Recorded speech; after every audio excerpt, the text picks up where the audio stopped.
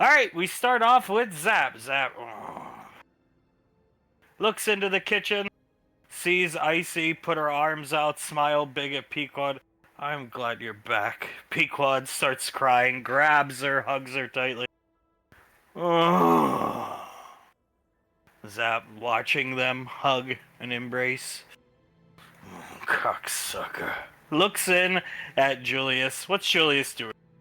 Julius has some of Lorelai's clothing that he just finished washing, and he's ironing out some of her dress blues. Looks back at Icy and Pequod. I won't leave again. I'm sorry. They hug tight. Motherfucker. Looks back at Julius. I assume he's still ironing. Yes, he is. What he did to that girl, she in there done cooking for him. You think somebody ought to have a talk with it? What's Ash doing as he looks at Ash? He is sitting there slowly working on a rather large pile of paperwork. Ain't gonna be him. Looks at Icy. Ain't gonna be her. I wonder. Looks over his shoulder. Davine's on the weight bench, lifting the weight, waiting for Hunk to take it from her because he's spotting for her. Hunk's just looking at her breasts in her wife beater shirt, tank top. She's trying to push it up, and it's starting to fall back down to her chest. Ricardo, Hunk, please. Yeah, just you sure can handle a rack. He grabs it and lifts it up. I mean, you have a nice rack. I mean, you're good. She sits up. Her face is completely flush. Can't tell if it's due to the comment or she's just exerted herself. But she nods, grabs a towel, and dabs her face of her sweat. Oh, thank you very much. I'm sure you can handle my rack very well. I mean, a rack very. I mean, she just looks down at her feet and stops talking. My turn, I suppose. Yes. She stands up and gestures for him to take a seat. He'll sit down on the bench. You want me to take my mask off? I would enjoy that quite greatly, actually. Well, then tint the windows to the gym and lock the door. She'll go ahead and go over to a control panel over here, tint the windows, and then lock the door. Dumb fucking bitch. Looking at it, Davy. Oh, fucking hunk. It's gots to be me. Staring in at Julius, who's now smiling at Icy and Pequod embracing. Zap will get up, come into the room, and look at Julius. Julius jumps when he hears that. He looks over at Zap. Hey, Zap, you okay? Zap closes the door behind him, locks it. Oh, okay, so this is happening now. Pulls out a blowtorch. And Julius's eyes widen as he looks at the blowtorch and then back up at Zap. And you gonna do with that blowtorch, Zap? Sets it down on the ironing board. That's a mighty fine iron you got here, Julius, if I do say so myself. Turns it up all the way. Thank you. Only the best for Lorelai's clothes. I suppose it actually came with the apartment. Gets a step stool that Ash is resting his foot on while he's doing paperwork. Brings it over here, sets it in front of Julius, stands up on it. Locks eyes with Julius. And Julius has his eyes connected with Zap's, but he's just like looking off to the side like, what the hell is he about to do? Suletta walking in with books in one hand, a piece of paper in the other she's reading, eyes wide looking at Ash. He looks at her wide-eyed, looks at Zap, looks back and shrugs his shoulders. She points at the blowtorch, the flame turned pointing at Julius. What you see happening in the kitchen there, Julius? Nicole and my wife embracing? Why'd she leave last time? Because of me, Zap. You ever hurt that girl again, Julius, I'm gonna kill you. You understand me? I understand, Zap. He puts his hands up. I understand. You might be this prodigy Kai fighter, the prodigal son of Lorelai and Lazuli gonna save the universe. Spits on Lorelai's clothing. But I tell you what, Julius, I'm coming right at you. You fuck up again. I'm running head on at you. And you gonna have to kill me to stop me. You willing to kill me, Julius? No, I'm not willing to kill you. I wouldn't kill you. I tell you what, Julius, you kill me, you're going to the brig forever. Kill a highly decorated civilian contractor, former military, on Gateway Station. You will never see the light of day again, Julius. No, I'm not gonna hurt her again. I swear, and I'm not gonna kill you, so we don't need to worry about that, Zap. I tell you what, you might be faster, younger, stronger, but I'll just keep coming. You beat me down once, I'll come back with a bat. You beat me down with the bat, I'm coming back with a gun. And if you beat me with the gun, you better kill me, 'cause then I'm coming back with a mobile suit. Understood. It won't happen again, Zap. Please. You enjoy that iron, Julius. He'll set it down, take his blowtorch, and walk past Suletta. Ah, what a wonderful day in the apartment. Believe it or not, this is one of the more peaceful mornings we've had as of late. You'd think she looks at the gym. Oh, I know what's going on in there. Have fun ironing. She'll leave Julius, walk out.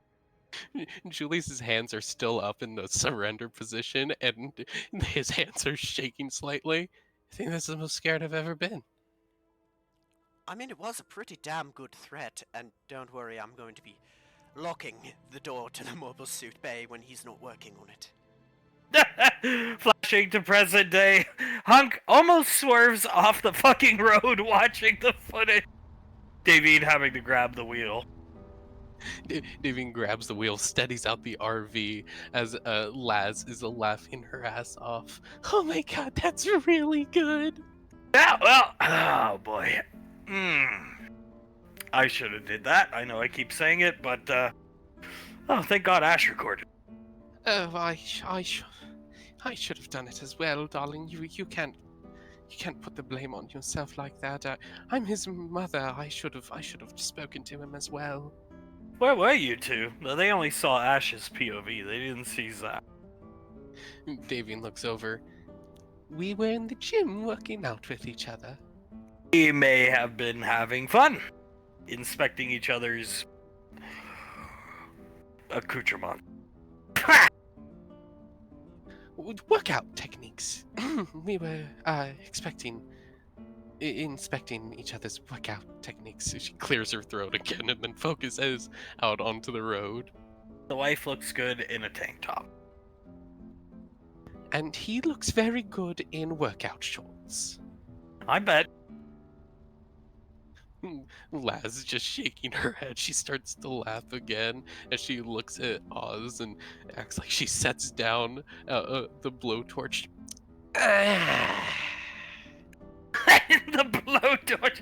I'll have to remember that for Jace when he does something stupid. I'll pull out a portable blowtorch, light it all the way, which is very dangerous, and just set it down in front of it. Laz starts to laugh. If he is as intelligent as we think he is, given his mechanical prowess now, he'll understand just how truly dangerous it is to turn up a blowtorch all the way too. That's a mighty fine iron you got there, Julie. Julius looked legitimately terrified, like he had legitimate fear in his eyes. Well, would have fixed a lot of problems if I just went in that room and did that, but I was preoccupied. Davy nods. I too was preoccupied as her hand starts to snake its way up his chest.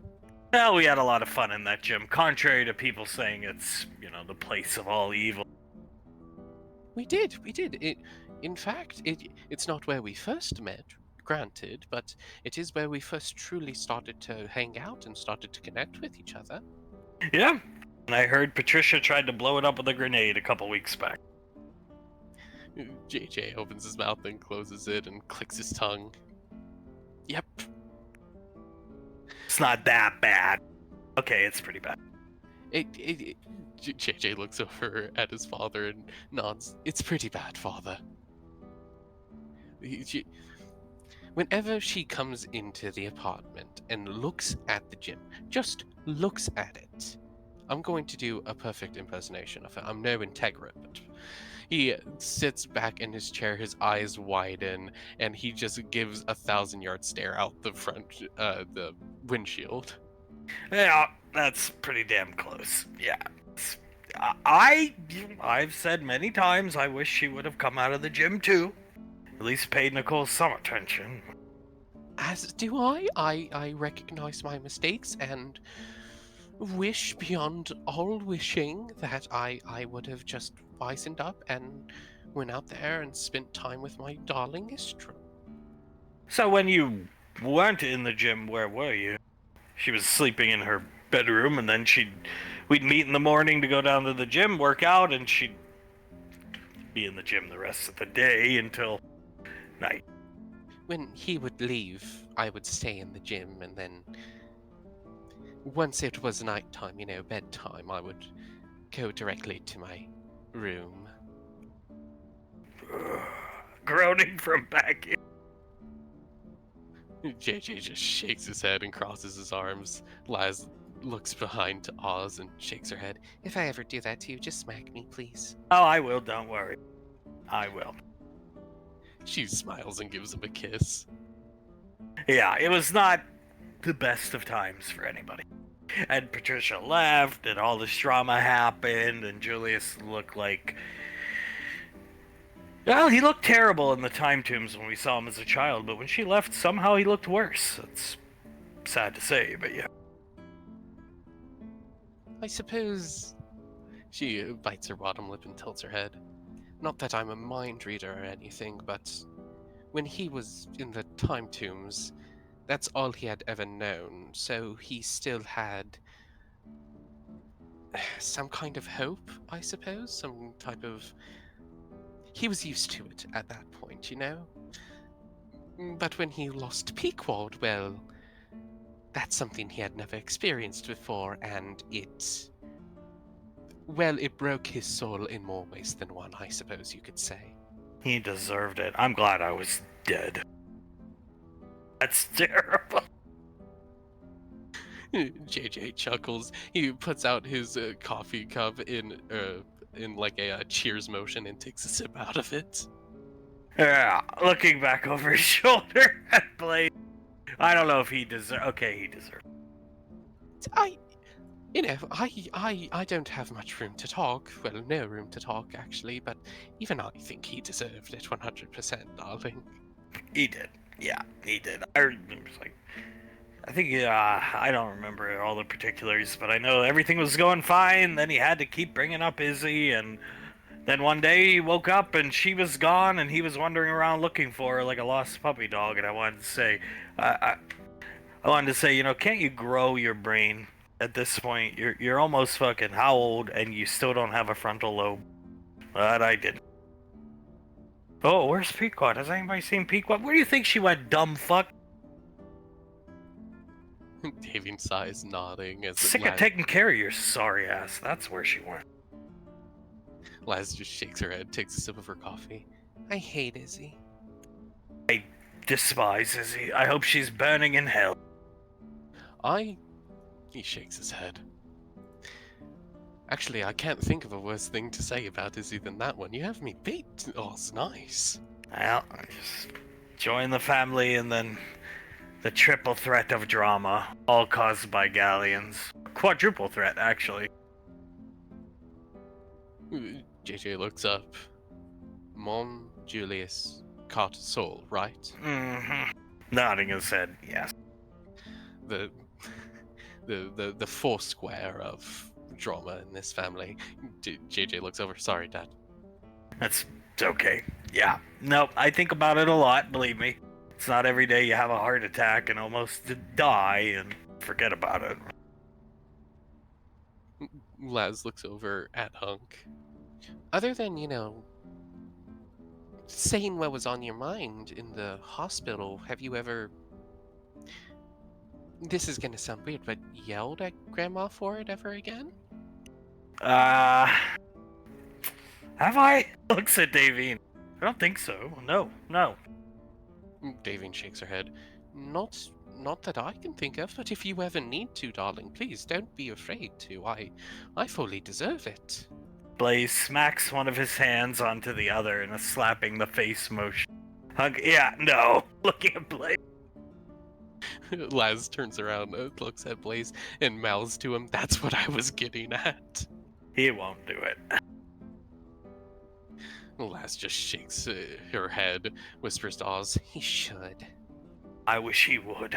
Looking at Hunk driving the RV. JJ leans down. "It would probably make him feel quite a bit better," as he takes a sip of his coffee. Yeah, I can hear you, by the way, JJ. JJ looks over at him. "Am I wrong?" No, it would not make me feel better slapping your goddamn mother. Thank you.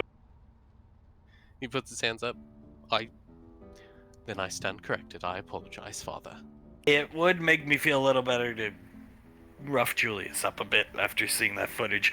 I'd forgotten how much drama that caused. It was, yeah. Nicole didn't take it well. Pequod and her were like this, and then they left. She left, and it was just, ugh. It was. Oh, it was. Because I always thought, oh, Nicole needs an older brother figure. Hunk air quotes with one hand.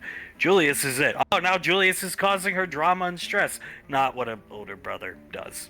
Just why? She's got enough problems. Why? In terms of drama while inside the apartment, that was the worst of it, wasn't it? Yeah, trying to think back. Yeah, I would say so. Yeah, except for bioweapon Davine, but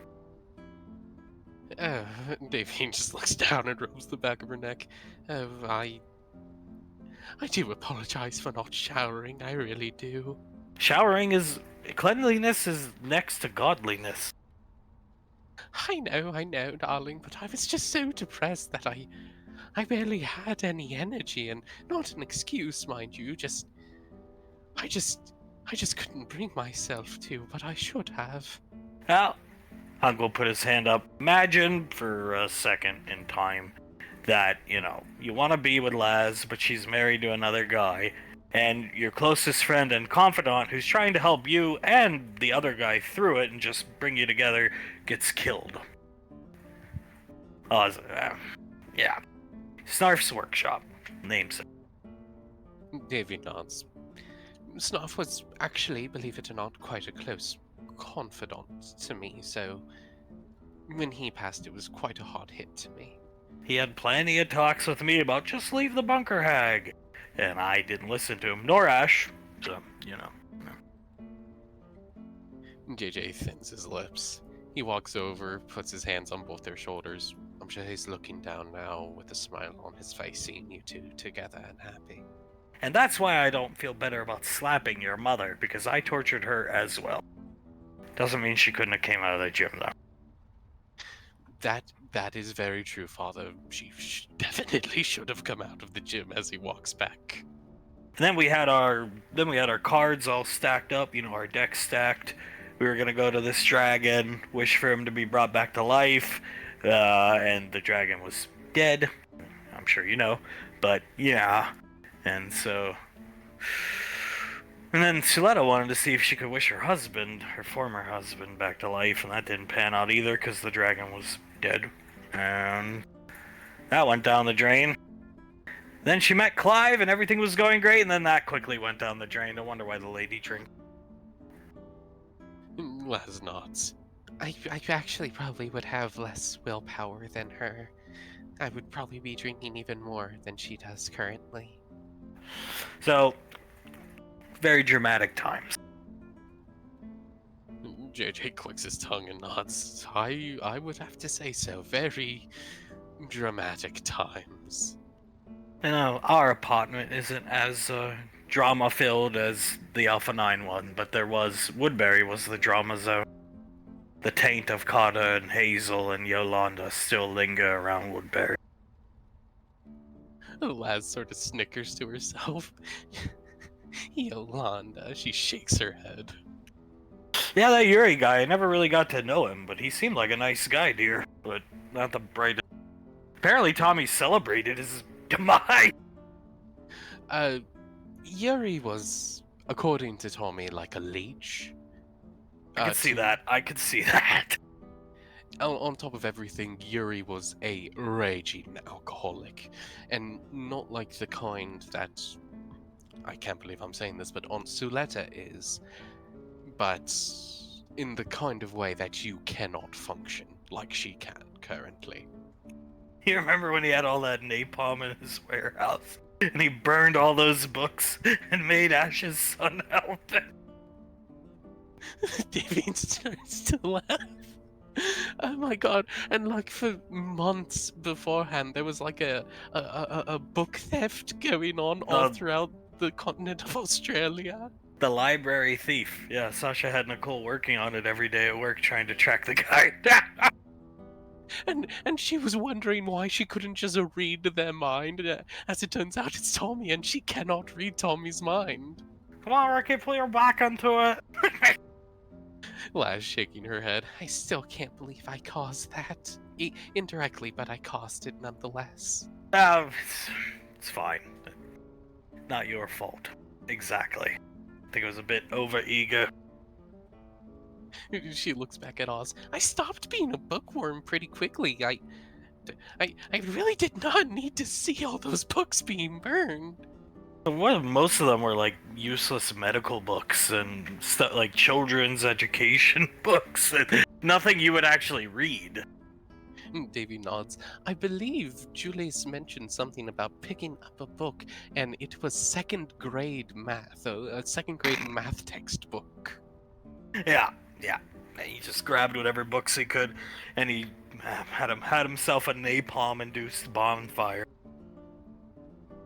JJ laughing.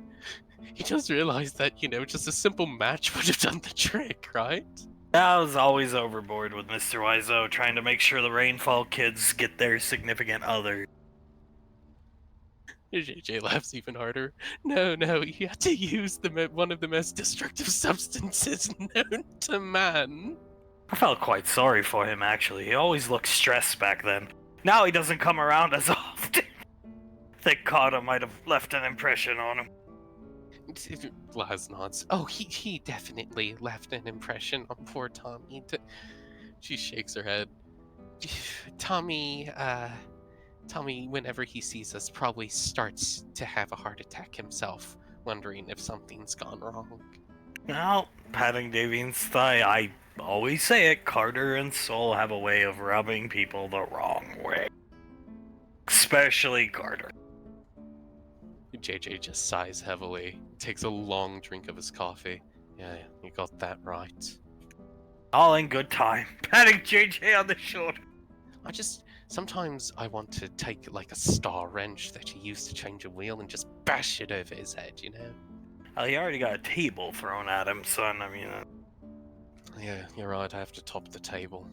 Well, I don't know about that. I think he's learned his lesson. The problem is, it's like, there are some things you can't fix. You fuck up so badly you can't fix, and that's where the anger comes from his mother. It's like, you shouldn't be fucking up this badly, when you're young, you're supposed to fuck up, but not like this. This is like monumental. Only fucking Julius's kids. That's all I'm gonna say. Les nods. Present company excluded, of course, as she Yes. takes a sip of her drink. Yeah, well, you're nothing like the two of them. It's hard to lump you even in as the daughter of Julius sometimes, okay? Les looks over. I honestly look at you and it's like, she's like, more like, your mother. You're a lot like your mother, but it's like Nicole's daughter or something, you know what I mean? Les starts to laugh. That I don't have Callian blood in me is what you're trying to get at? Yeah. Well, Laz is an Elvish Novian bitch as of the last UU podcast. Oh. Laz clicks her tongue. Apparently I had an affair with Patricia. David just starts to laugh when she hears that. I always looked at her as like a daughter figure too. I was like, but apparently I was slamming her to And then I had Julius and gave her over to Julius for sloppy seconds. Here, that's something what Clive said. It really pissed me off. GJ laughing. She gave. Wait. You guys had Julius, right? And then. Yes. And then she was given to him. Yeah, I got tired of her and moved on to my new fuck buddy, which is your mother. Clive's words, not mine, but yeah. God, I really hate the unit, but sometimes they do have some comedy gold. That's why we should think about, greenlighting some of their shows. Comedy gold means good money. That's all I'm saying. As he takes another sip of his drink. Unless we forget, Nicole had an affair with somebody to have my daughter Elizabeth. And Davine, wife, you had an affair with Cyrus to have who? Nicole! That's right. Yes, Nicole, darling. Right. Nicole, who looks. She's still my daughter, and she leans forward. My favorite, absolutely, but she looks nothing like me. Meanwhile, Elizabeth. Meanwhile, Elizabeth is the daughter of Nicole and I believe Carter. Well, it's like they said. Oh, Carter, that's right. Aunt Nicole had an affair with Carter to have Elizabeth. But Nicole and Elizabeth are mother and daughter because they both like video games. That's what Scar has deduced through genetic research. JJ squints his eyes, which, that doesn't make any sense because you could say that for basically anyone on the lane. We all, to some extent, one way or the other, like games. I like games. Does that mean I'm fucking Laz's fucking father? Laz laughs. I mean, I quite enjoy games. Does that mean I don't know. On Icy. It means Aunt Icy had an affair with Uncle Zap to produce you. Oh God, I always knew I was part Warren. And on the subject of greenlighting shows, what do you mean? She's already greenlit the Roofie Dead. They've put out like 5 episodes. That's so Cliven. Lil Clivio. I mean, she greenlights whatever they pitch to her. She's already greenlighting every stupid fucking show they pitch, JJ. You should be happy. I am happy. But that doesn't mean that everyone else is happy. We should all be happy about it. Sam wakes up screaming. Cold sweat, screaming, loud tongue. Yeah, happy. Jesus Christ! Almost swerves off the road. Davian grabs the wheel and puts it back on track again as JJ rushes over, dropping his coffee. What, love? What? What's wrong? What's wrong? Monday? No, it's not Monday. Oh, thank God. He's covered in sweat. It's the Oscars tonight, love. He put both of his hands on her cheeks. Just breathe, love. Just breathe. We got quite a bit of time before Monday comes, okay, love? Are you sure it's not Monday? Goes to check her wrist computer. He puts a hand on her hand and gives her a kiss on the nose. Would I ever lie to you? No. It's not Monday, love. Horrible nightmare. It was Monday. Monday morning, standing at muster next to Carter.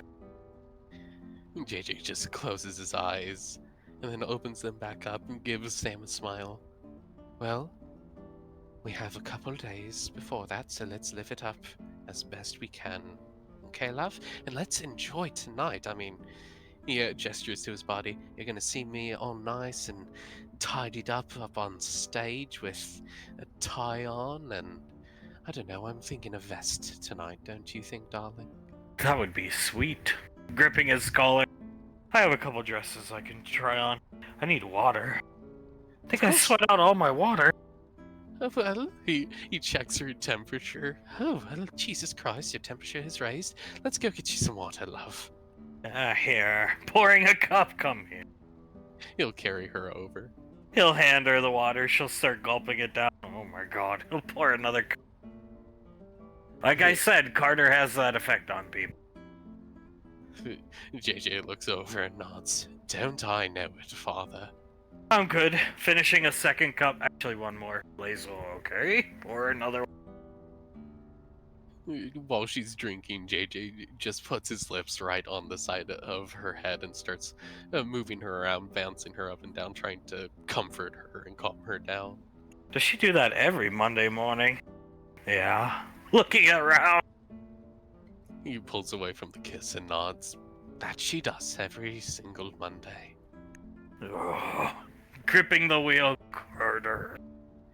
Davine pats Hunk on the shoulder. I'm going to try to comfort her a bit. Yeah, go ahead.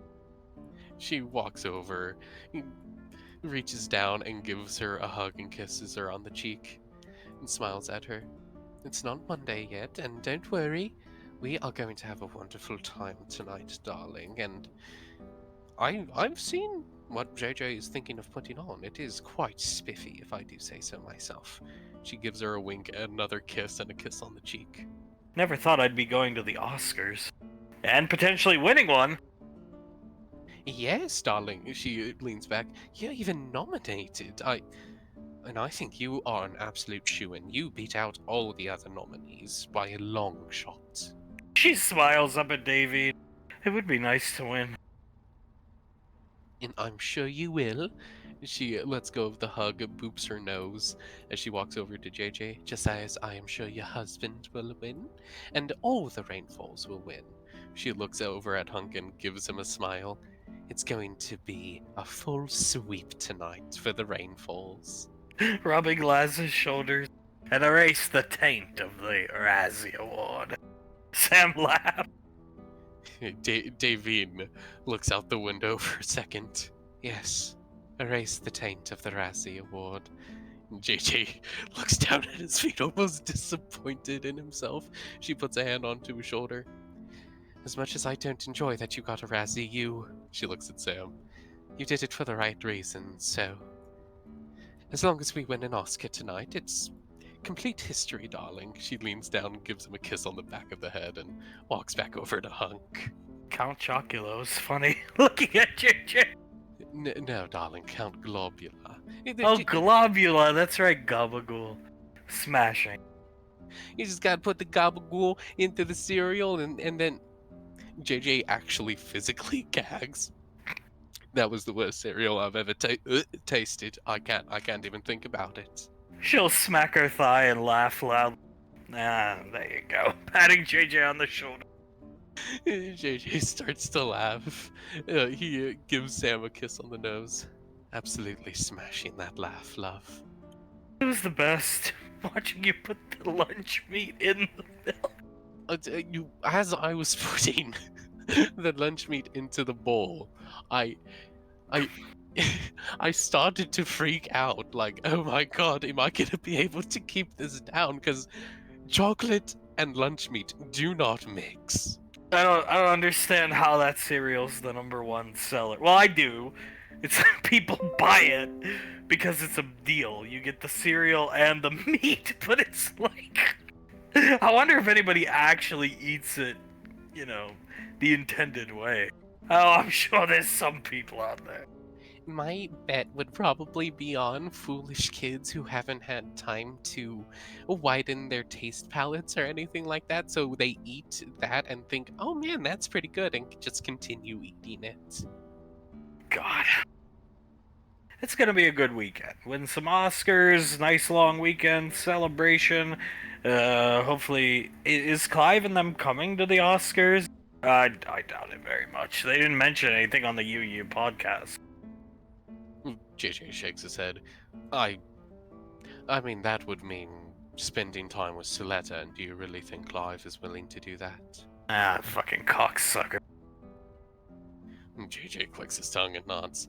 Exactly. So, I highly doubt at least 2 members of the unit, let's say, are going to show up. The other 3, the Stooges, I'm sure they're going to be coming with us. Frederick's a shoo-in, so he best come. Davy nods. Oh, yes, darling. He is such a shoo-in, so if he does not come, then one of us will just have to go up and accept his award in his stead, but hopefully he does show up so he can give his own personal speech. What was your dream about? Monday morning, next to Carter? Oh, and Mom was sending us on a fucking mission. It's been happening ever since the Carter got his herniated disc and dumbass broke his legs and feet. Dumbass indeed.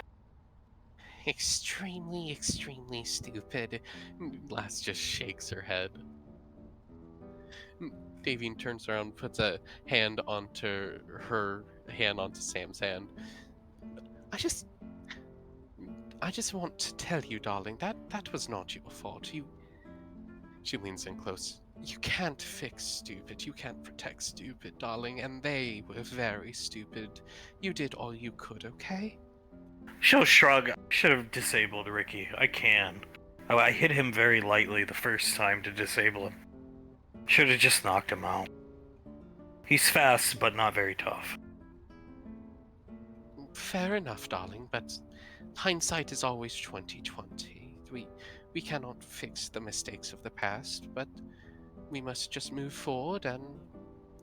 She shrugs. Do what we must to not make those mistakes again. In fact, she'll put up her hand. Ricky's actually very easy. Even without the stun baton you gave me, I can deal with Ricky in 2 seconds. I don't think I can hold Carter back anymore. He's broad and strong now. He even got away from JJ, as JJ remembers her screaming as Carter pushes JJ away from him, and her screaming intensifies. I like to imagine JJ picked up like a walking stick they had while they were camping. He was just checking out the walking stick, and when she said that, JJ completely crushed the middle of the walking stick, and one half fell to the floor while he was holding the other half. I'll pick that up as Sam jumps when he crushes it. Yeah. You ought to have a talk with Carter. Like a solo talk, son. Just a one-on-one solo talk instead of... Let it build up, for sure. But one of these days, you ought to have a talk with him. Just let him know where you both stand. Let him know he's gonna get what's coming to him from you someday. He most certainly is, and I will have that discussion with him, Father. I shouldn't just spring it on him out of nowhere. He needs to know the reasons why I did it to him beforehand. Even if he already knows, it should be said. Just so he knows. So every time it's just you and him in a room, he feels awkward. JJ laughs. I'm honestly pretty sure that he already feels extremely awkward when it's just me and him in a room together. Then cement the awkwardness. That is very good advice, thank you. I will... He clicks his tongue and nods. I'll make sure to put it into action as soon as possible. Too bad we can't have next week off. Again, nope. That would be quite nice. He leans back and rests his head onto Sam's head. But just think about it, love. As soon as we're out of the military, we'll have basically every week off. No more muster with Carter. No more muster with Carter, and that sounds positively smashing, doesn't it? Want to show your mom and dad? Gripping JJ's leg. A new movie idea JJ's had. It's Jurassic World, but with claw. JJ nods. He pulls up that picture, and Davine's head recoils looking at it. It's quite simple, actually. Oh, come on. Well, give it a chance, Dad. You see, you're judging a book by its cover. He's not an action star, son. He's a goofball. Exactly. He's not an action star. He's a comedy star. And albeit, while this seems like, by the poster, an action movie, it's going to be a comedy film strewn in a way that Clive still thinks he's an action hero whilst filming the movie. And maybe he gets eaten by dinosaurs at the end. Yes, in the final fight, if you guys remember, when the Indominus, I believe it's called, gets eaten by the dinosaur that's in the water, Clive is going to be standing right next to the Indominus trying to fight it. So both him and the Indominus get eaten by the dinosaur in the water. Indominus, Carter, Soul Fat Rex, and Moza Thomas. Jesus Christ. That if we ever want him to be interested, like if I ever go to him to pitch a film, we have to get him interested, and the easiest and pretty much the only way that I can think of is calling the villains in the movie by Thomas Carter and Soule's names, or their nicknames for them, such as Fatso. That's basically what Elizabeth and Benjamin do, to my understanding. They show him a game of him, being the playable character and him shooting NPCs, and I'm the goddamn hero of this greenlit. I'll voice act anything you need. Yes, yes. In every single pitch they give to him, they show him like basic screenshots of something they're making that has him as the leader or the quote unquote protagonist, and he's like, "God damn, I'm the hero of this story.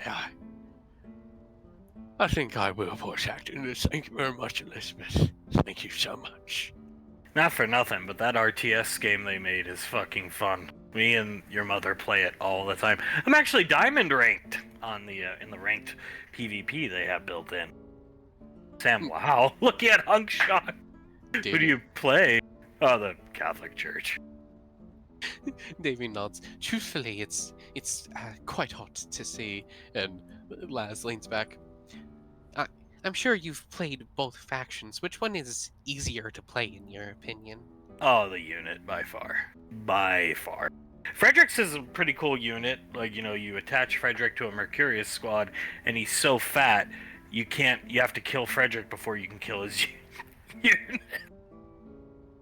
Oh, so he's like a tank. Basically, yeah. I've played both. I just prefer the Catholic Church. Is it because you also get to play your son and daughter while playing that faction? Yeah. Not a lot of games go that late, but it is pretty fun to fire up a Nevermore or a Moosh and Julius. I mean, I bet. Do you think Benny and Elizabeth would be willing to release DLC, adding other characters of the Rainfalls and such? Oh, I'm sure. What are you thinking, a Beast Squad faction? Oh, JJ just starts laughing. No, I was considering more other Alpha 9 members, the Major, Sasha, you and Mom, so on and so forth. Well, the game is, I think, still the number one selling. 3 weeks out. It's made Pequod a lot of money, so I'm sure she's gonna want more cha-ching from that game. If me and Pequod are anything alike, and as of late I do believe we are, I would also want the cha-ching from that game right there. It's a fun game. Nodding her head, I enjoy it. I didn't know you'd be such high rank. I should have been a general. Sitting back in his chair. Davine's eyes widen. She looks at Hunk and pokes his shoulder 5 times, going down his shoulder. Oh my god, seeing 5 stars on your shoulder, that would be quite attractive. You probably would have been if you had stayed in the military. Yeah, I probably would have been. He shrugs, looks at Davine. I can get the old military suit out and maybe we can get some stars from Sasha. She gave him to Clive, for God's sakes. Maybe, she shrugs and smiles at Hunk. That would be quite nice to see, I have to be honest. Well, we'll talk about it when we see her today. I'll ask her. Get some stars. Laz chuckles. Did you always want to be like a quote-unquote armchair general, if you will? No, really, I never even thought about it, because I retired as captain, then they brought me back as a private. Never thought about it until really playing that RTS game. Huh. I mean, honestly, Dad, you probably would have been really good at it. I don't know if you know this, but you have a really strategical mind. It's sort of something that's required as someone who got as high of rank as you did in the military. Yeah, Carter's his same rank and doesn't. JJ just Run at giant xenomorph strat. Yep, run at the giant xenomorph. Get out of my arms that are obviously holding you back for a reason, and run at the giant xenomorph. JJ just rubs his temples. I'm gonna stop talking before I start screaming. I just remember I looked over my shoulder. There's Ricky and Carter slaying these monsters easily. I was like, yeah, I think they've got this. I had Laz on my back, ran into the elevator, and then you hear like, come on, and all this commotion going on. It's like, surely they're coming across the bridge. Set Laz down, hand on the elevator door to stop it from closing, look out the door. Go, we'll hold them. I'm Carter. We've got them in a bottleneck. I'm Ricky. Oh. Oh god, if there was ever a moment that I just wanted to shoot Carter. I could have. He looks at Laz right in the knee and then drag him away. Should have probably. I probably should have too, but she just shakes her head. I didn't, and I should have. Ah, well. You get caught up in the fight. It's hard. Laz just clicks her tongue. I mean, it wasn't even a bottleneck. They were coming up out from the walls in that like crevice area. It was. Oh my god, they were absolutely screwed if they stayed there. Oh, they're young. You know, they're young and they are not as experienced as other people. That's all it boils down to. You know, by the end of our time in Alpha 9, my head was in the fight. I was ready to go, ready to fight. But the second I saw your mom get shot at by, whatever that guy called himself with the wacky plasma rifle and the power armor, like, my head was out of the fight, and I made sure to get over to her med packer, then I got back into the fight. And then there was just a random mushroom cloud. And some guy screaming. Davy nods. That's the fellow who I blew up with the thunder spears. I released all four straight into him. That's a good show. We've seen the classified footage. Yeah, no, they let us. You actually see Granddad throw a displacement grenade, get over to you, heal you with a med pack. And then you guys seem to be like talking for a couple seconds. You get away from the plasma rifle Epsilon Squad member, and then the footage just sort of blurs for a second, and you just see a giant plasma-looking mushroom cloud, and it's honestly pretty funny because you also hear the guy screaming in the background. Bloody fucking murder. It's honestly pretty cool. I sort of want to do that to someone with my thunder spears one of these days, but Would be hot. Walking her fingers up JJ's chest, unbuttoning his shirt. and JJ raises one of his eyebrows at her and leans in. Oh, then I have to make sure that I do it at least one time then, love. I'm sure you'll get your chance. Unfortunately, son. JJ sighs and nods. Oh, I'm sure I'll be able to get my chance. Trust me, I wish I wouldn't be able to, but I'm sure I will. Sam lets out a cute but long yawn, puts her head in JJ's neck, wraps her arms around him, and falls asleep. Oh, Jesus Christ. JJ just pets the top of her head as he goes back to looking out the windshield and just shakes his head. Can't remember anything mission-wise past the oil rig. Before the oil rig, I should say. Jesus, it's bad when you can't remember blowing yourself up to save Julius's dipshit of a daughter. That is... Damien rubs her cheek. That is extremely terrible. And Jace is probably chomping at the bit to get back at her. We'll keep Jace away from her. Yes, no, as soon as we see Jace, we'll pick him up and then, Oz, would you mind threatening him just to, let him know that he shouldn't be with Sam today? I could stop and get a blowtorch somewhere, I'm sure. In the garage? Yeah. Get the blowtorch in the garage and then tell him not to see or mess with Sam today.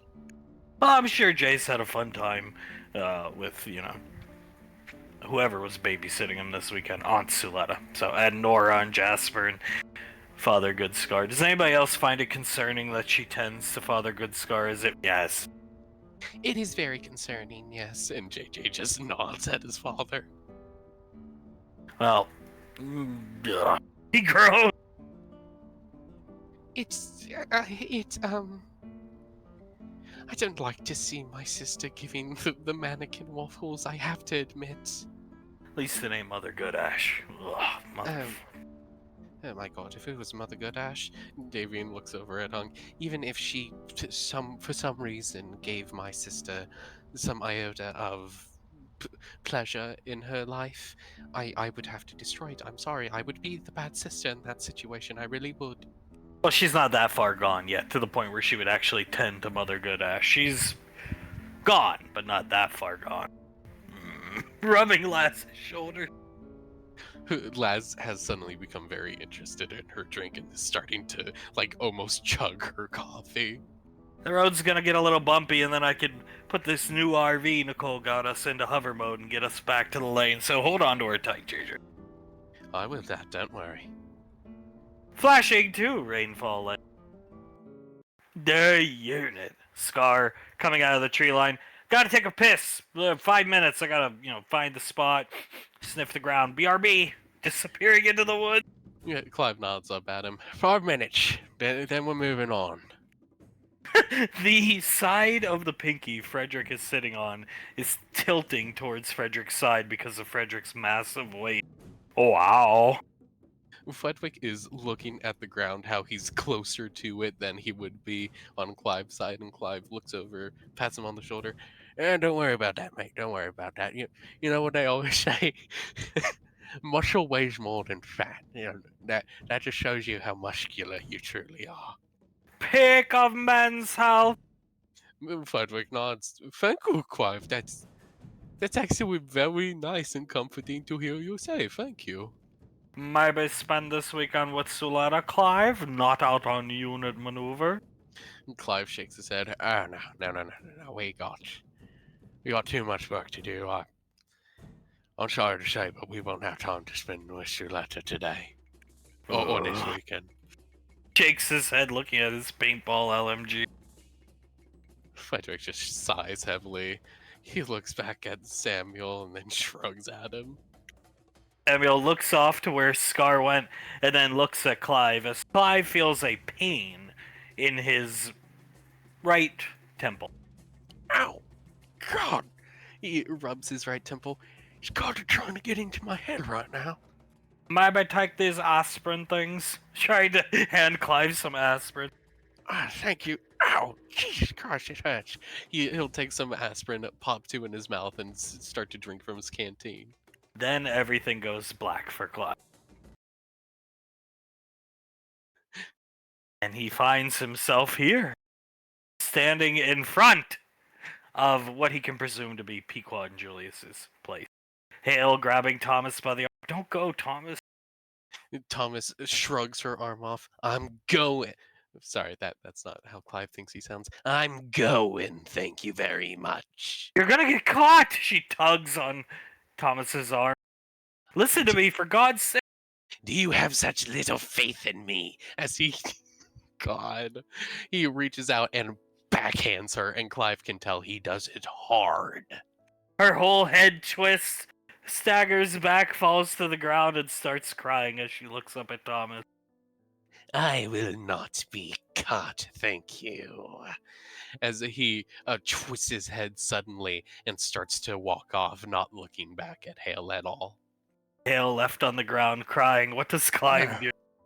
No, it's okay, honey. It's okay. He kneels down onto one knee and tries to grab her face, but his hand just passes through her.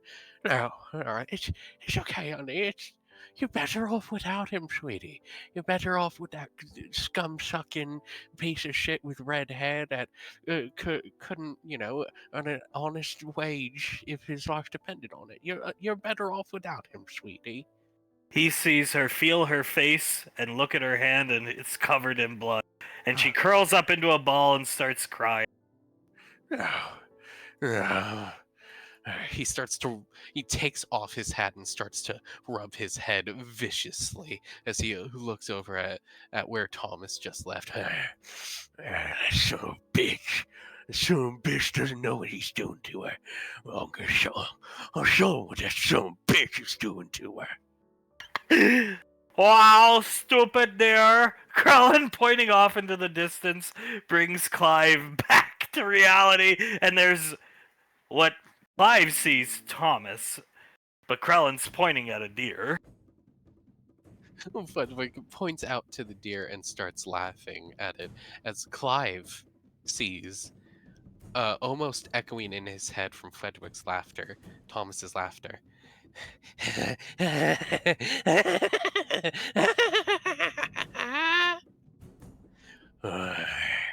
Clive suddenly hops out of the pinky. What is that? Huh? What is that? As he Falling over as the ground trembles under Clive's feet. Oh, hitting his head on the ground. he is booking it to this deer. I like to imagine the deer starts to try and run away, but Clive tackles it down and breaks off one of its antlers and starts stabbing it. All that Clive hears is, no, please don't. What the fuck? Sitting up watching Clive. Gotta do what needs to be done! As he continues to stab into the deer with its own antler. Samuel kneeling over, looking at the boot prints left deep in the earth by Clive. Fudwick gets out of the pinky and waddles his way over to Krellin. What the fuck? He's really going for that deal, isn't he? Help me up, Fudwick, as Samuel's now putting his foot into the deep prints into the earth. Looks shocked at Frederick and Krell. Fudwick pulls him up, looks over at Samuel. How fast was he running, Samuel? He looks over at Clive. It was 0 to 90 miles per hour. 0 to 90? Fudwick just shakes his head and looks. Not possible for humans to run that fast, Fudwick. Unless you're like Julius or Ash's son Wiki. Oh fuck, Clive covered in blood as Scar. What the hell's going on out here? Zipping up his pants. Fudwick points over at Clive. We pointed out the deal and well, Clive just started to freak out. Look at him. And, oh, brother man, running up to Clive. What's he doing? Blood is like spurting out of the deer onto Clive's face as he reaches up to the sky. I am Clive, destroyer of Thomas! And he starts hitting his chest like a gorilla would. Wow, mad props for killing deer, Clive. Yeah, that's really good. You made quick work of the deal. Samuel picking the deer up. It tried to run. Scar looks shocked. I even struggle to chase them down on all fours. They're, especially these ones around the lane. They're what the hell? You want some deer jerky? Is that what you want? I'll make you it, brother man. All you gotta do is ask. Clive suddenly turns on Scar and points right at him. To kill that Antichrist son of a bitch, Thomas. Oh, yeah. He looks down at the deer. Samuel's lifting it up by one hoof. Ripped his antler clean out. Scar, I can't even do that. Fudwick walks over to Scar. About how fast do you run on all fours, Scar? 60, 65. Usually takes me about a minute to get up to that. I need a lot of open space. He went 0 to 90 and his starting point was right there. He looks back at the Jeep and then over at Clive. You alright, brother?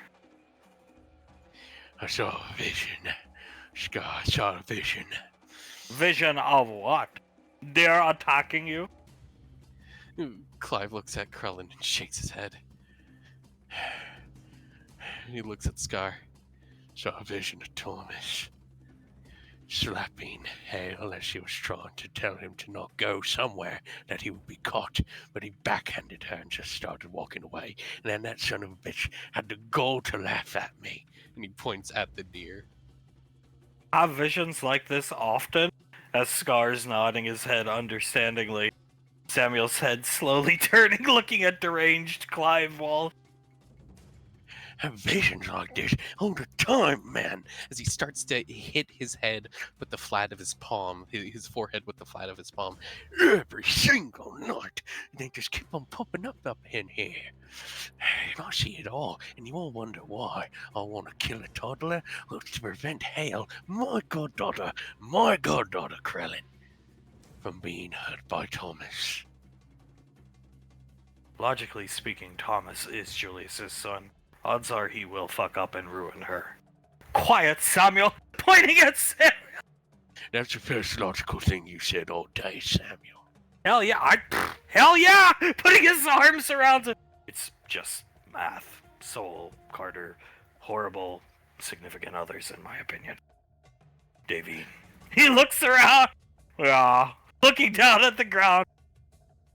That is very true. Very true, but, I mean, Frederick walks over to Krellin. Thomas is supposed to be like the savior of the like rainforest and stuff, right? Me looking future, no see Thomas doing anything bad. Looks over at Clyde. Well, But could be wrong. Shrugging. Exactly. Who has better future sense? The commander of the unit or Skylander? Scar, give me the answer right now. Commander of the fucking lighting a cigar unit. That's what I'm talking about. That's what I'm saying. I got better future sense than you do, mate. But Thomas to raise Gallia's worth. It's just math. Doesn't mean I think he should be killed. Still holding the deer. I mean, yeah, he's just a toddler. If he ends up messing up in some way, somehow, in the future, then we'll punish him, but... Nah, preventative measures, Fred. Hale doesn't know what's good for her. Arm around Clive, comforting him. No, We do. We do. We do know what's good for her. And you know what? Frederick, I would much rather have preventative measures than have to deal with damage control in future. Because you haven't seen what I've seen. You haven't seen what happens to Hale. You really haven't. Here, brother man. Opening his canteen, handing it to him. Taking some liquid. Clive starts to drink some liquid. He pulls the canteen away and starts to splash his completely bloodied face with the water. Well, can we bring that baby back for some deer jerky? Oh, I like deer jerky very much. The anime of Star Children, dear. Clive strokes his chin. I don't see why not. We can bring this. We can bring it back for some deer jerky. Tell us more about you visions, Commander, on the way back. We wanted them to be classified, but cat's out of the bag. You might as well on the way back. Why not? I might as well tell you a thing or two. Maybe not all of them, but to really tell you about why I hate Thomas like I do. Mad props for killing deer one way or another. Salutes, Clyde! Clive salutes him back. Right back at you. Reminds me of Space Vietnam. Good conflict, many good men die. Scar, I'll carry it back, Samuel. Can you guys help him back to the... Did he leave those footprints? Frederick looks back at Scar and nods. Every single one of them, like a cradle in the ground. Thomas has got something coming to him. He picks the deer up, throws it over his back. I legitimately think so, yeah. Thomas might have something coming for him, actually. Putting Clive's arm over his shoulder, Krellin carrying him to the pinky. As flashing up to the apartment, some working out and ice cream indulging going on. In the kitchen, Icy's passing out some lunch, Pequod eating a halal plate. The boys, as I said, mostly working out. Town's just staring at Carter's sword. Sasha watching combat footage. So you didn't know your sword could do this, Carter? Benny's spotting for Carter. Carter pushes the weight up one last time, racks the bar, and sits up, wipes his face off of the sweat off his face, and shakes his head. No idea. All I was basically told was I would be able to like summon a dragon. That's all I thought I would be able to do. Huh. watching them fight. Interesting. Cool. Like I said, 1 second I heard a xenomorph coming up behind me, and my proximity alert was going off in my armor. Then the next, there was just a ghostly guardsman impaling the xenomorph. Quite terrifying, holding the bag for Ricky. He's gonna be wailing into it pretty quickly. Yeah, when I was fighting the xenomorphs, I looked over. 1 second it was just them in the barricade, and then the other there was 4 dudes. Convenient timing, too, because they act autonomously or something, taking up positionings because our barricades were getting destroyed. Carter looks at Benny and taps his temple. It was the most strategic thing. Our barricades were being destroyed. I was like, we need somehow to replace them or command someone to stand in front of there for as long as they can without being killed. And, well, he nods over to the combat footage.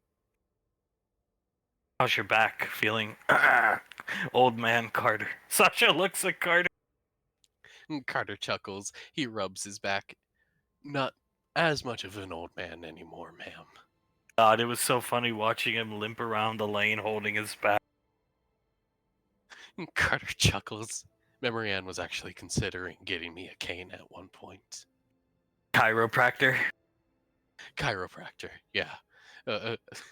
But, he rubs his back. It's healing nicely, ma'am. Thank you for asking. Well, hopefully you won't be hurt like that again.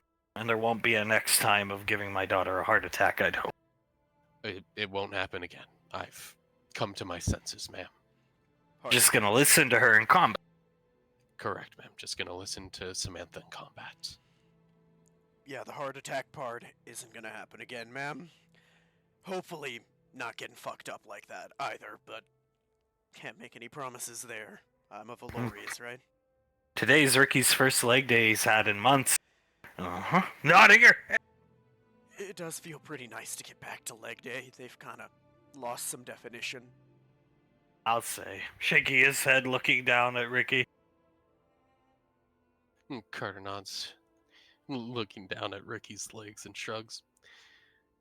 Take it as slow as you need, but we're gonna need you back pretty soon, okay, Ricky? I'll be back as good as ever as soon as I can, sir. Seems like this sword is like a Swiss Army knife or something. Benny, that's what I was thinking. Getting down for Carter, getting down on the bench so Carter can spot. Carter takes his position, looks over at Sasha. I wouldn't be surprised if more unrealized abilities or anything came from the sword in the future. Just, I suppose it has to be the right moment for them, maybe? Can we ever summon the dragon again? That's my question. That dragon came in clutch. Sasha, I imagine only when Carter's like about to die. Carter nods. For the dragon, it's probably the most dire situation I could possibly be in, and, well, the oil rig was the most dire situation I could probably be in at any Say moment that in my again. life. Carter clicks his tongue, shakes his head. But yeah, no, I'm sure if, God forbid, actually, but if we do end up being put into another position like that, I'm sure I'll be able to summon the dragon to save us. Eating her ice cream cone. Well, quite impressive. Either way. I'm just really curious about what else it might be able to do. You said it was he's gonna let a nice kick into the bag. You said it belonged to the King of Men before you guys, right? King of Anovian men. Yeah, nodding her head. Dad said they fought back the Void for a while before they were killed. If he's a general like that, who knows? They definitely did, as far as we know. 20, 30 years. Something like that? Sasha squints. Well, then who knows what kind of crazy stuff they had in it. I mean, he's probably got heavy artillery in it like what you've got in your armory, ma'am. For Carter's sake, I hope so. Looking at Carter. Carter chuckles and nods. Whatever it has in store for me, if anything, it's gonna be pretty damn cool. I'm pretty damn sure it's gonna be pretty damn cool. Cause he nods towards the Guardians. That's pretty damn cool right there. Look like the ones at Colton Soul's wedding, just Spectres. She blinks at the combat footage frozen frame. Probably souls of trusted Enovian guards that Kamul was close to, maybe? I would say so. Licking her ice cream cone. Ice cream. Carter looks over, touches his stomach, and looks at Benny, helping him with his workout. I mean, I'm pretty sure they do got ice cream up there. You gotta watch that calorie intake, ma'am. You don't want to blow up like a balloon like some people I know. She, and eats, continues eating. I don't think a calorie gets by the Ranger General that she doesn't notice, Benny. Good genetics. I can eat almost anything I want, for the most part. That's lucky. I can only do that because I work out so much. And putting on muscle, maintaining it, have to work out. But in terms of maintaining figure, good genetics. You'd think Soul would have them too, but no, she did blow up like a balloon. Carter clicks his tongue and nods. Well, to be fair, ma'am, there is a difference between eating a singular cone of ice cream as a treat and eating 3 tubs of ice cream one after the other. Damn, she was what? 250, 275? Something like that, Benny. Looking over at Benny. Pushing 300, giving Frederick a run for his money. Carter, his eyes widen as he looks down at Benny. Oh God, maybe not that far, Benny. He's bound to kill you with that comments like that. It was strange. You guys would go out on missions and training exercises, and she'd follow us around in her hover chair. And one day I looked over at her and was like, this is the first time I've ever seen someone fatly reading a book. But my daughter-in-law is fatly reading a book. Carter looks over at Sasha. How the fuck was she reading it fatly? Did she have it like close to her body, her head down really far, so like you could see like a couple chins or something like that? There was 3 chins. She was sprawled out in the chair, her feet sticking out of the fucking chair with no shoes or socks on. No thank you. And she was all bunched up in the back of the chair, fatly, and we could see the rolls and the chins, plural, and extra rolls on her forehead. That is how one reads fatly. Then he laughed. Was she resting the book on her belly? Yes. Well, under her breast area, but her belly was up to there, so yeah. Carter looks down at Benny, and Benny can tell if he's looking up at Carter that he's trying his best not to laugh, and he shakes his head. I actually would have paid money to see that, ma'am. I didn't take a picture because I was in such shock. Benny, Elizabeth and I saw her using the wrist computer to call, I think her mom one day, and I was like, that's how someone fatly uses a phone. You remember when we would call Soul up while she was, chunky, and it would sound like a completely different person, like, "Here, this is Soul." It's Carter covers his mouth and starts laughing. He groaned. Ricky has stopped hitting the bag and is standing there with his eyes closed, trying not to laugh. Colt, you're my friend, so I'm not gonna laugh, but she did sound like another person. You think I don't know? I lived with it. He looks around. Believe me, I lived with it. We'd be sitting there in the bedroom at night, and she'd be like, I could go for some cookies and cream. I'd be like, but you've already had 7. Fine, I'll go get you one. I wouldn't say that part, but yeah, then she'd eat the whole thing in under 10 minutes. And he'd laugh. You know, there was a day she came in and ate every single fruit out of my greenhouse? Came in? You mean hovered in? Hovered in, yep. It was strawberry fruiting season, too. She ate like 15 pounds of strawberries, Colt. I was worried for my son's safety. If she rolled over on top of him in the middle of the night, Colt, no. It would have at least had a broken rib or 2. E-Squad would have been down 1 member, potentially. Like a fucking steamroll. I'm kinda happy she never fell over and couldn't get up, because I don't think any one of us could have gotten her up alone. Believe me, I lived with it, I know. She consumed so much. And I'd be like, why don't we try to drink some water? Water's good. She'd be like, no, more lemonade. Oh my god, that is right. I don't think I can remember one instance while she was pregnant where she drank water. In that 9-month time period, I think she maybe drank water like 5 times. There was a time where, while we were working out, I went to hand her a glass of water, and she took my unopened bottle of Gatorade instead. I miss Okir. Look at that fat ass. He'd watch her hover around. Such a laugh. Just the disappointing look Okir would give her as he shook his head, and he said exactly what you said. Just look at that fat ass. What's this fat ass doing on training exercises? I don't want her here. She shouldn't even Excuse be me, here. Okir, but I'm the moon maiden. No, you have to do it deeper. Like you have like 3 chins. That's how she sounded. Excuse me, Okir. Alright, Colt puts his hands. Sorry, Cold. Carter puts his hands up. Just she wanted to have extra cushioning for the baby, for Rebecca. No, she just wanted to be fat and lazy. Exactly. That would be understandable, Colt. Having some extra cushioning. Scientifically, women do gain weight when they are pregnant to aid with the baby. That's not gaining weight to help aid the baby or anything. That's just being fat. I just remember thinking, like, God, I hope she doesn't look this way for the rest of eternity. Yeah. The only way that would have been extra cushioning for the baby is if you were dropping the baby off the roof onto her belly, man. Dropping her and the baby off the Empire State Building, maybe. You said it, not me, ma'am. She was so fat. I was so disappointed. Well, luckily she's not fat anymore, but we keep an eye out next time she gets pregnant, because I have a feeling we're going to be seeing that hover chair, and your guys' ice cream expenses are going to go through the roof.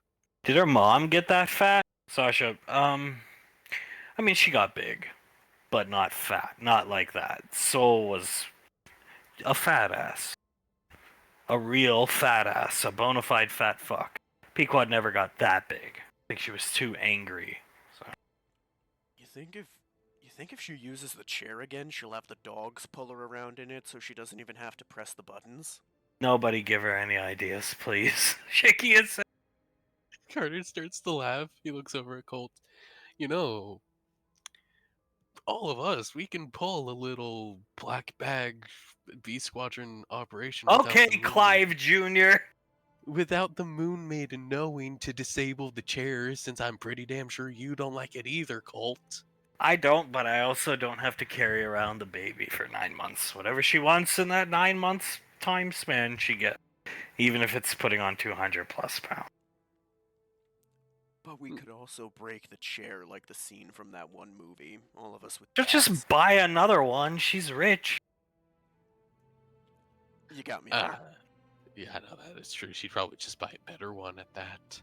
And that is true. That's the other point. Like, Pequod never hovered around in a chair. She walked. She did things.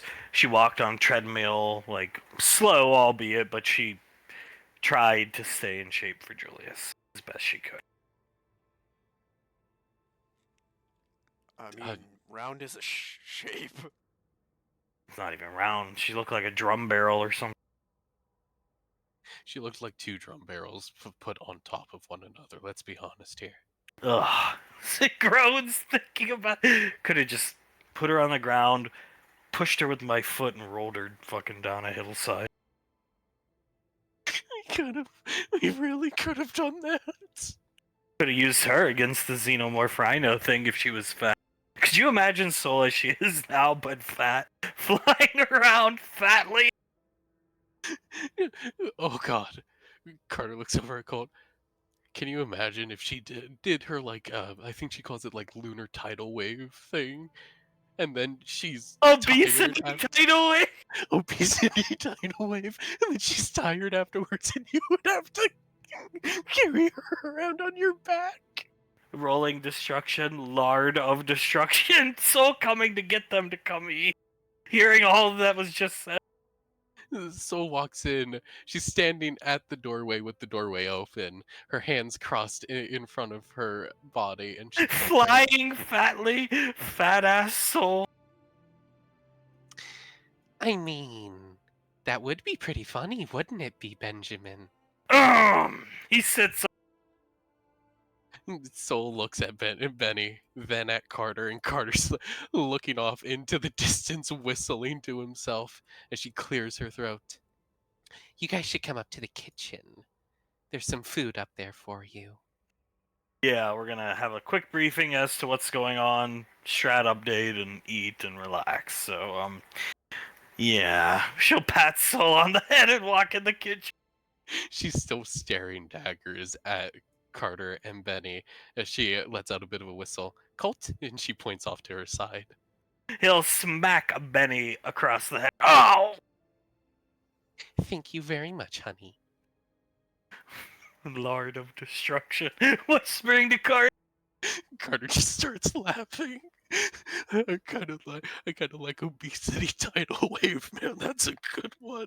They're not gonna stop unless you put your foot down on him, honey. Soul will just walk up to both Carter and Benny and whap both of them upside the back of the head. Ow! Ow! Okay, sorry. And she leans forward. Especially not while I'm in the room hearing everything you two say. Please. Time to eat. He'll take Soul away. Please don't spit in mine. Setting Soul down here. What's wrong? You look worked up, honey. Looking at Soul. Ow. Soul crosses her arms and blows some air out of her face. I was just teaching those two a lesson about not making fat comments. Lard rolling destruction or whatever you said, Benny, really? Oh. He smiles at Pequod. You were pretty big, honey. And I know that, but I'm not big anymore. No, but you're gonna get pregnant again. And next time, maybe cut down on the hover chair, little treadmill, less ice cream. Are you listening to me? Soul is looking right at Colt, fluttering her eyes at him. Oh, well, alright, well, come eat, everybody. We've got halal plates, Reubens with fries. Take your pick. All from Tom. Thank you very much. Yeah, no, thank you, Mom. Thank you so much. Carter will get a plate of food for both him and Memory Ann and start feeding her. Oh, Carter. Carter smiles at her, gives her a wink, and then takes a bite of food himself. Are we gonna have a briefing without Samantha, JJ, Laz, and Oz? They're not coming to work today. No, they. I'll catch them up to. It's really not that big of an update. Sasha rubs the back of her head, but we'll catch them up Monday morning. Julius nods. Like we said, they have the entire week off, and that is including Friday. That must be nice. Well, you're also not mentally fucked. She looks down at her. You, Julius points at Memory Ann, don't have almost panic attacks at the thought of one of your military squad mates shooting a gun at a firing range. So, we think for her mental health, she deserves this break. No, I completely agree. She definitely is high-strung. Giving Carter condoms. What? Julius starts to chuckle as he covers his mouth. Shit, that's a good one. Maybe I should have done that in the past. We probably should have. What kind of condoms, Carter? I see. Look at Carter. Carter looks down. Magnum, ma'am. Ah, only the best. Yes, ma'am. Only the best gifts from Samantha, ma'am. And Tampax and birth control for the girl. Well, I mean, Julius looks around. They're good items to have, and she seems to think you all need them, so there has to be a reason why, as he takes a sip of his iced tea. The funniest As part, in Oz didn't get any. Go ahead. and the funniest part about that was Benny didn't get condoms either. Yeah, because I live with my parents. Julius opens his mouth and closes it. Sam really knows how to do a deep hit, doesn't she? Damn. Learned from the best. Pequod nodding her head, looking over at Sasha. Townsville, okay. Update. Update time. Eat, relax, update. The update is there's really no update. He looks around the room. Carter raises one of his eyebrows. How do you mean, sir? Well, Kaz, bounty hunter guy, gave Ash a hard drive. And I cracked it. It took me a long time. Top level max tech encryption. On the hard drive contained the location of every planet with a max tech facility and or bunker on it. Epsilon Squad bunker, ring a bell. You found a lot of cool toys. You employ and use some of them to this day. Well, and that's basically the update. You have Ash going out and about trying to find these because it's pretty obvious Strat is hitting up these places. Those exoframes, King Ravens, that's old Max Tech. A lot of the stuff they've employed, Max Tech stuff. So you're thinking if you find a Max Tech bunker, you have a good chance of possibly running into Strat or Strat running into Ash. Towns nods his head as Sasha. The game plan's pretty simple. There's three on the planet you found the Epsilon Squad bunker is also the same planet coincidentally that I wasn't involved, but your aunt, your father, your mother, Ash, Saris fought xenomorphs on the first time. There's another facility on that planet. Ash is going to identify that one first, because we have a sneaking suspicion bugs are probably involved in that bunker, or whatever it is, laboratory. After that, Ash is going to go find every single bunker, ID it, and Towns is going to put agents on those bunkers, watching the bunkers. And that's our only lead to finding Strat. If they slip up, if they go to one of these bunkers that are being surveilled, triangulate their ship position, we can, in theory, track them back to wherever their home base is. Because we know it's not the Pinta anymore. So we're playing Battleship with bunkers, ma'am. Basically, it's that or nothing. Carter nods. Well, I mean, it's a good as a lead as any. He shrugs. I think it's the best lead that we're gonna get at this point in the game. I think it will pay off. He sits back in his chair. Trust me. I think so, and even if they don't find them in a bunker, I mean, there's a chance of finding some good goodies for EarthGov, right? Why do you think it'll pay off? Pequod looking confused at Town. Because they lost their ship. Their ship was their home base, as far as we know. They lost their ship, which means they can only go so far undetected, no matter how stealthy their vessels are. It's not the Pinta, it doesn't have a mega stealth fuel generator. Therefore, they're desperate. They can't go that far. They can't go that far out if they want to stay within the outer colonies and do their little xenomorph thing. And clearly they're hitting max tech bunkers up. They have. And now they're desperate. So they're going to keep hitting these bunkers up. These kids make them pretty desperate. I'm sure somehow they know that these kids aren't dead and didn't die in their trap they set up a few weeks ago. So they'll go to a bunker, and they'll keep going to bunkers. They have to resupply and rearm from somewhere. They're not doing it from Port Nowhere. Soul nods. Even without ships, they don't even have the teleporter nexus anymore because we also shut that down. And without Port Nowhere, without a ship like the Pinta that can produce ammunition, sustain life on board for long periods of time, they have to be based brick and mortar somewhere. And if they're based brick and mortar somewhere, then it's only a matter of time until I find them. He nods his. Tracking a ship like the Pinta, impossible. We never would have been able to nail them down. But that dragon took out their ship, and that was when the clock started ticking. And we know exactly how many of those bunkers there are, meaning we can just play process of elimination. All we need the problem is the hard drive didn't contain the location of the bunkers. Planet, and then a number. Ash has to find the bunkers. But Ash has made a career out of bunker busting, so... Carter nods. So then, if they do end up slipping up, and like you said, Uncle, they most likely are, then it's just a matter of time before we can nail down Strat.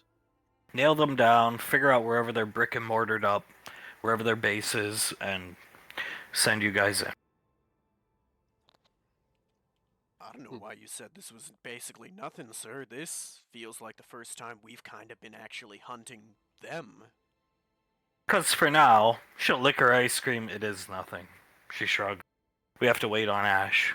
Ash wants to get this bunker out of the way. Same planet your parents fought xenomorphs the first time. Same planet you popped the Epsilon Squad bunker. We have a bad feeling bugs are involved. And if bugs are involved on that planet, not good bedfellows. There's a lot of people, innocent people, that live there now. Ash wants this bunker out of the way. But after that, whenever that may be, yeah. Julius nods. It's like you kids, even though you guys think you might not have won a whole lot, and trust me, you guys have lost quite a few times, not to bring it up, but you guys have been a huge pain in their side. So much so that they've tried to set, what is it now? 3 traps for you guys to try and kill you off? 3 traps of various ridiculous lengths, too. I see nodding her head. I mean, the RC assassin was one thing, but everything else is ridiculous. Very ridiculous. I mean, summoning basically demons to try and take you guys out on a facility on Mars, and then Julius clicks his tongue a couple times. The most recent one, trying to get Dr. Goldenthal to get you guys to, die in a xenomorph invasion on that facility. You guys have done quite a bit to piss him off. That's I got to give you guys that. They don't go to that amount of length unless you're really under their skin, eating her sandwich. Well, if Sam can attest to anything, it's that I'm good at getting under people's skin, ma'am. Unfortunately. Chewing her sandwich, looking at the wall. Poor Samantha. Julius just chuckles sadly as he starts sipping his iced tea and then puts it up to Pequod for her to drink. She'll drink it and shake her head, looking at Carter. Carter nods. As anyone in this family can tell you, I'm pretty damn good at getting under people's skin as well. Either way, it is a good thing that you're that far under their skin. The more they feel people breathing down their neck, the more inclined they are to mess up. And when they mess up, we'll have them. Like when you can do something perfectly 50 times in a row, but as soon as someone watches you, you start messing up. And we'll have people watching those bunkers, and in turn watching them. It's like Good. Go ahead. It's like a net closing in on a bunch of bait fish, sir. We're gonna eventually... Basically. Nice. Elizabeth looks back at Benny and nods and smiles. Well, I mean, we're almost there, right? She looks around. I know the answer is probably no, but has there been any sightings from any members of Strat or anything out on the frontier or anywhere? No, they've been laying incredibly low since the teleporter incident. I mean, they haven't made many moves, think about it. Really, since the oil rig. I mean, the biggest move they've made since the oil rig was she gestures to herself. And even then, that's about the only one that I can think of, unless we count the trap that they set for us. Carter clicks his tongue and shrugs. They're probably just lying low. That we took a huge piece off the board when we took the ray out. So he shrugs again. They probably didn't realize that the ray could be taken out by us, and then needed to lie low because of it. I mean, it's been hit after hit after hit for them. You can only take so many hits before you start dropping to one knee. Towns crosses his arms, puts up one of his hands. It's heavily overlooked because of everything else that happened. Our ship got destroyed. We lost upwards of 400 men and women. We almost lost Ash, Saris, and their bounty hunter friend, but their undoing started when their ship was taken out by by Pequod's dragon. That's where it started. Nobody else saw it that way, but I did. Thanks, Towns. Look at your ice cream. It's like they're playing chess without a queen or bishops. Because if they never lost that ship, we'd still be wondering where we would have no initiative. Now we have initiative. We have definite places where they might pop their stupid little heads up. And then we'll pop Ripa's stupid little head off. Elizabeth cracks her neck. Oh, yes, we will. I'm going to put my shotgun in his mouth and tell him to bite down on it. Settle down. Pequod looking at Elizabeth. Oscar night, remember? Elizabeth inhales and then exhales. I'm sorry. I'm sorry. I get worked up when I think about Ripper. Oh, you'll get your chance with him, I'm sure. But tonight you're supposed to be regal and beautiful and pretty and cute and charming, much like Mom is at the Oscars. Powerful. Elizabeth smiles, looks back at Benny and then at Pequod. I think I can do all that pretty easily. Oh, it's natural for her. Patting her on the head. Elizabeth smiles big and wide and looks back at Benny and gives him a kiss on the nose. I would say that, but, it does sort of come naturally to me, especially when it comes to you, Benny.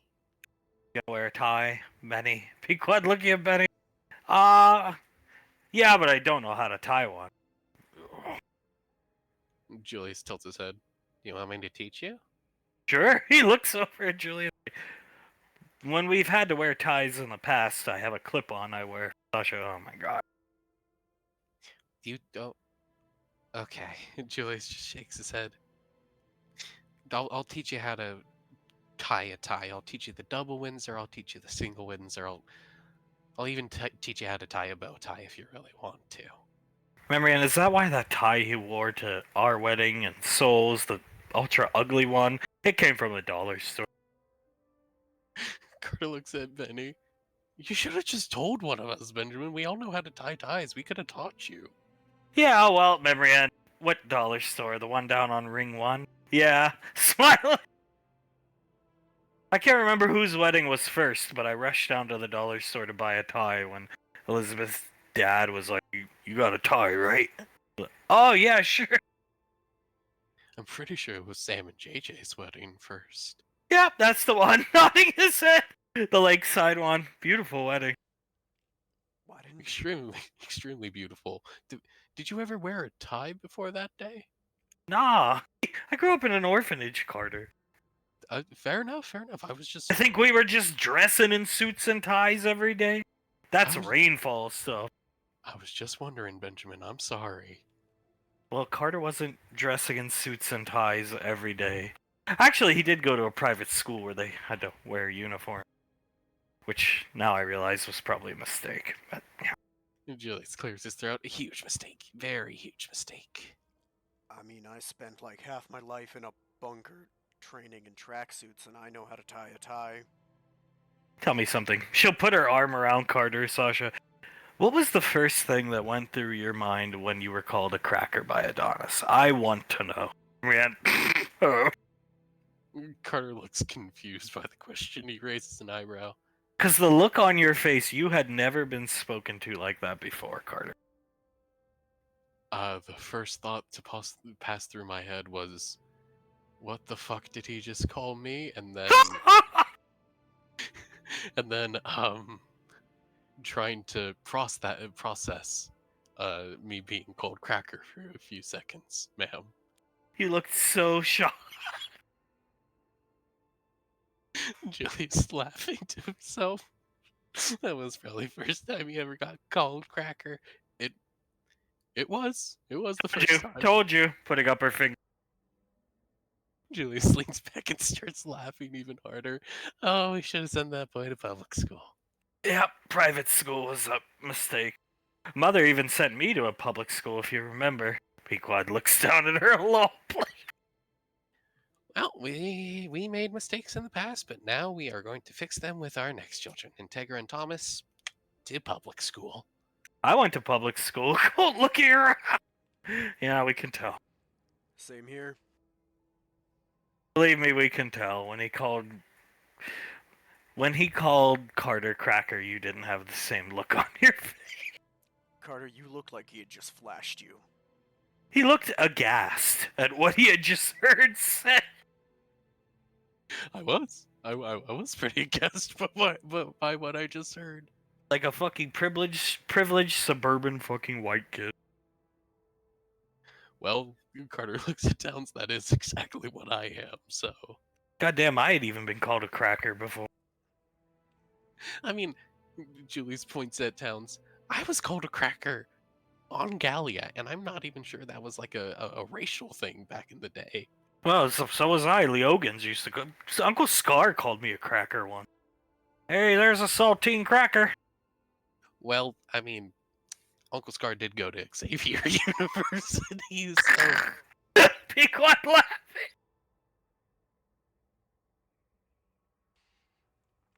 you know, I think I think he's allowed to call people cracker.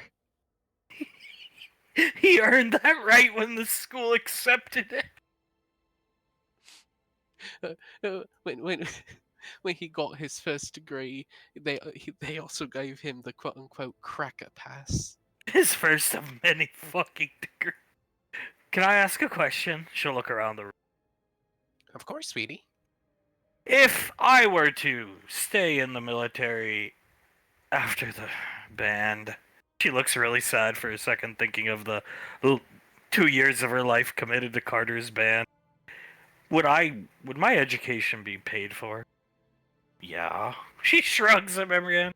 You could go anywhere. Any school, or if you want to take courses so you're not separated. Because you're not dragging Carter to fucking wherever you want to go. So you'd have to do online courses, but virtual room, it's the same thing. Sasha, you'd pay for any degree you want. That's a given. Julius nods, just like how Laz's plan was to pay off her mathematics degree by joining the military. It's any degree you want, basically. Make an asset of yourself and you can have whatever you want in the military. Ash knows how to pilot. Ash could not. If Ash's life depended on it back in the day, he could not have piloted even a small hover vessel. Ash knows how to pilot ships like the Nova now. He got his CDL license for some reason. Benny laughing. I mean, Ash, sniper training, whatever you want. Good to know. Looking down at her. Hell, I'm pretty sure Ash is forklift certified. Yes. He- Yes, unlike Uncle Crazy, who used to be, but now he's just crazy. Yeah, Dad actually has a forklift down at home. He keeps it in one of the garages. And we'll pay for whatever you want. So, Pequod shrugs, feeds Julius a little bit of lamb. Julius takes the lamb, he tilts his head. What do you think about, sweetie? I don't know. I'd like to get my veterinarian degree. I love animals. I'd like to actually know how to take care of them. My mother has one. I'd like one. And I've been thinking of a psychology degree too, a doctorate. Actually, I have the perfect subject. Don't tell me. She looks shocked. Your father. Well, I mean, come on. I see laugh. The study of what PTSD can truly do to a human brain. It's like the ultimate case study, if you ask me. Can't argue with that. Eating her sandwich. It's gonna be like a 7,000-page thesis. The only next closest person would have been, well, Uncle Scar. But besides Scar, Integra. So yeah. Julius nods, he rubs his chin. I mean, that's sound logic right there, Marianne. He would probably be the best study for a psychology degree ever. I mean, we always make the joke a psychologist would love to get their hands on him. Well, I mean, I guarantee you will have the best thesis and the best grade in that class. Yeah, that's for sure. And getting your veterinary degree, that's also a very intelligent idea. Very useful, especially if you plan to have more and more animals hanging around your guys' house. You can have as many degrees as you like, but unfortunately, not in the band. Oh, I know, believe me. And Julius just clicks his tongue, sighs, and takes a huge drink out of his iced tea carton. The band is great, though. We do a lot of good things with it. Eating your sip. And Carter nods. I mean, we played pro bono at the UCF, United Cancer Foundation. Gave all of our earnings to the foundation, so they made a very good. I hate to use this term while talking about that, but they made a good chunk of change. Clapping proudly for herself. You should do more like that, Carter. I'm planning to. I'm even planning on helping out like local businesses that I really enjoy, like reviewing their food, giving them my opinion on it, see if that works out anything good for local businesses. Loudly, proudly clapping for herself. So the band does do some good. And when they get inducted into the Hall of Fame, your ass is in the stand. I don't think that'll happen. Not anytime soon, at least. Yeah, they don't let band managers. It's the Rock and Roll Hall of Fame, not the Rock and Roll Hall of Fame and managers. So, boy, that would suck. Doing all the legwork for the band, but no recognition. Whispering to Soul, but Carter can hear. Soul just shakes her head. She leans forward to Sasha. In my opinion, it's going to be happening sooner rather than later. I mean, I'm sure Carter comes up with these ideas, but who does the legwork of organizing them? Memory Ann. Soul winks her eye and nods over towards Memory Ann. And to have to sit in the stand as that bastard go. She looks over her shoulder at Carter. What's Carter doing? Carter's just smiling sadly, looking at her. Pass him on the shoulder. No, it's okay. I don't mind. It's all true what you were saying. Maybe they'll make an exception. I don't think so, Memory Ann. I don't think the Hall of Fame does make exceptions very often, sweetie. Oh, ding! On her wrist computer. Father. Pequod, is he calling? Memory Ann, no, it's another message. Oh, Father's a woman, apparently. Yeah, usually if he calls me. What the fuck? It's a letter from Father from the front. He sent it at...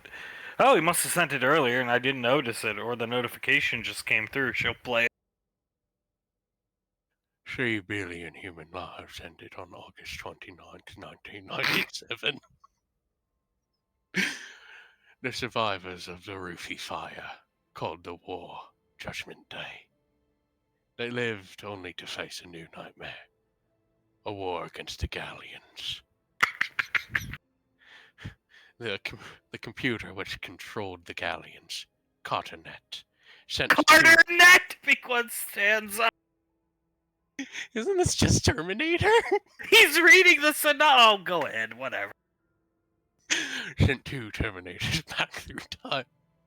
Their mission to destroy 2 young, beautiful girls, Memory Ann Rainfall and Hale Rainfall. The first Terminator, named Carter, was programmed to strike at Memory Ann Rainfall in the year 1984, before Memory Ann was born. He was sent to strike at me, actually, believe it or not. Because without me, Memory Ann would have never been born. It failed, obviously. The second was sent to strike at Hale herself, when she is still a child. As before, the unit sent me to protect her. It's only a question of which is going to die first, me or Thomas. The unknown future rolls towards us. I face it for the first time with a sense of hope. Because I'm here with my team, with the unit, protecting against the evil forces of Carternet and the Terminator Thomas. So I guess somebody watched Terminator 2 Judgment Day out at Bragg. She'll let it keep playing. That's the end of it. Oh, somebody must have... Krellin is quite fond of the original Terminator 2. Wow, big guy with gun. Julius is covering his mouth, laughing his ass off. Oh, Carter. They sent you back in time to fuck me up. Carter starts to laugh. what can I say, honey? I mean, Carter Net knows what it wants.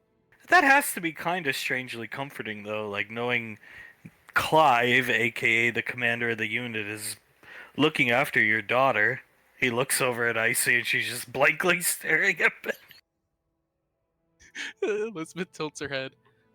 Honestly, I would be a bit more worried for Hale than anything, because what if Thomas, and I don't expect him to, but Thomas does do something wrong, doesn't do anything wrong in the future, but they still kill Thomas, and then Hale is super depressed and stuff. Pretty sure that would kill my daughter. Oh, sorry. Exactly, so I would honestly be more worried about that situation. Well, at least he cares about the girls and hates all the boys. And some of the girls, points back at herself. Soul raises her hand and points to herself. He also hates me. And me. Shrugging. He only likes me because Carter killed my dad and sister. Be quiet. Oh, in another place and another time. That's a good pitch. Mom never did do T2. So, she did T1 and then said she'd revisit T2 another time. But I don't think we'll have Clive playing Sarah Connors. I think that's more of a Samantha role, in my opinion. I agree.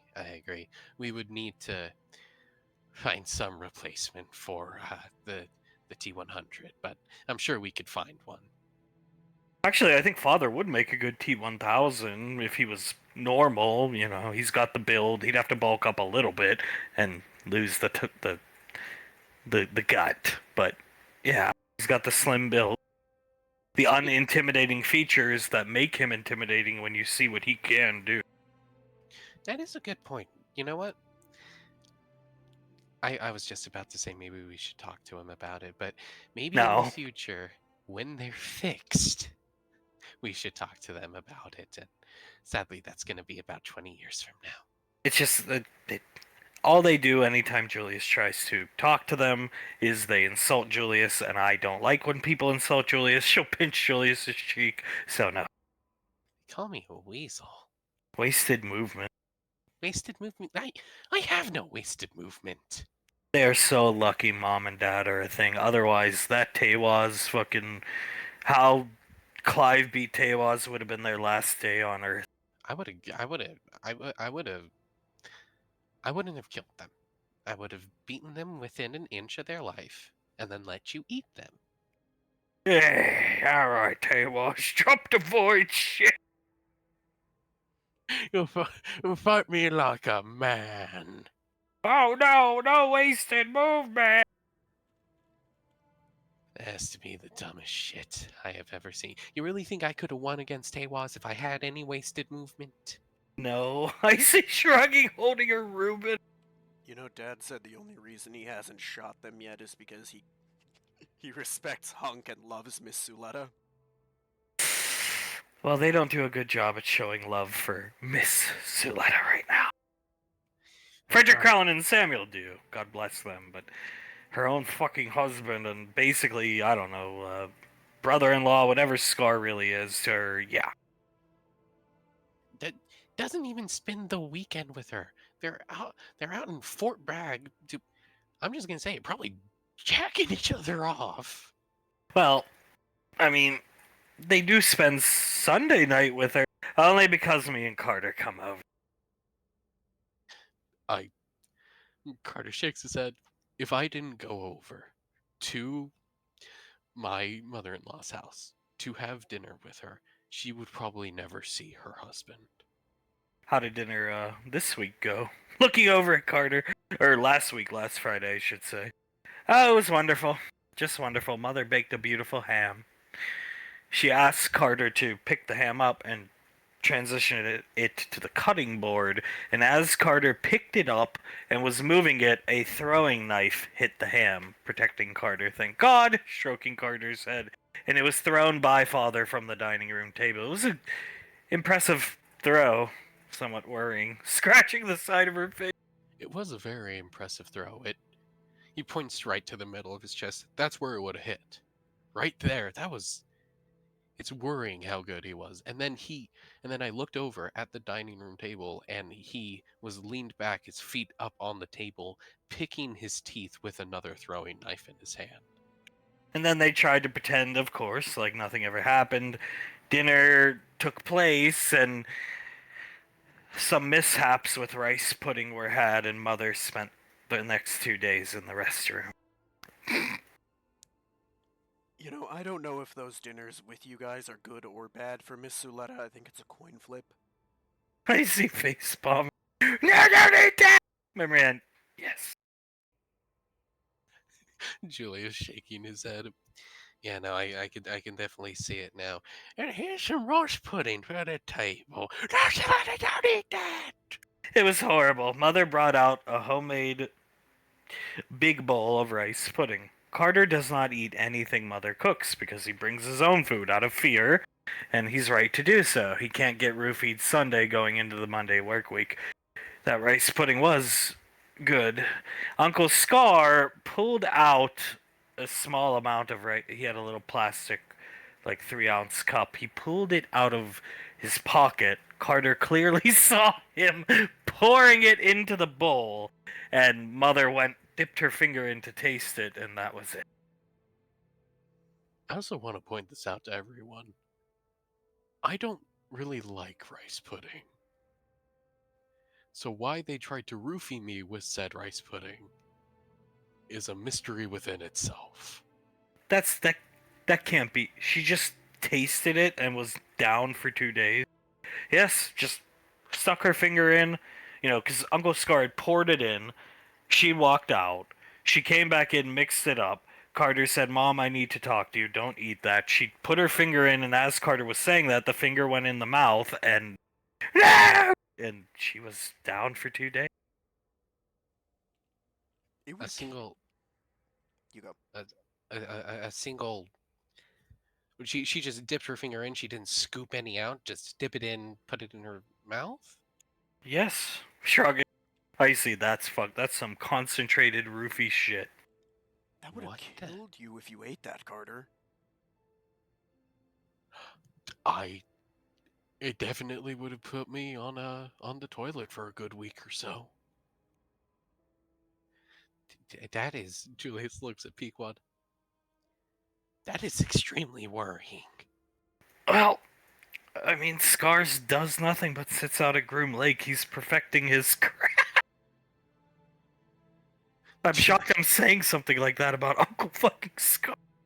And Julius starts to laugh. You know what? Honestly, in a different lifetime, in a different universe, Scar might have actually made a pretty good egghead. Just saying. Yeah, Navy egghead with my 95 degrees. My 95 degrees from Xavier University. Sasha, so, what's the next show to get greenlit? I'd like to know. But shrugs. I don't know. They haven't come at me with anything. Currently, we're reaping the benefits of that, so Cliven, don't laugh. She looks around the room. Lil Clivio. Why are you laughing? She looks at Memrian and Soul and Sasha. No reason. Cold shrug. And the roofie dead. You should do Phantom of the Unit. Have Clive. Not a Phantom. Not a bad idea. Not a bad idea, but the Roofie Dead, Julius and I haven't even watched any episodes, and it's already... Basically, the top 3 spots are those shows. The Roofie Dead. Clive makes money eating her food. I mean, if we didn't know the truth of what those shows are, they would be fucking hilarious, ma'am. That Roofie Dead show is horrible. They don't even follow a story. Pequod, what do you mean? Looking confused, Julius knows. He's watched some without her there. They just make random fucking episodes. So, you know how, let's use Avatar as an example. You know how in Avatar it's like a story, right? One episode Yeah. takes place right after, right? The Unit Dead is one after the other, episodic in nature, right? Right. So let's just say they're at the prison in one episode, and they're Season 3. Exactly. Season 3, they're in the prison and they're taking care of some walkers in said prison. Then it'll go back all the way to season 1, where they're in that little field and Dale's trying to fix up the RV and everything, and Frank and Laura, or not Frank, Rick? no, not Rick, the other one. Shane? Shane, thank you. And Shane and Laurie are, trying to get it on with each other and everything like that. They literally went from the last episode of season 3 to the first episode of season 1, honey. It's fucking horrendous. I see pointing up at the screen. She pulled up a big picture. Carter sees Clive with a katana. Memory Ann sees Carter start to sit up straighter and rests his hand where his sword is always sheathed on his side. Oh, she actually trembles seeing her father with a katana. That's not a real katana, is it? She shrugs, squinting.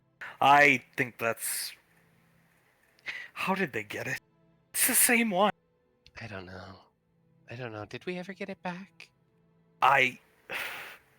No, she squints. No, it's another one. Look at the hilt. Wait, what? They sold yours to that stupid video game store. And that one is from your other collection, which we keep downstairs in the bunker. Oh my god. Julie just looks out the window here. How do they keep on stealing my goddamn swords? That's one of my favorite ones too. I like the show. Down shrugging. Look, it's just like 1 second, like Julius said, they're here, and then the next episode, I'm not giving up to prison. And Clive is like talking to himself because he plays like 20 characters. Oh yeah, the show's fun as hell to watch. It's just really bad. I think. Good. He plays Shane and Carl, honey. Wait, Carl the kid? Pequod looking show. Yeah, Carl the kid with the sheriff's hat and everything on. The show is a lot of stationary camera shots of Clive looking into the camera, delivering lines, and then it jumps to the next camera shot, stationary Clive dressed differently, talking to himself. There's a whole episode of him having a conversation with the governor, aka himself. So laughing, and apparently he's also Michonne too. Of course he is. He plays all the cool characters. Frederick plays all the fucking women. And Krellin's the zombies with blonde wigs on and red, and yeah. And Clive is in a love triangle with Scar and Frederick. And Clive is also Herschel. And so he's also Frederick's father. Because Frederick is Maggie. Sasha, who plays Glenn, I wonder? The Asian kid? Samuel. What? At least that's like a pairing that I can understand. Samuel playing Glenn. Well, Not so much, sister. Patting Elizabeth on the head. When Glenn wasn't cool, ergo when Glenn didn't have a love interest, Samuel played him. And then guess who took over Glenn's role when Glenn got a girlfriend? don't tell me Clive did. Ding! Patting her on the head. You gotta be kidding me. Betty, holy shit, we gotta watch this. So wait, from let's just say episode 3 to episode 4, it was just a completely different actor playing Glenn. It's so bad. Banksy made me watch it to show me how horrible it was, and I was stunned. We got 5 episodes in, and the 6th episode takes place in like what I understand is like not even the main series it's based off of, from one of the spin-offs. It's called Dead City or something like that. Clive walking around with a baseball bat with barbed wire. That's Negan. Well, they're in New York. They're not even in the mainline series, so yeah. I'm telling you, get some weed, smoke it, and watch the show. You'll have the fucking night of your life, man. I'm pretty sure Mother enjoyed the original show. I remember we'd watch some episodes when I was in my early teens together, and they probably saw Mother watching it, and then, oh, you remember that time? You remember that time that we had to fight against all those roofied up walkers, and you know, you were that police officer, and I was that police officer. I was training you actually, and you know, you remember that, Scar? Oh yeah, brother! Be quiet putting your finger up. Like it was yesterday, we saved Atlanta. In fact, the entire world. We saved the entire world, and we got that nice condo up in Atlanta, if you remember that. Benny laughing. I have to go to the bathroom. I'll be right back. He goes to use the restroom. Julius is just laughing, staring at the picture of Clive as Michonne. You okay, Carter? Elbowing Carter. Carter's just staring at it. It looks like he's ready to fight, staring at Clive with the sword. Nicole, I see. Oh, I'm sorry. I didn't think before I pulled up the picture. I'm sorry. Carter relaxes almost instantly, removes his hand from where it was, where his sword usually is, and he rolls his shoulders. Sorry about that. Here, I see pulling, well, snapping her fingers, pulling out a dress. Wear this, handing it to her sister. Elizabeth takes it, holds it up, and then puts it against her body. Oh my god, this is gorgeous! That is the closest amalgamation I could find from any retailer as to what he envisions the perfect dress to see you in. So, you should have some fun this weekend. Oh, we will, thank you. She gently drapes the dress over her seat, gets up, and gives Icy a hug. Thank you, sissy. Sasha whistled when she put the dress in front of her. Icy, you are very welcome. Pequod.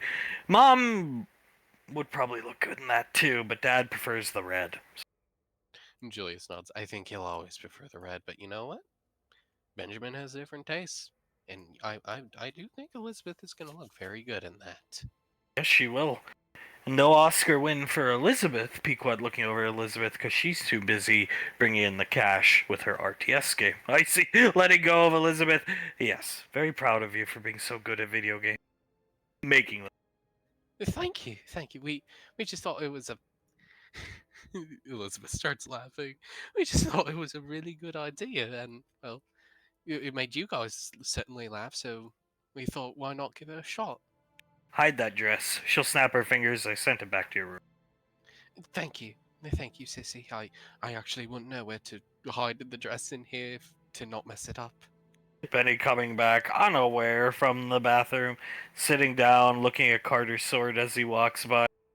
Sasha, yeah, the sword. So that's the other subject. Anyway, we could potentially find out what else it does. No. Eating your sandwich. Great. Julius looks at Icy. Could we ask the ancient Anovians if they have any information? We have. They did. She tilts her head. They said it would summon a dragon. That's all they said. They don't know. She'll shrug. Who knows what that thing can do? Think about it in context. What?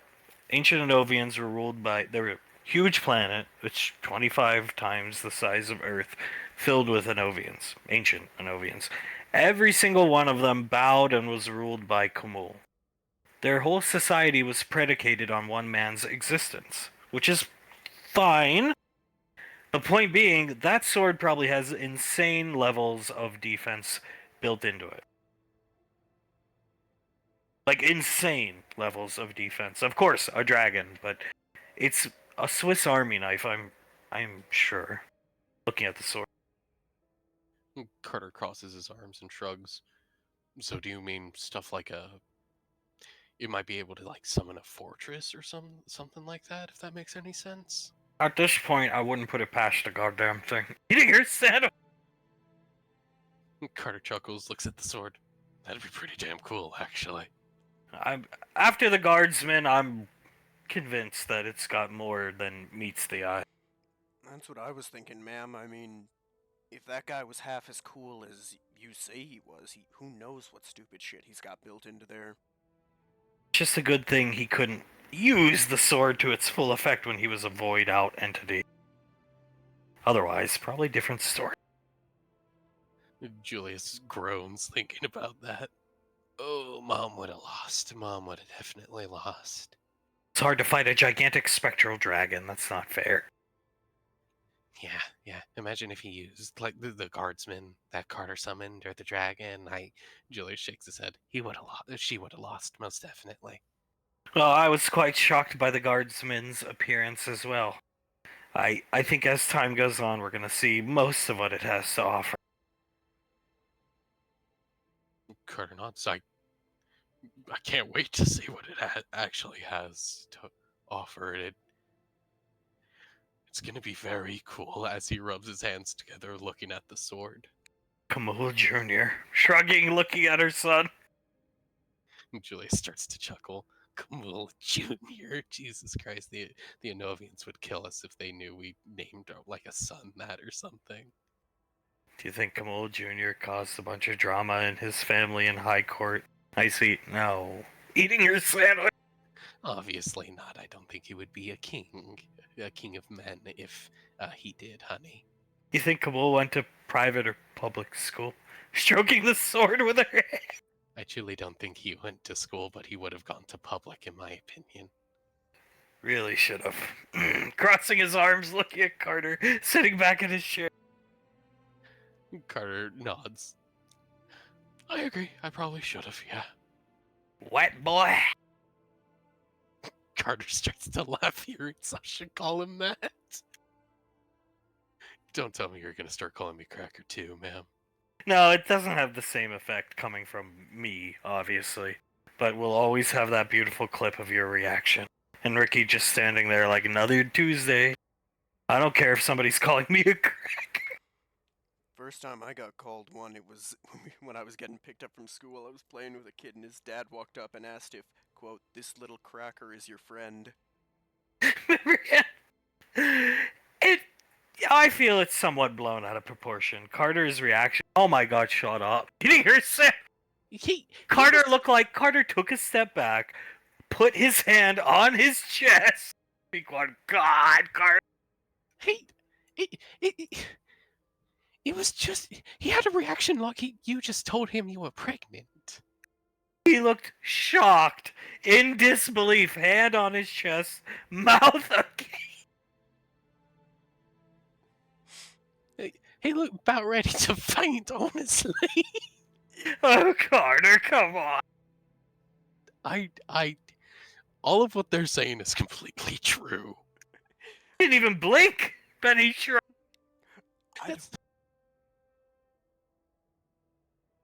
That's how shocked he was. He couldn't even blink. We had to step in front of his face a couple times to get him to stop blinking. I don't think I've ever seen someone look more shocked and offended than he did in that moment. Greatly offended. Looking at Carter. Jesus. Julius just shakes his head. Maybe if we just sent you to public school and gave you some more street smarts, it would have all been solved. Would have fixed a lot of problems. Patting Carter on the shoulder. Truly, it would have solved so many problems, Benjamin. Carter sighs and nods. Most likely it would have, as he takes a sip out of his iced tea carton. Carter is sipping his tea, flashing out to a frontier planet. Kaz, coming out of the tree line, turns his blaster rifle on. Let's just make this quick. Yeah, I'd like to be in and out relatively quickly. So, beat him down, get the information, and then disintegrate. Wait! Looking at Kaz. Not here. We don't know if he's bad or not. I'm going to go in assuming he's not. The people of that colony said does free medical doctor work. Let's not disintegrate the guy. At least not yet. If he pulls on me, you're free to disintegrate him. There's a time Ash would have disintegrated you if he didn't think better. Kaz looks over at Ash. Yeah, that's true. Yeah, it would have been really bad if I'd found you and found out who you were before we made friends. So let's give the guy a chance. Alright, he'll holster his blast. I'll take the lead. You guys just come up behind me. Weapon shouldered, peaceful looking. Sarah nods her head. Go for it. He's gonna start walking up. is the person's inside, right? The door's open, dude. You could just yell to him if you wanted to. He lives carefree up here. Hello, is anybody in there? Comes out. Another patient? Or he steps back when he sees a ranger arm. Major Asharion Valorius, I'm from EarthGov. I'm here to ask you a few questions, sir. Knew this day would come.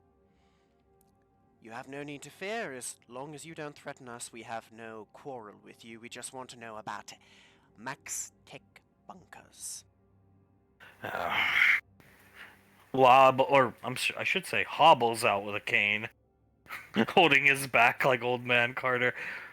What do you want to know? Well, there should be... He's gonna pull up the coordinates. There should be a third bunker on this planet, yes? You don't want to go there. And why is that? I would imagine it's not safe. It was sealed off for a reason. Leave it there. In fact, strike it from orbit, whatever you EarthGov people do nowadays. As much as I'd like to do that, I'm afraid we can't. We need to search the bunkers and see if... We need to search them to try and find a trace of someone. Well, there's another one you can find on this planet. Some goodies inside for you. Epsilon Squad. Already found it. Looking over at it. Yes, we've already found it, and we're well aware of the other facility that was here. Oh, he shrugs. Ugh, goes and sits down on this rock. Is it xenomorphs they were messing with there? No. Shakes his head. No, not even close. Is that a good or a bad thing? Saris will open a candy bar, hand it to him. Thank you. Smiling at him. So what did they have if you're that scared of it and it's not xenomorphs? Oh. He shrugs. Fool's errand, really. It was, an answer to Lorelei, essentially. He'll shrug. Bite the candy bar. They were trying to make something to compare to the former Ranger General. No. Something to counter. Nods his head. Project Deoxys. RC crystals. Inside every RC crystal, he'll point with his candy bar around, are microorganisms.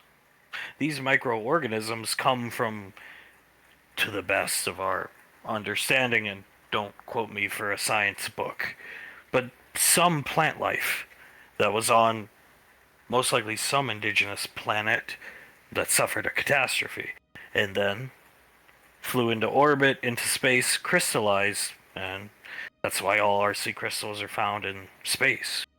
He shrugs. They were trying to recreate whatever microorganisms live in there and weaponize them? Mm-hmm. Looking at Ash. But weaponize them in a... EarthGov weaponized them back then, everybody did. But not into bullets, into a person. A living being with the powers of RC crystals. It's smart, if impossible. It didn't work. He shakes his head. It did not work at all. They mixed the microorganisms with some... I was just on the research end. I'm not a doctor. But they mixed the RC crystals with a strain of some type of space virus. It had a designation, Pandorum, I think it was called, that was found. They mixed it with that and then injected it into... I saw hundreds of people being taken into that facility, tested, and then their bodies coming out. I don't know if anybody survived the process, but at some point, main base fell. Mars, it got attacked, something happened, and we were told, well, we were basically escorted out at gunpoint and told we were on our own. They cut us loose. We're lucky they didn't kill us. The guards. Yes, you're exceedingly lucky they didn't. And it was sealed that day, and as far as you're aware, has not been touched since. No. And nobody knows of it, save for... It was about 40 of us on on staff, not counting the small guard detail of 10, 15 guys. And most of the people that were based in that facility live here in the colonies. Never left the planet. Where were we gonna go? Our paychecks stopped coming in. Ash is gonna look at Ceres and Kaz, and although they can't see his face, they get a feeling he's quite worried now. I can give you the location if you really want to go, but you won't find anything savory. Rather unsavory. But that was most Max Tech things. I would very much like that location. Without delving into some classified things, there's some very bad people taking things from Max Tech bunkers, and I don't think we want them to have that. You have a wrist computer? Let me see it. He'll hold his out. I'm old, come to me. Apologies. Here you go. Pull up your map. Right there. Kaz. 50 clicks to the south. In a mountain range. Deep in the mountain range. Clearly they knew what they were messing with. And it's smart. We used to commute here on 5-week cycles. We'd work for 5 weeks. You'd get a week off. And you'd commute back to Mars and back and forth and back and forth. And then, to be honest, he rubs his face. Don't even really know exactly what happened. I've lived in hiding ever since I heard about the complete fall of Max Tech and being, well, some of us were captured by EarthGov and tried as war criminals. Without getting too into it, if you're talking about the fall of Mars, it's probably when me and the idiot former squad I was on killed all the heads of Max Tech. Well, it's for the best. He points it at. It's for the best. On that, we have an accord. He's going to look at the coordinates. And as a thank you for this, I'm going to put in a good word and see if I can't get you an increase in some kind of funding from EarthGov to help you with the good you're doing out here. Yeah, nobody's coming for your head. Don't worry about that. He lets out a sigh of relief. Those days are at an end. You were a researcher whom was not actively participating in that, and you're doing far more good out here than killing you could ever do. You're safe. I'd be careful going into that bunker. Oh, that bunker is a time capsule, frozen in time. Cold storage. Once it's open, the cold storage is off, and there could be disease rotting the place. There could be anything. Numerous types of bioweapons were tested. They settled on a Pandorum space virus, but everything imaginable was in there, and if that stuff is leaked out, I would be very careful. It will be done. We'll go in wearing the necessary precautions. I got a rebreather, she shrugged. And my suit is well acclimated to taking that type of thing, and I would assume yours is, Kaz. Yeah, he nods. Ceres, help the old man inside, please. As we'll help him inside. What are you thinking, dear? No, she'll shrug. I'm not surprised. Look at that. No, I'm not either. On paper, it sounds like a very powerful plan. I'm just really hoping that they haven't gotten to that bunker yet. Let them. Nicole will eat whatever they have for breakfast. But I do worry about the kids. That's my worry. I know Nicole can handle anything there, but if they could make something that could have rivaled or countered the General, I very much worry for Saul. They were desperate back then. I talked to you about it. They knew they couldn't beat that woman. Let alone the might. He'll put his hands up of EarthGov's fleet. And right now, our friends in Strat are probably just as desperate. Well, if I was that guy, the smoking guy, he'll gesture as if he's smoking, and I really have an ego and a proposed grudge against Primarch's redheaded daughter, something like this would be right up my alley. That's what I was thinking. She nods her head. My thoughts too. We probably should haul ass just in case. Wasting sunlight, let's go. Agreed. Onward, let's get back to the ship. driving the fucking Pinky. Fucking Clive is driving it, having a wonderful time. He's come off his psychosis. Clive is in the driver's seat. He has the radio on it turned up, and he's singing along. Sweet Caroline, bum bum bum. Wait, Clive, me turn down radio, please. Go for it, mate. Go for it. Go ahead. Clive, tell us about the visions you have. They're pretty. God damn it. I mean, they're supposed to be classified, but you guys are proving your worth. They're pretty dark. He actually like grimaces thinking about the visions. Like they're horrendous. I don't know if you guys are prepared for this. They're not, You guys sure you want to know? Well, just tell us one or two, maybe. Okay. Well, I'll tell you one. Me, Scar, Hale, grown up, not child Hale, and Memory Ann. We were all sitting in my living room, playing a video game, which was pretty rare for me and all. Snooker, I believe it was. Ugh, I hate snooker. But anyway, we were playing snooker, and apparently at that point in my life, I'm very good at it. Because Hale wanted to learn from me. It was an idyllic life. From what I realized, a life without Carter. A world without Carter and fucking Thomas. Looking up at the sky longingly. And then we had a knock on. I'm sorry. We heard a knock on the door. Shaletta went to answer it, and the next thing I hear is, "Oh, Clive," and well, there was Carter, and Thomas standing right there.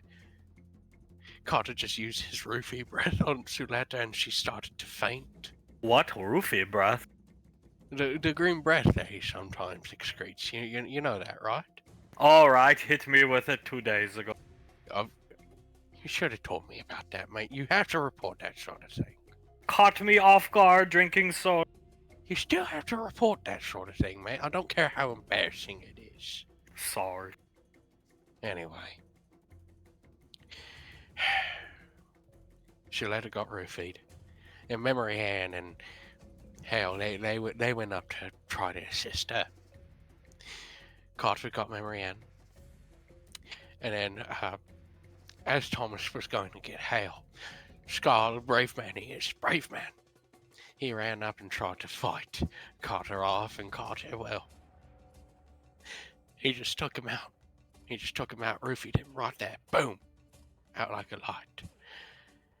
Thomas took down Hale, all with his roofie breath as well, that Carter was teaching him how to use, and then they saved me for last, and right before I fell asleep, Carter told me something along the lines of, "We're gonna have our way with all of you, because you know for a fact we swing both ways." Aww, looking at Clive concerned. And that was the end of that vision.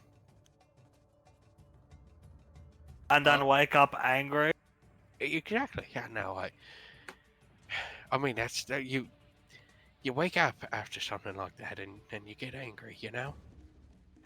There was another, weird vision that I had one time, but it was like this really wussbag version of me trying to convince me to come to his side, and then me, as I am today, convincing me to come to his side. And well, I obviously made the right choice to protect from Carter and Thomas and everything like that. Tricks of your subconscious played by Carter, gesturing towards. I would assume, honestly, I would assume so.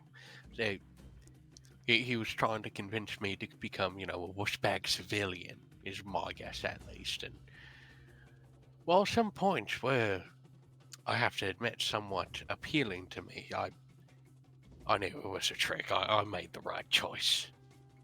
You have these dreams too, all the time. Yeah, it's like me in a flannel shirt.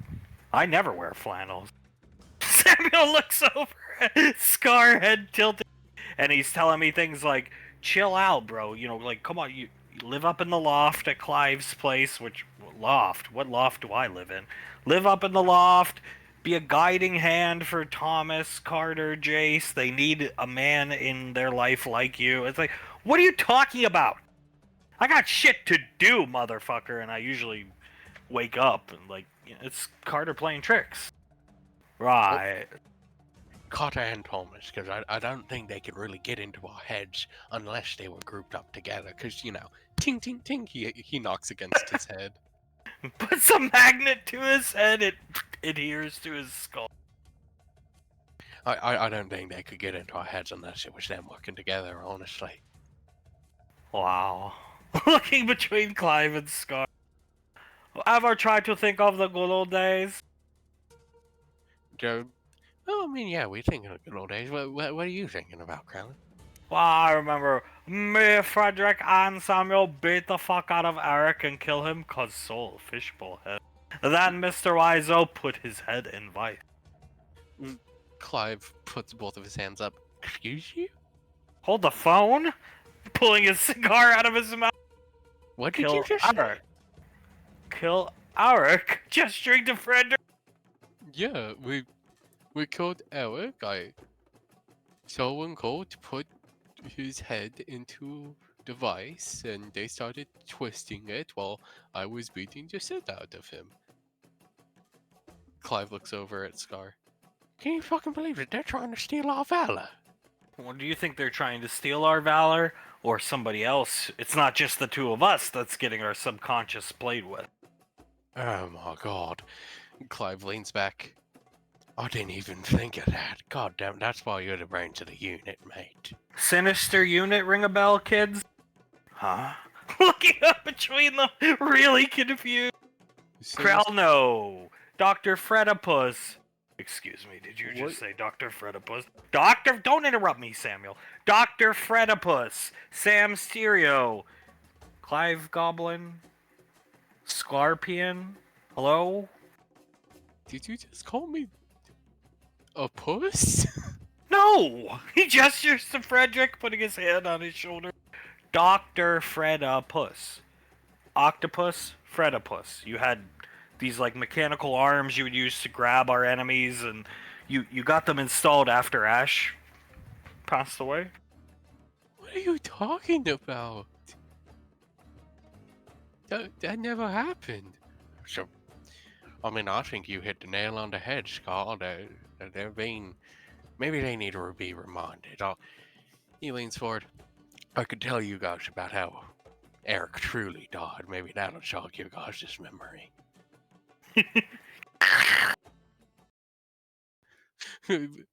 Dr. Footipus points out, stand down, Eric. Your reign of tyranny has ended. Tyranny? The reign of tyranny has just begun, dude. As he takes a quick step forward and shoulder checks Scorpion right off the edge of the highway. Come on, who's next? Charging at Eric. Eric does a pretty sick front flip right over Krellin, and Krellin runs right past him again over the edge of the highway. God damn it! Dr. Footipus comes at him, trying to come at him with all his mechanical arms. Eric grabs one of them, attaches them to another, and does it the same with all the other mechanical arms.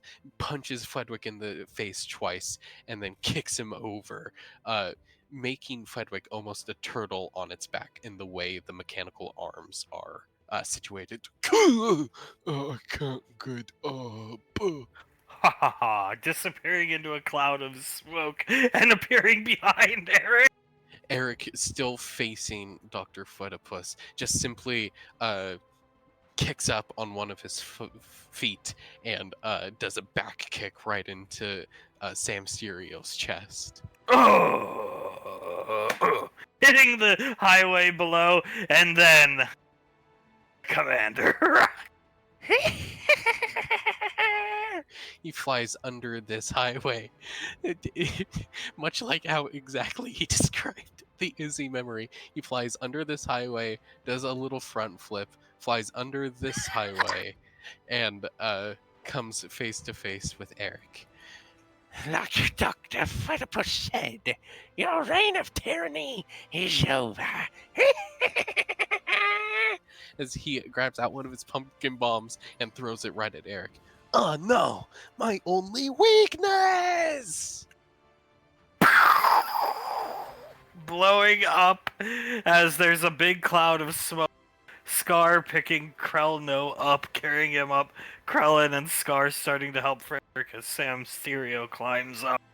Thank God you showed up, Commander. It's all in the day's work of the Clive Goblin. As Clive will swoop down and pick up the pair of loafers that were left behind. There you go, Fredipus. You're good to go. That's, damn. Those are some nice goddamn shoes. Oh, men's fashion. Very nice pair of shoes right there. You know what? Those would be pretty good to wear on a wedding day or something like that. I'd say so. Penny loafers are my favorite. We used to keep those as a trophy to always remember how you killed Eric, Clive Goblin. Hell yeah, Commander. High-fiving Clive. Clive Goblin high-fives Scorpion. You know what? I think I'll do just that. Splashing to reality. And Scar has pulled out a pair of shoes that Krellin's inspecting. Frederick points to the shoes. Aren't those the same ones you wore at your wedding and that you claim are Izzy's? No. I mean, what? No, mate, no. Are you kidding me? Okay, granted. Izzy and Eric had worryingly similar tastes in shoe wear and footwear. I suspect it has something to do with Carter and maybe Julius, but I digress. Those are Eric's shoes. Izzy's shoes are somewhere completely different, and I would never wear a dead man's pair of shoes. You know that, Frederick. I mean, come on. Why do you carry those things around with you? To never forget, Samuel. It's like back in Mesopotamia, warriors used to wear the faces of their enemies. That's why we carry these with us. Eric caused a fuck ton of drama. Yes, he did. Yes, he did. And You know what? He points at the shoes. those are a trophy. If you don't want to bring trophies around with you, that's fine. That's your prerogative. But we never want to forget the issues that Eric caused. And we always want to remember how I blew him sky high, and all that was left was his pair of fucking shoes. Here, Fred, when we get back to Bragg, you can wax the shoes for us. Frederick grabs the shoes. Fine, I'll wax your goddamn shoes. Wow. Kill Eric. Me, Krellno. Yep, you're very good at your job. Yes, you are. Yes, you are. Nobody's better than you at charging straight at someone. Me get suit like that someday. You have it. It's being restored as we speak at an undisclosed location. RL-51. Maybe. An undisclosed location, mate. You never know who's listening in on the lane. Maybe someday we go inside Area 50. No. No, never. I might be lenient letting you guys in on some classified info today, but you guys are never gonna set foot on Area 51. Yeah, don't push your luck, please. Fine. Taking the shoes from Fred. So does that mean Sam Stereo and Dr. Fredipus's costumes are also being restored? He'll look at Clive. I mean, it's pretty obvious at this point. Just let it rip, I suppose. For what purpose? You don't get to know. But yes, they're being restored as we speak by the greatest minds the world has to offer. Laz? So You're looking at Laz! Give me a fucking break. that pinko fucking bitch wouldn't know what to do at Groom Lake. She'd be like, you have to have a high level of intellect to work there, okay? And that bitch, she's lucky she's got Oz to take care of her. That's all I'm gonna say. He should have picked somebody else. He could have done way fucking better. That's just my opinion. No, I agree. Clive spits off the side of the pinky. That's what I think lies, truthfully. Looking at Frederick. Frederick's just blinking. So if it's not wise, who is it then? By the greatest minds EarthGov and humanity as a whole have to offer, and that's all you need to know. White. Frederick looks over at Krellin and just shakes his head and nods his head at Scar.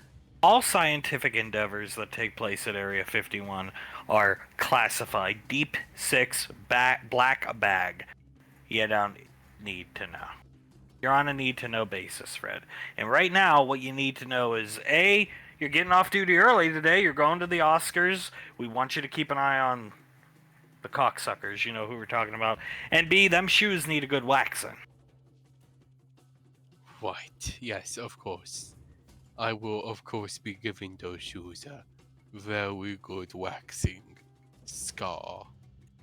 All right, take us back to Brad, Commander. Put that radio back on. This was a nice little break, bonding time for us boys in the unit, but we got a schedule to keep. We got something important to do later today. That was some locker room talk if I've ever heard it. He turns it up, and the song playing is Santa Claus up in this house! Oh, one of my personal favorites. Monto, oh, let's get this shit bopping! Krellin crossing his arms looks like an angry little kid. As flashing to Clive's backyard, Suletta setting down some food for Father Goodscar. Hale and Rebecca playing mini Battle League. Rebecca points out, attack! Her little stone drake will hit the ball with his horn and it'll bounce off King Derp's head and hit Rebecca in the head.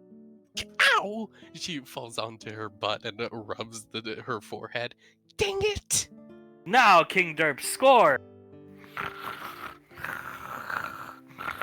Oh, she shrugged.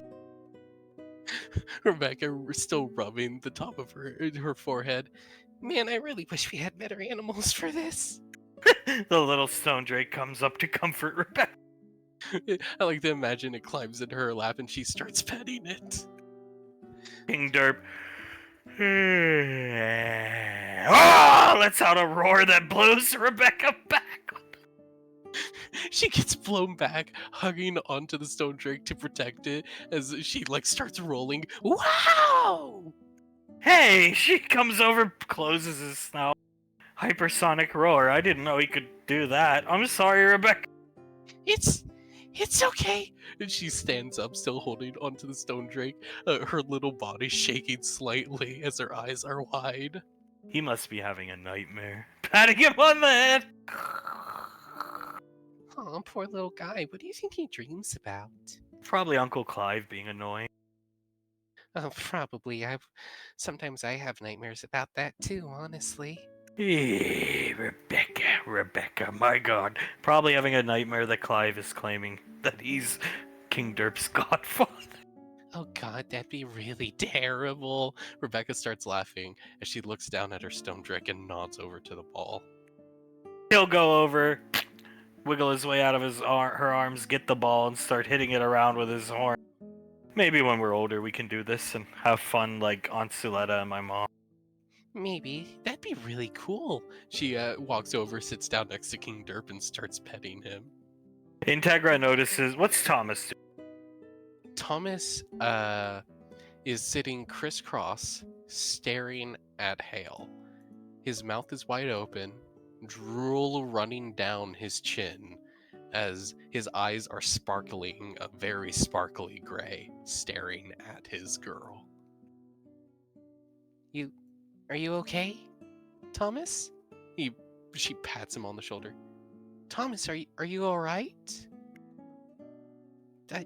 She looks around. I think she snaps a couple times in front of his face, and he grabs her hand and puts it down next to her side. Okay, jeez, man. She leans back and looks over at Jace. Are you seeing this, dude? As Jace looks over at Thomas. What I'm seeing is no Sam around here. Oh, fucking hell. She looks back at Thomas. Are you okay? I don't understand how you can just stand here like that, Thomas. He stands up and starts walking over in front of Thomas.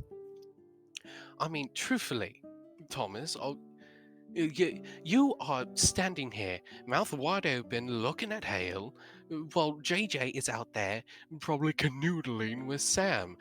He puts both hands onto Thomas's shoulders. As Thomas's eyes squint into a glare, he stands up and leans back and whops Jace right in the nuts with a kick.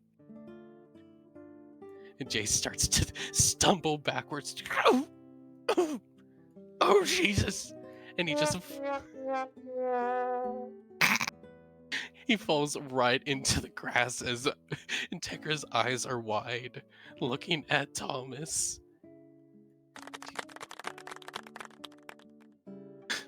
Rebecca's head shoots around. What was that? She comes over. You okay, Jay? He kicked me in the nuts. Ooh, looking around, confused. He points right at Thomas, and Thomas, his eyes perfectly followed Hale, and he's still staring right at her. She'll help Jace up and then walk over to Thomas and sit down in front of him, pat him on the head. He smiles wide, leans in, and gives her a kiss. That was very cute.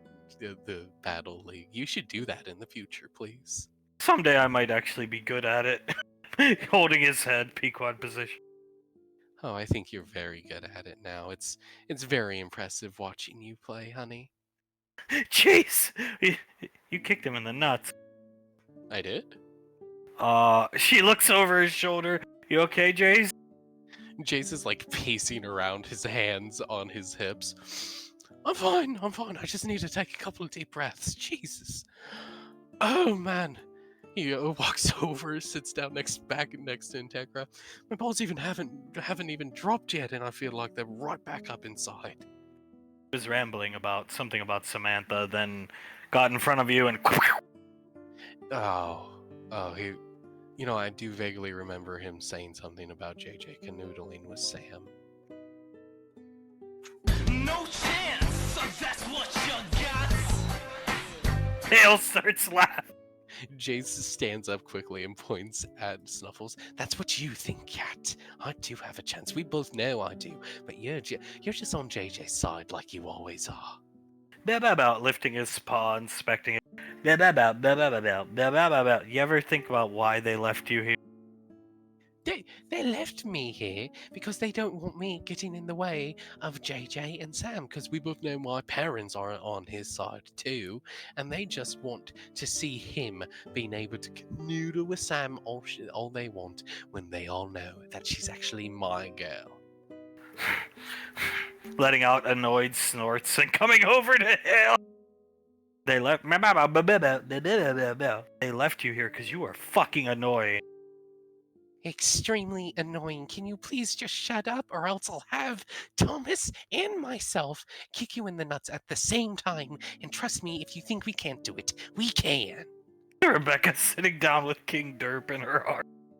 Rebecca is sitting down with King Derp. She holds him close and just whispers in his ear, Chase is an idiot, isn't he?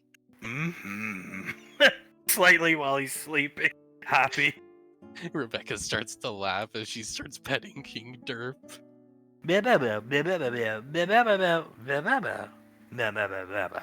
Samantha is undergoing a lot of stress right now. She doesn't need you annoying her child.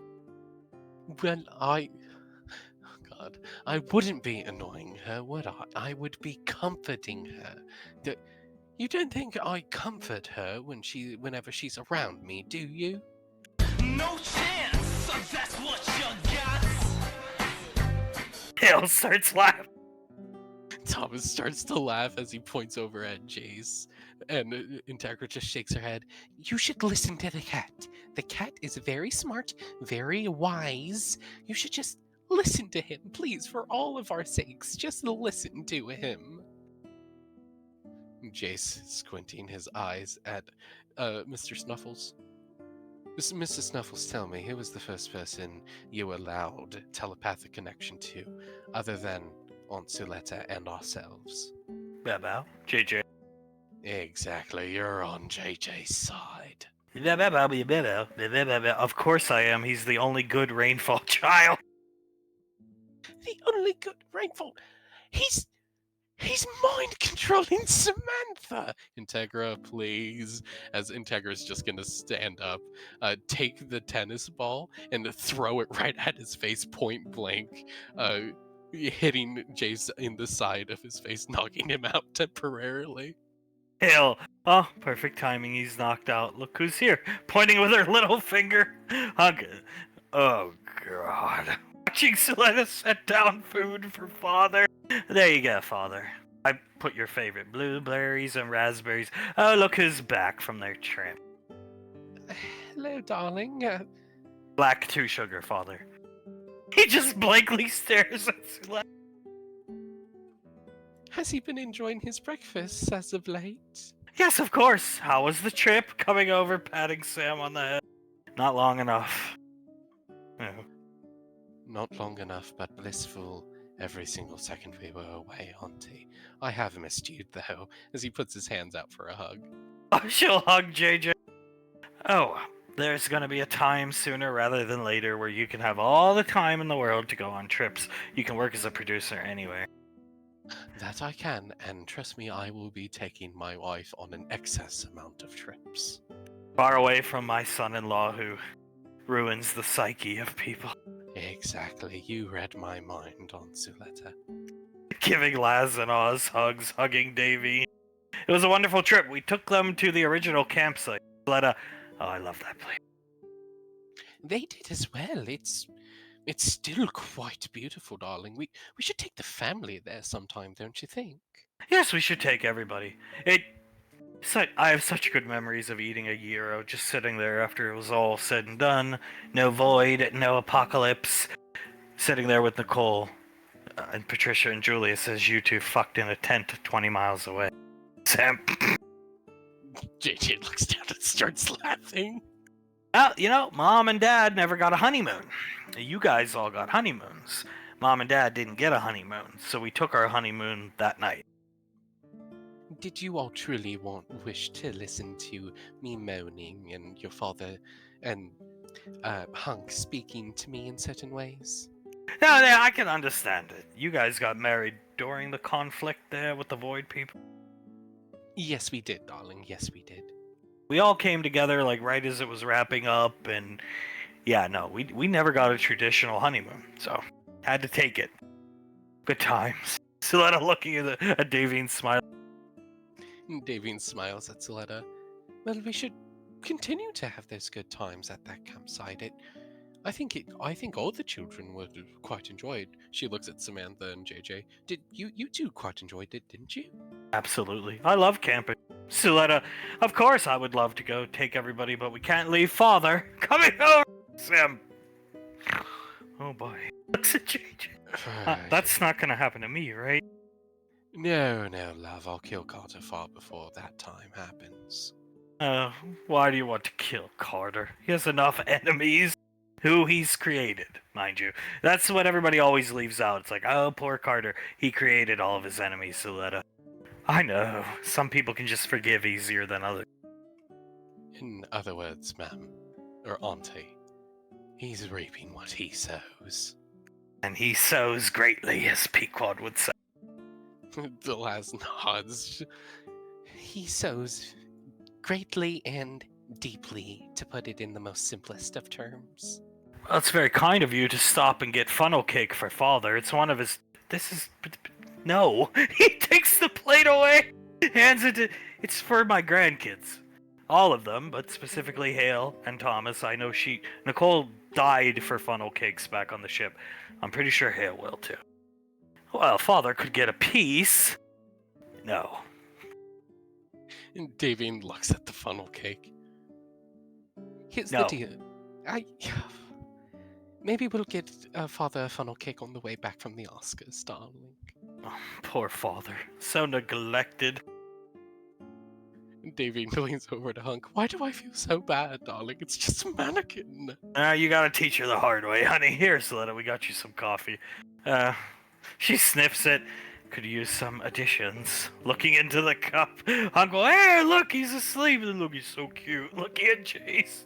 Oh yes, he does look quite cute while he's asleep. To them it just looks like he, zonked right out. But it looks like he was knocked out by something.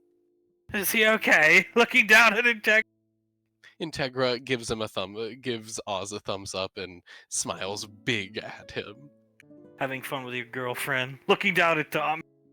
Thomas looks over at Sam, gives her a wink, smiles, and then gives Hale a big kiss. He'll pat the stone drake on the head. It'll run off to paw JJ's foot, and Hunk will funnel cake. Put it down between Thomas and Hale. Eat that. I think you'll like. What the hell is this?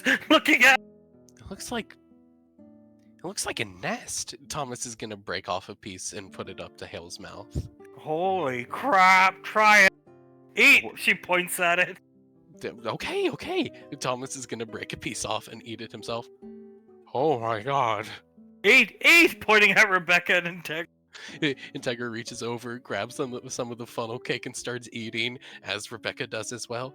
This is the best thing I've ever tasted. Yeah, I told you, dear. Comes over, stands next to Davy. Oh my god, it's like they're ravenous. It's like they haven't eaten in weeks.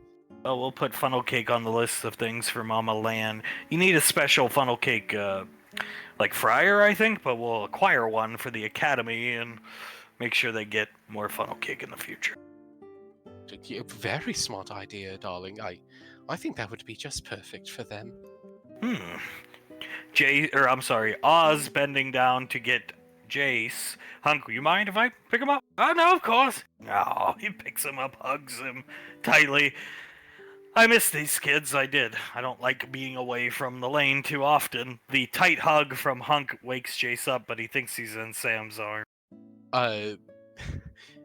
Without his eyes opening, Jace, thinking it's Sam, leans forward and gives Hunk a kiss on the lips. You, what the? Hey! He looks down at Jace. Jace's eyes open wide, hearing Hunk. He puts his hands up and shakes his hands in front of him and points over to Sam. Ha ha ha! Pointing up at Jace. Nerd. Thomas laughing. Dweeb. Got the wrong guy, pal. I just your granddad wanted to hug you. I missed you. Jace gives him a quick hug, and while he's hugging him, behind his back, Jace starts wiping his lips off with his hand. He'll turn around, look who's here. Show him Samantha holding the stone drink. Jace waves at Samantha, and he's gonna blow her a kiss. And she'll tilt her head at Jace, leave her mouth open, and wink at him, but then go back to paying attention to the drink. Oh, I see how it is. Trying to keep it secret from JJ. Okay. Jace will clear his throat loudly so even the adults can hear it, and then whip his hand out and put his hand in front of his face. She gags slightly. Smacking him on the back of the head. Ow! Jace spins around and points right at Mr. Snuffles. Stop trying to get in the way of us, Mr. Snuffles. Yeah, that's not nice. You shouldn't be getting physical with him. Mr. Snuffles. Hunk can't understand him, but the cat is saying you should have gotten physical with your wife a long time ago. Integra's eyes widen as she stands up and starts clapping for Mr. Snuffles. Hell, I don't know what we're clapping for, but let's clap. Sure, I'm clapping for this funnel cake, honestly. As he starts to clap, and Rebecca does as well. What'd that cat say to me, Suletta? Oh, he pulling out a bottle of Jack, pouring it in the coffee. He just said you don't understand. Jace needs a discipline sometime. Now, alright. As long as his parents are perfectly okay with it. Yes, we also believe that he needs discipline at times and truthfully quite often. Hey, save some of the goddamn fucking funnel. It's gone. Uncle looks shocked. Thomas wiping the powdered sugar off his and Hale's mouth at the same time. You were supposed to save at least a bite for Jace. Fuck him. Not that Hunk can hear. Rebecca just shakes her head at Hunk.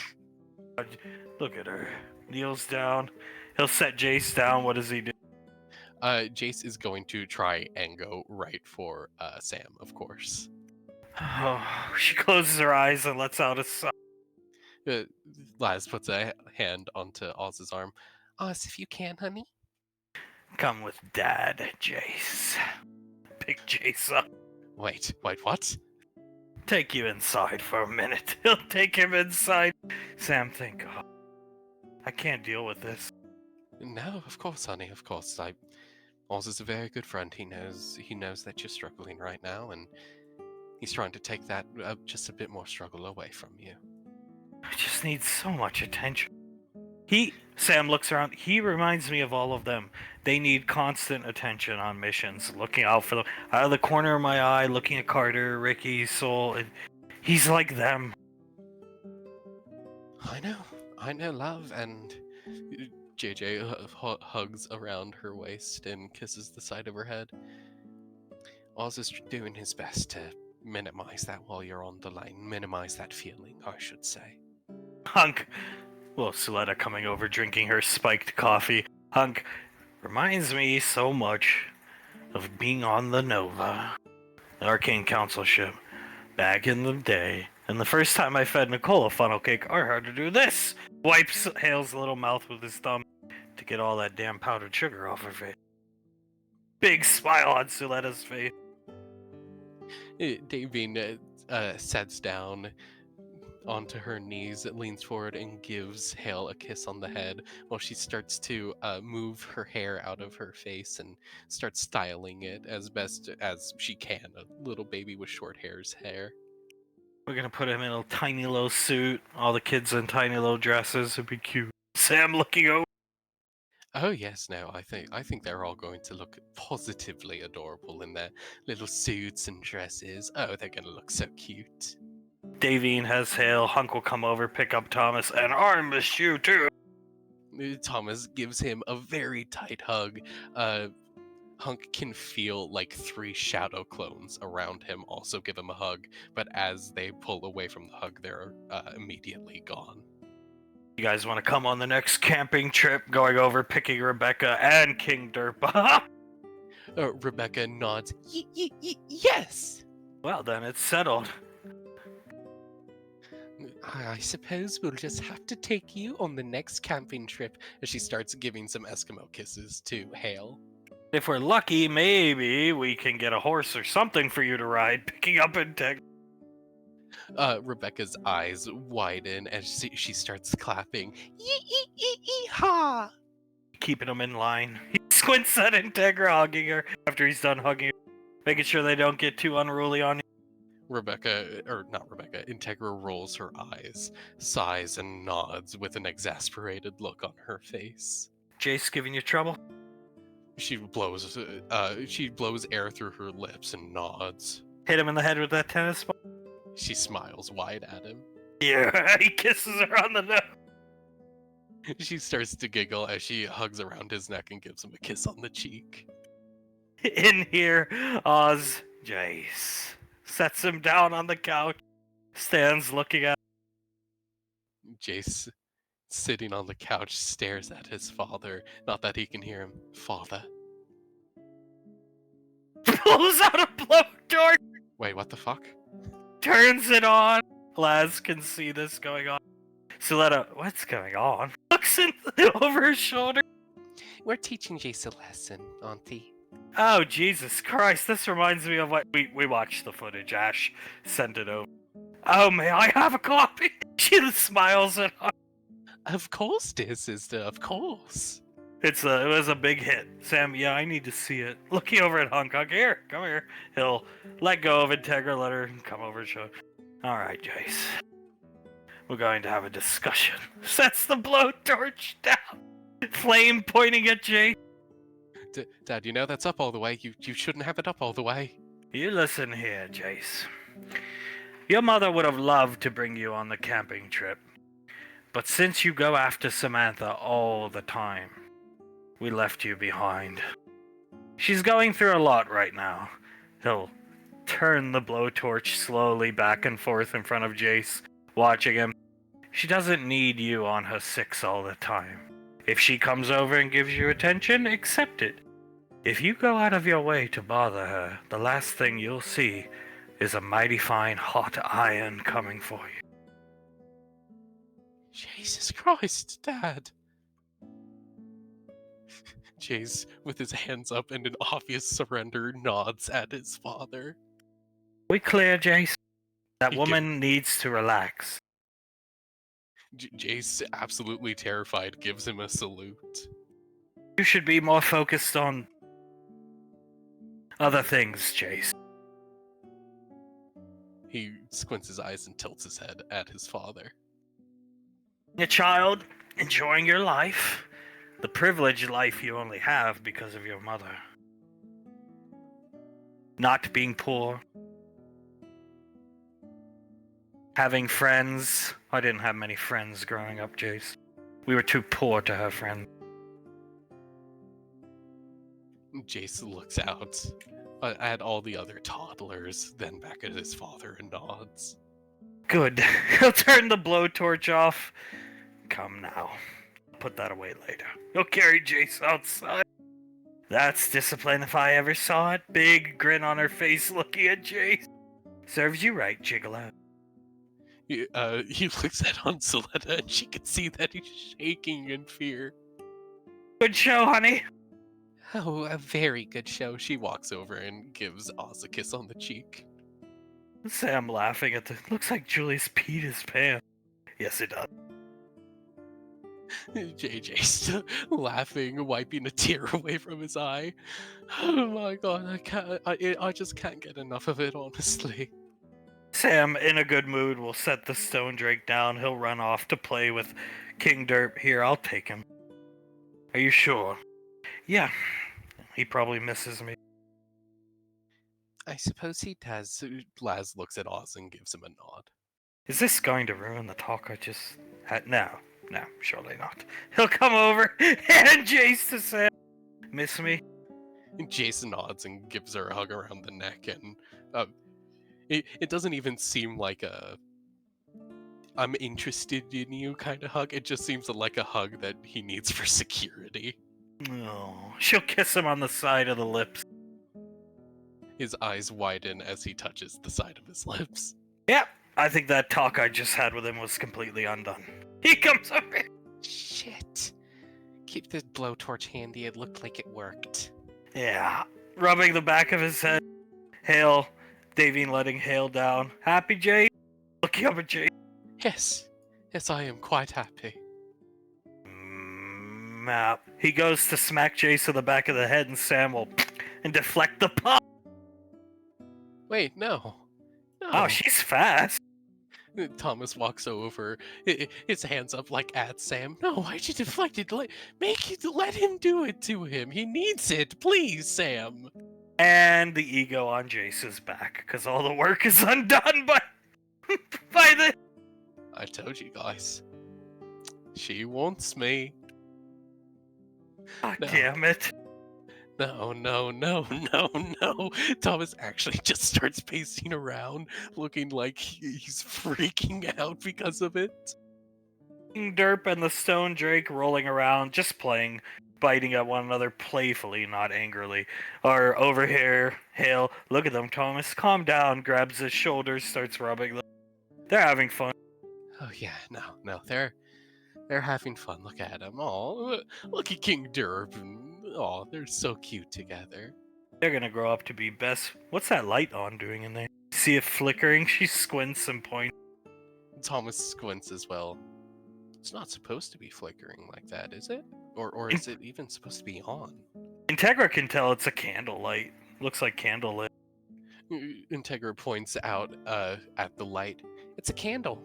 Uh, things used before lights and things like that, and they can also be used to augment smells or honor people in the dead in some religions and stuff like that. Okay, don't fall over. She'll set Jace down gently. Maybe I'll hold you later. She walks up here to get away from him as the adults are coming up here to let the kids play. Jace, with his hands on his hips, a big smile on his face. What can I say? I have a way with the ladies. Shut up, Jace. We're trying to figure something out here. Well, he looks at where Thomas is pointing, looks inside. It looks like a light is flickering, like a. He looks over at Integra. A candlelight, right? And she nods. Yeah, a candlelight. That's what I'm saying. Thomas is going to start walking over towards the pool house, grabbing Hale's hand as he starts walking. And Jason's The animal's just playing around, getting out of the way.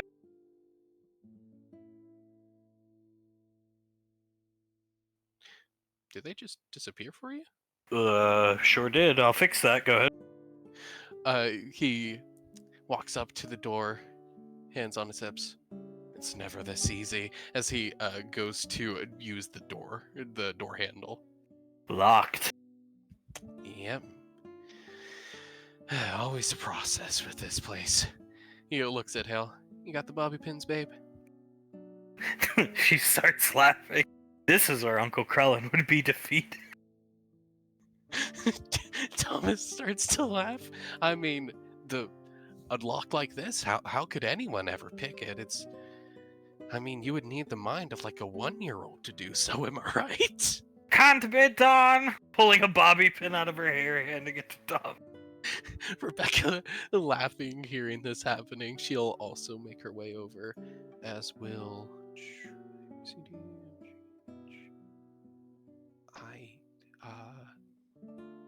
Where is she?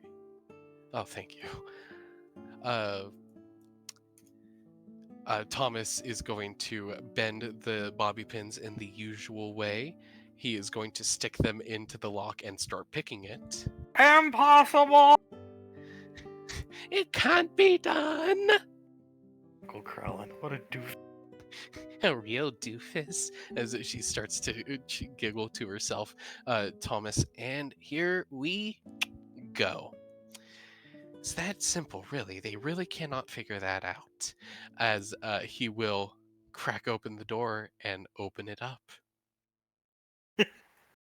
He sees like 40 candles lit and then a flame, an ever-burning flame, in front of a picture of Ash. A bunch of crosses, rest in peace signs, we'll see you in the next life, a bunch of cards like from the Hallmark store. Thomas starts to stumble backward out of the pool house. He stumbles back into him. That's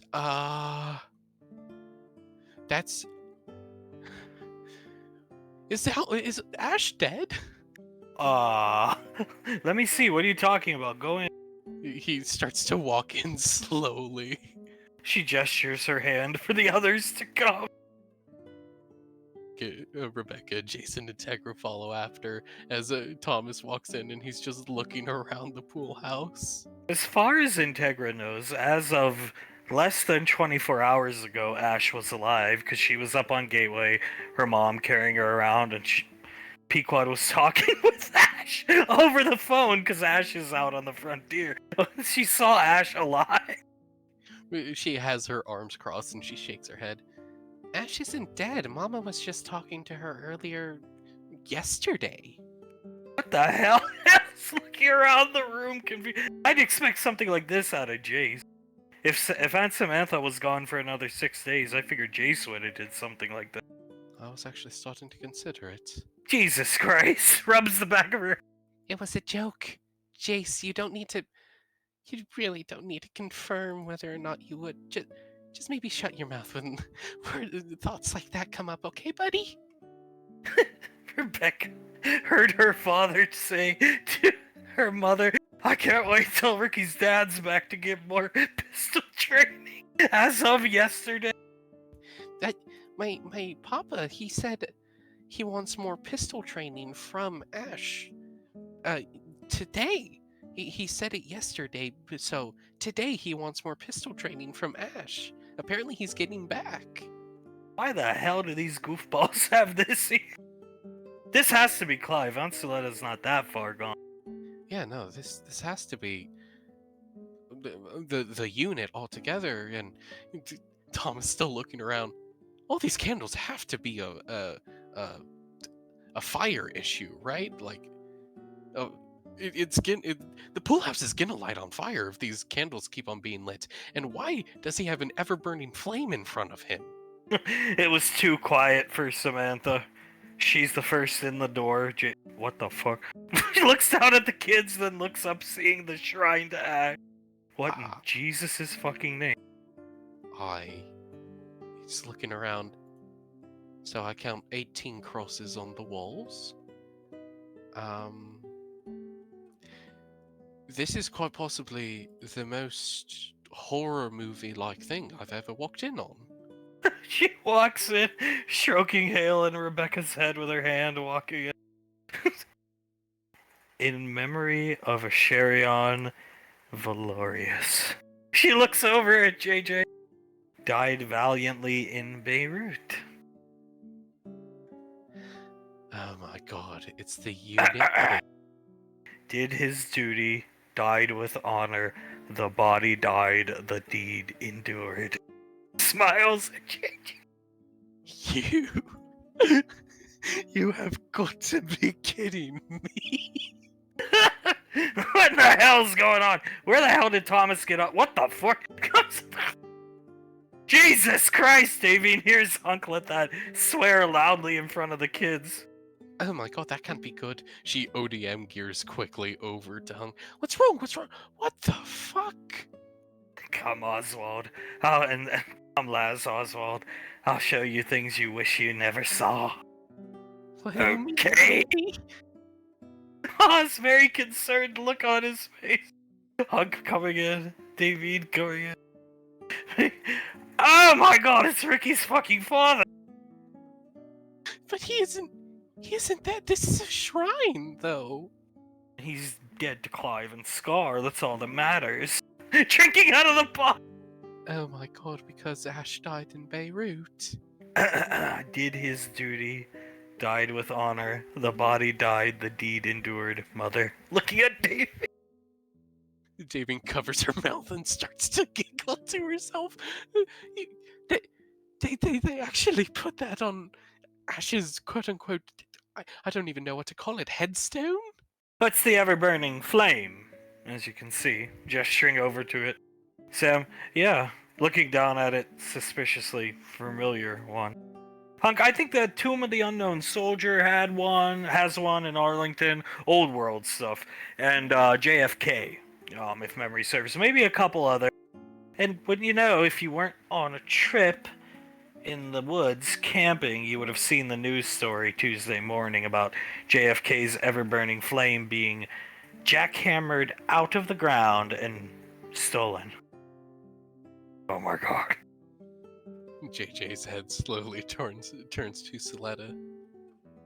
So what you're saying is, this ever-burning flame was stolen from a historical landmark, and it is JFK's ever-burning flame. No, it's Ash's. Sam shrugs and laughs. Laz starting to laugh as well.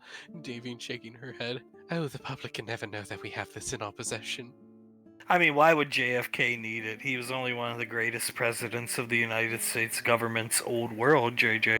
When Major Valorius could clearly use it. Major Valorius, who died in Beirut, trying to save the Fatso soul. Hale tugging on Hunk's leg, points up at it. No, he's not dead. He's not dead. Everybody calm down. Knew it. Oh, thank God. Even if he was dead, if you guys legitimately heard what you heard, and I don't doubt that you did, It would have been honestly pretty impressive that they would have gotten all this within the time that he died to now. He's out there working right now. He's not dead. This is what you call psychosis. Putting his hands on his hips, looking at it. Alright, well, we better just put this out and please don't. Just please don't. They'll steal something else. Tomb of the Unknown Soldier, or from another country of the old world. They just leave it. Alright. Alright, so she claps her hands together.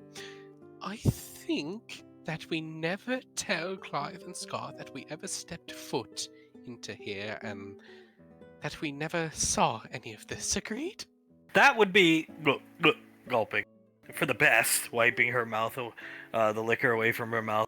That would be for the best. The only people allowed in here are members of the unit, and Frederick visits once a day to stoke the flame, if you will. That's fucking stupid. I just, oh my god, this is, out of all the things to believe, I think that one of the most stupid things that they do believe is that the believer Sharion is dead. They've probably been planning this for a while. Well, you know who's very proficient with a jackhammer? Scar, so, yeah. Well, isn't he proficient with pretty much everything in the world? Yes, it was all over the world news. Perhaps if you deem to look at your wrist computers. JJ clicks his tongue. I apologize, Auntie. We were trying to enjoy our time away. Well, you missed a lot. Looking at the flame. JJ looks at the flame. I suppose we did. Oh dear Jesus. Alright, that's enough death fetish worshipping somebody who's not dead. Let's get these kids out of here and get them into some more fitting attire for tonight. Oh yes, let's get them into their little dresses and suits. Ooh, I can't wait. Jace, do you remember anything we talked about? And he doesn't. Jace looks over at his father, tilts his head and squints his eyes. Yeah, it's okay. You gonna have fun at the Oscars tonight? He smiles and nods. Black dress, short, but not too short, obviously. Spaghetti straps. I think I'm gonna wear that one. She squints. JJ's eyes widen as he looks over at Sam. Put the skirt at the bottom. Ballerina kind of thing. He puts his arms around her waist. I would greatly enjoy that, love. I think that would be smashing. I'll wear it for you, and only you. Is there anything specific you want me to wear tonight?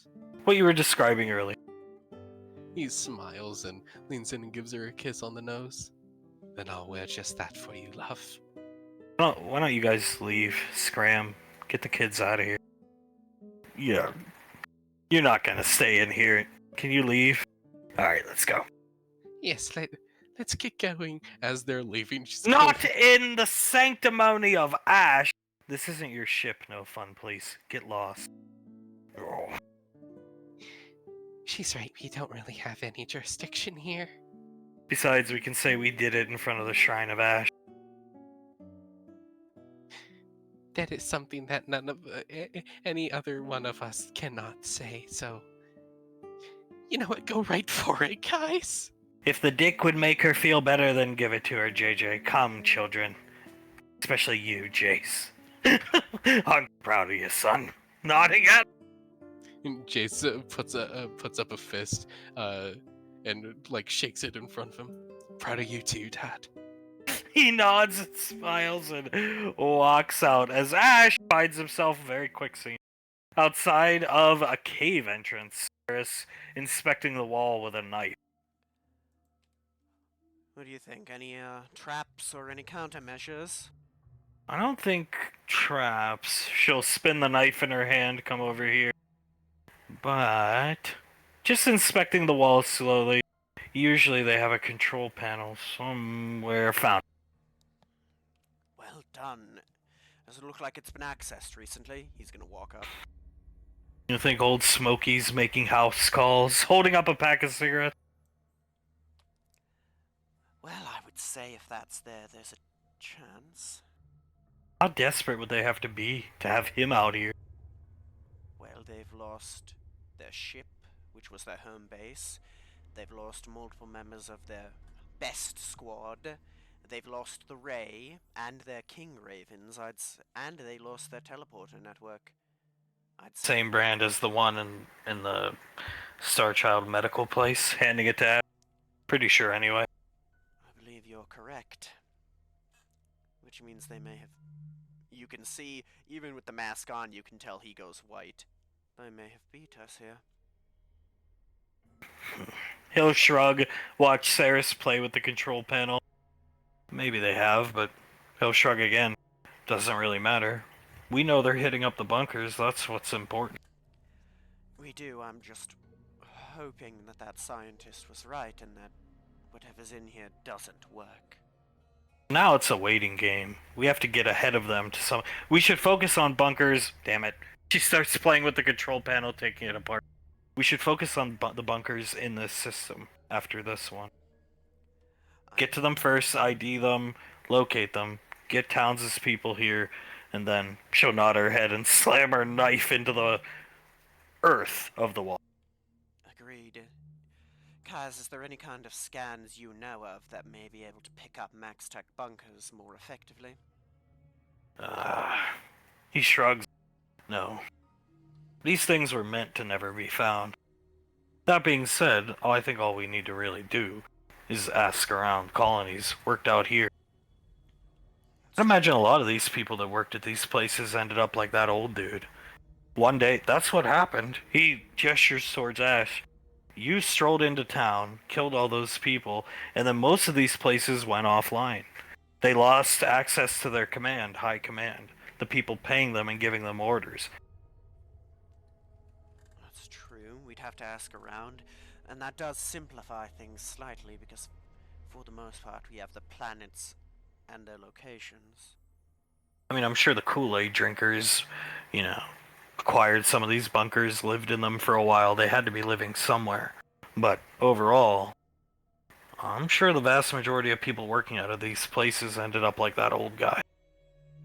One day, your job's over, your career's over, and then if you pay attention to some Universal news stations, you find out that Max Tech employees are now war criminals. You're gonna stay hunkered down. He nods his head. I stayed hunkered down after. No, it's the smart thing to do. You can see him put his hand on his helmet like he's rubbing his nose. I'll talk to the general. Saris, I'm gonna see about putting together another squad or two to work in tandem with us to find them for us to go through. I mean, make it 4 as far as I'm concerned.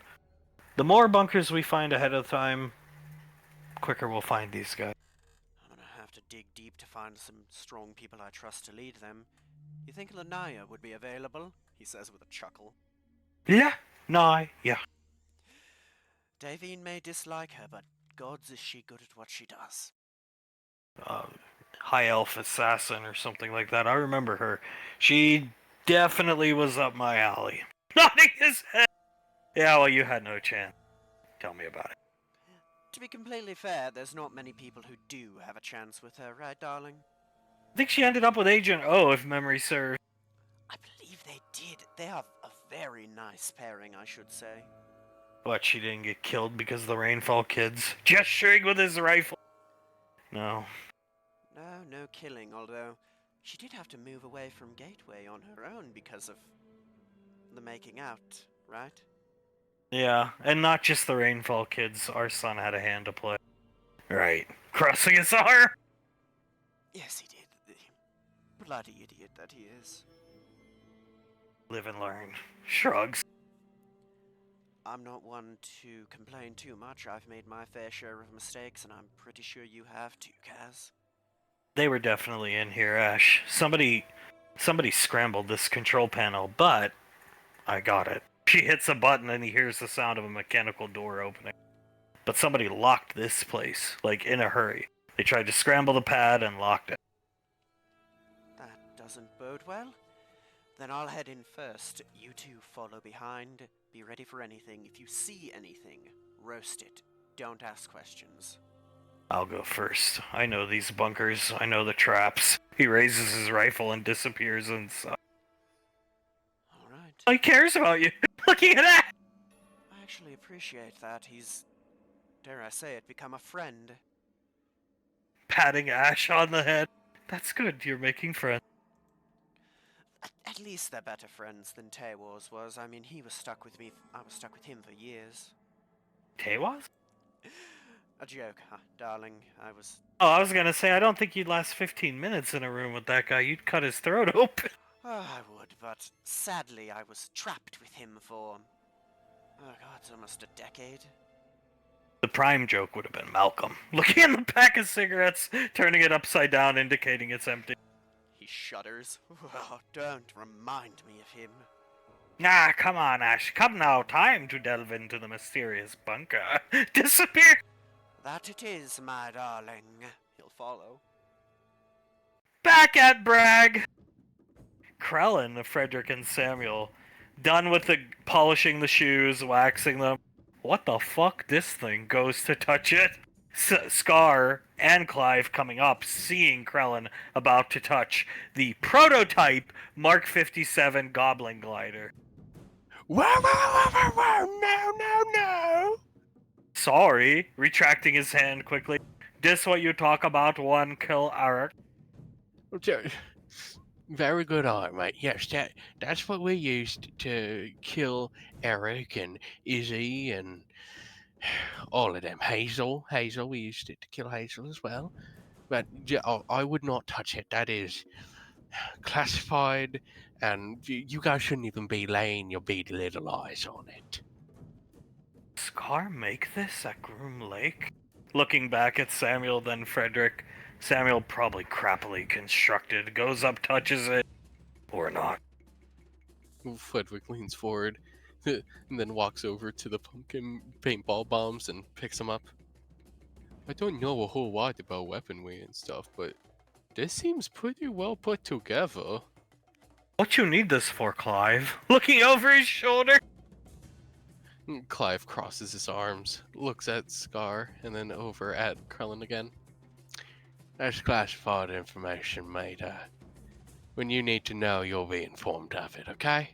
Yeah, but Clive, this is very dangerous to fly around on. You mess up, fall off glider, get hurt or killed, Suletta never recover. Well, two things to that. Do you know who you're talking to? I'm the commander of the unit. I'm the Clive Goblin. That thing was made just for me. I think I'll be just fine. And two, I would feel bad for Suletta. I really would. Trust me. She knew the risks when she married the man, right, brother? Exactly. Sometimes sacrifices must be made. Right. Looking back at Clive, then the glider. Frederick holding up the paintball grenades. Why do you need so many of these pumpkin things, guys? Well, look, fellas. This gear is great. Rubs the side of the glider with his paw. It truly is. Took me a long time to make, but I'm telling you, it's got to be field tested. You know what I'm saying? You make prototype gear. This was always a prototype. Lorelei prototyped the unit goblin years ago. The suit, the weaponry, and she put it together for us, EarthGov eggheads. This is top of the line experimental tech. Is glider gesturing up to it? Experimental tech. It has to be field tested. You make a new rifle. You go shoot at the range. The soldiers say, wow, the rifle's great, we love it. That doesn't matter. It has to be combat tested. So we have it out to combat test it today. Combat test against what? Going to attack Carter at Oscar?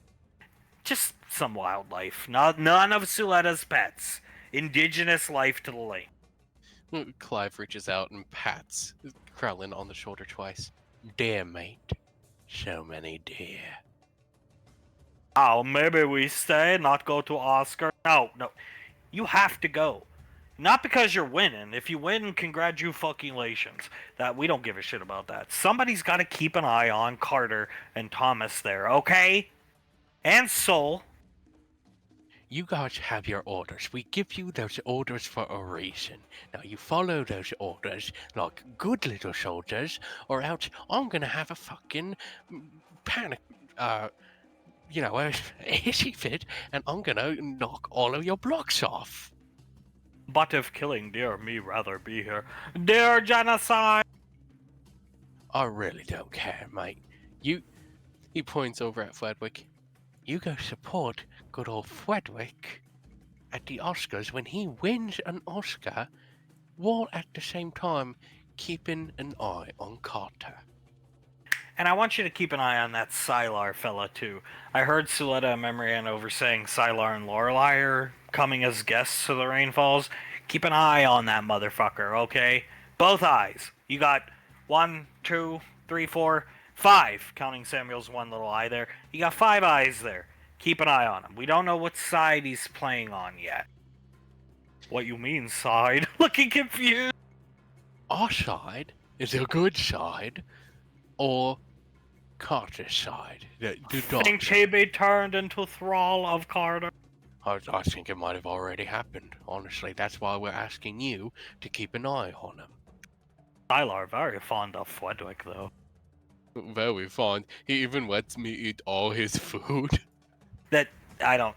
I think personally, Fred. I think he's luring you into a false sense of security. As do I. I would be careful, mate. I truly would be careful when it comes to dealing with Sylar and everything like that. I truly would. Yeah, I wouldn't trust him as far as I can throw him, which ain't very far. Maybe me fly glider tries to get up on the glider. Get the fuck off that! He'll forcibly pull him off. Wow! Falls on his butt. Nobody touches this glider except for who? Remind me, Scott. Who's the only one who touches this glider? The unit fucking goblin. Me. You're not the Unigoblin. I am. Fine. Standing up, wiping himself off. Your suits are coming. Give me time. This is the greatest scientific endeavor the world has ever seen. Project Sinister Unit. Give me time. You just give us some time, and you'll all get your pretty little suits with all your abilities and technological advancements that you all requested years ago, and yet for some reason you can't fucking remember it. Well, Carter fuck me in ass. Probably why me forget. Ugh. Well, you know what? Who else got fucked up the ass by Carter? Scar here. Multiple times. Thank you. And he remembers every single detail about every single mission. He's like a fucking elephant up here. He taps on Scar's head like a fucking elephant. I remember it like it was yet. Oh, reaching back to his butt.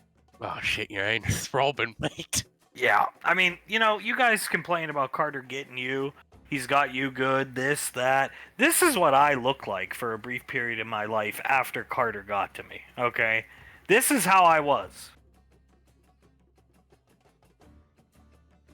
What the fuck? There I am. There I fucking am. Shrugging. Back in the day, his name was Stephen. His name was Stephen Hawking. Yeah. Scar is short for Steven, if you didn't know, in Leogan. Oh, our wheelchair computer voice guy. I wish he's still alive. Star Children love to meet him. What do you mean? Dude, Clive walks over and pops Krellin upside the head. Ow! He's standing right there. What the fuck are you talking about? This greatest mind of humanity generation and me humble. Thank you! Looking at Krell.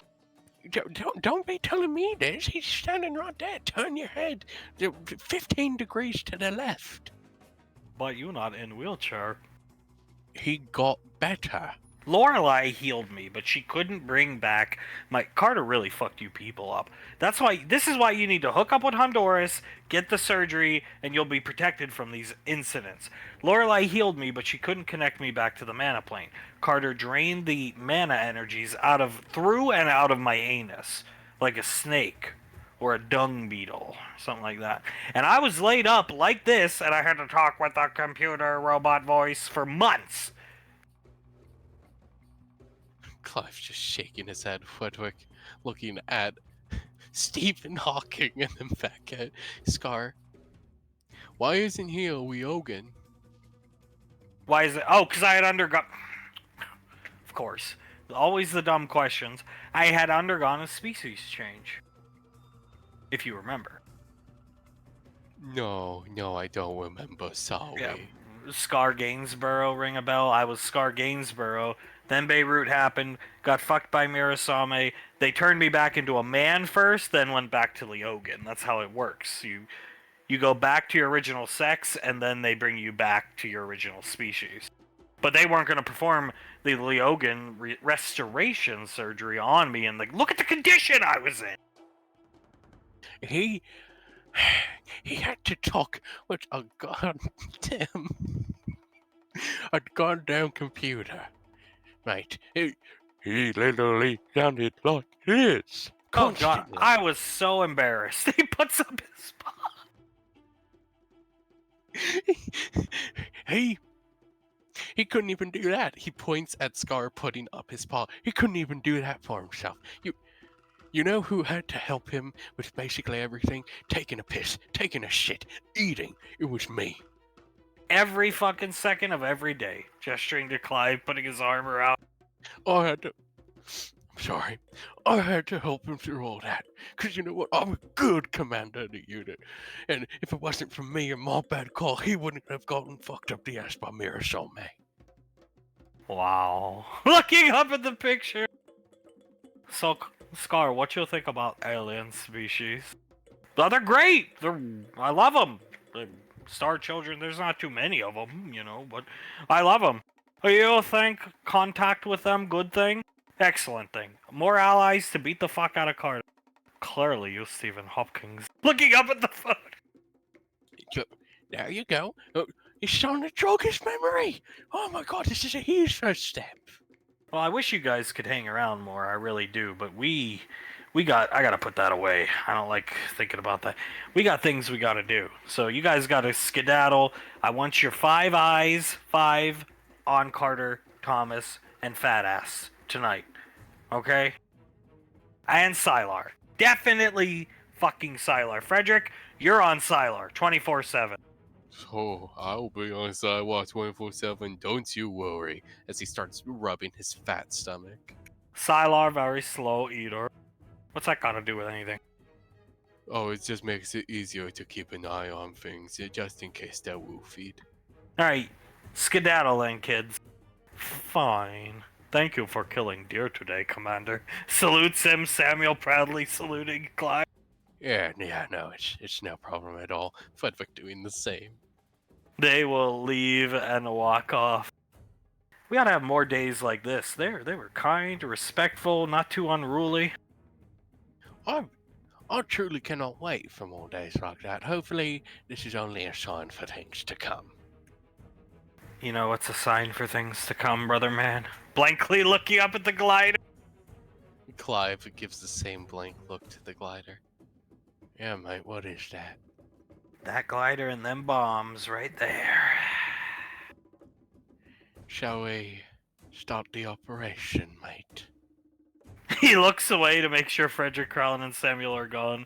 He sees them cresting the hillside in the jeep they traverse to and from. Not the Pinky, just a military jeep. Yeah. I think the UCF's got it coming to him today. Did you see that news article they put out? Carter, air quote, raised 4 million credits for them. I'm sorry! 40. Excuse me. Yeah, I saw it. And that's just unacceptable. We need to do all we can to get them off of Carter's radar. To stop these zealots of Carter, these apostates of Carter. We need This is to your woman right here. Pulling up a picture. Her name's Karen Feinberg. She's the leader of the UCF. United Cancer Foundation.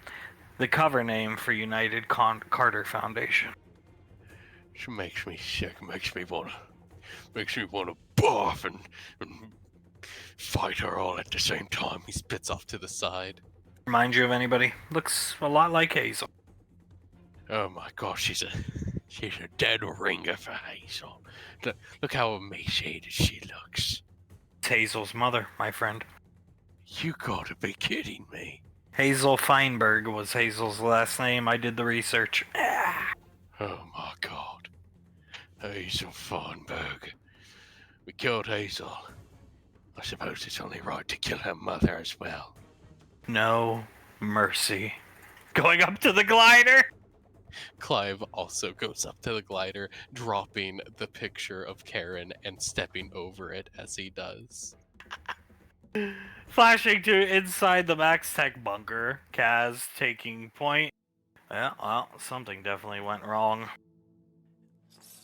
Yes, he looks down. Yes, I can see that. Brass. Picking up a bunch of bullets in his hand, letting them hit the floor. Your pulse rifles. Or what the? He steps in something, keeps walking. That's cute. He's going to go to follow him.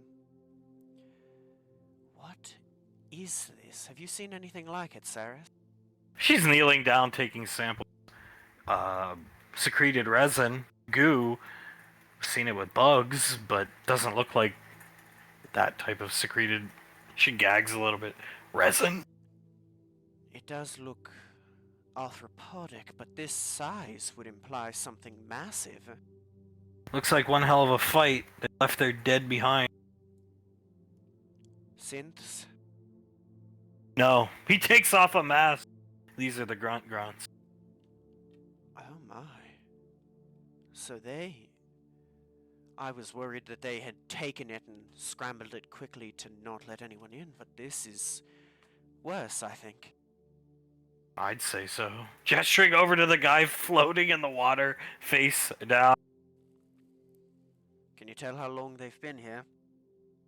Oh, he'll shrug. Barely a week. Looking over at Saris, that's not good. No, it's not. That means they were here recently. He's gonna look around. Does he see any computers? No, everything's smashed in the gunfight, maybe purposefully. But all the tech is shot up. They didn't leave anything behind here. Well, they sealed the door behind them. Whatever did the... Holy crap. This guy's whole eyeballs are ripped out. Whatever did this is either still in here, or Saris, or traversed out through that waterway. Points down here. That's true. He's looking around. There was a mountain range. That waterfall we flew up past. Oh god. It's never simple with you people. Shaking his... No, it's not. So whatever they were fighting may or may not have escaped. I'll go look around. You stay here. Opening a door slowly, it creaks loudly, disappears. So there are really two chances with this, Saris. Either it got away, or they managed to capture whatever it was at great cost. And judging by how they scrambled the locking pad outside, I think they thought, she'll shrug, just a guess, that they locked it in here. And they were wrong, I think. Because whatever did this should be out here doing the same to us, if it's still in here now. Yes, it should, and that makes perfect sense. The reason it never escaped through the waterway was what the scientists said. This was all on cold storage, remember? These idiots fucking opened the bunker, de-thawed out whatever it was, met their deserved fate, kneeling down, looking at this guy's body, impaled through the chest. That's cute. And then it got out. Yeah. And it's out there. She points to the waterfall, or the water, which she assumes leads to the waterfall. It's out there. There's how many people live on this planet? 400,000? Between 4 and 5, if I remember correctly. I think this next census was getting close to 500,000. Beakers, chemistry sets, a big tube filled with water. He shrugged.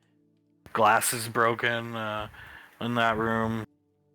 Looks like they went in, pulled something out of the tube, and then shit went haywire. More bodies, more bullets. That's what I thought. God damn it. How many more bodies? 20? He shrugs. maybe 25. I didn't count. And railgun markings too. Like, I assume. Like, huge, gigantic. You can go look for yourself. I most certainly will, but I have a question for the two of you. I trust your forensic abilities just off a glance. If you had to guess, how many things do you think they were fighting here? One. Because there's one gigantic tube. And it's filled with water. It was probably, whatever was in it was probably frozen. I think they took one thing out of it, and then that one thing decided it was time to wake up and have lunch. And that's what I thought as well. I was hoping, honestly, I was hoping it was multiple because those would be easier to take down. If one thing did this to these people, and you know there was more here because Smokey was here, if it was able to tear them apart like that, I do not want to meet it without one of our heavy hitters with us. Not often I'd imagine that big bitch with the railgun runs from thing. No, I don't think it is. Well, to be honest, I think the heavy hitters and I are the only times she probably does.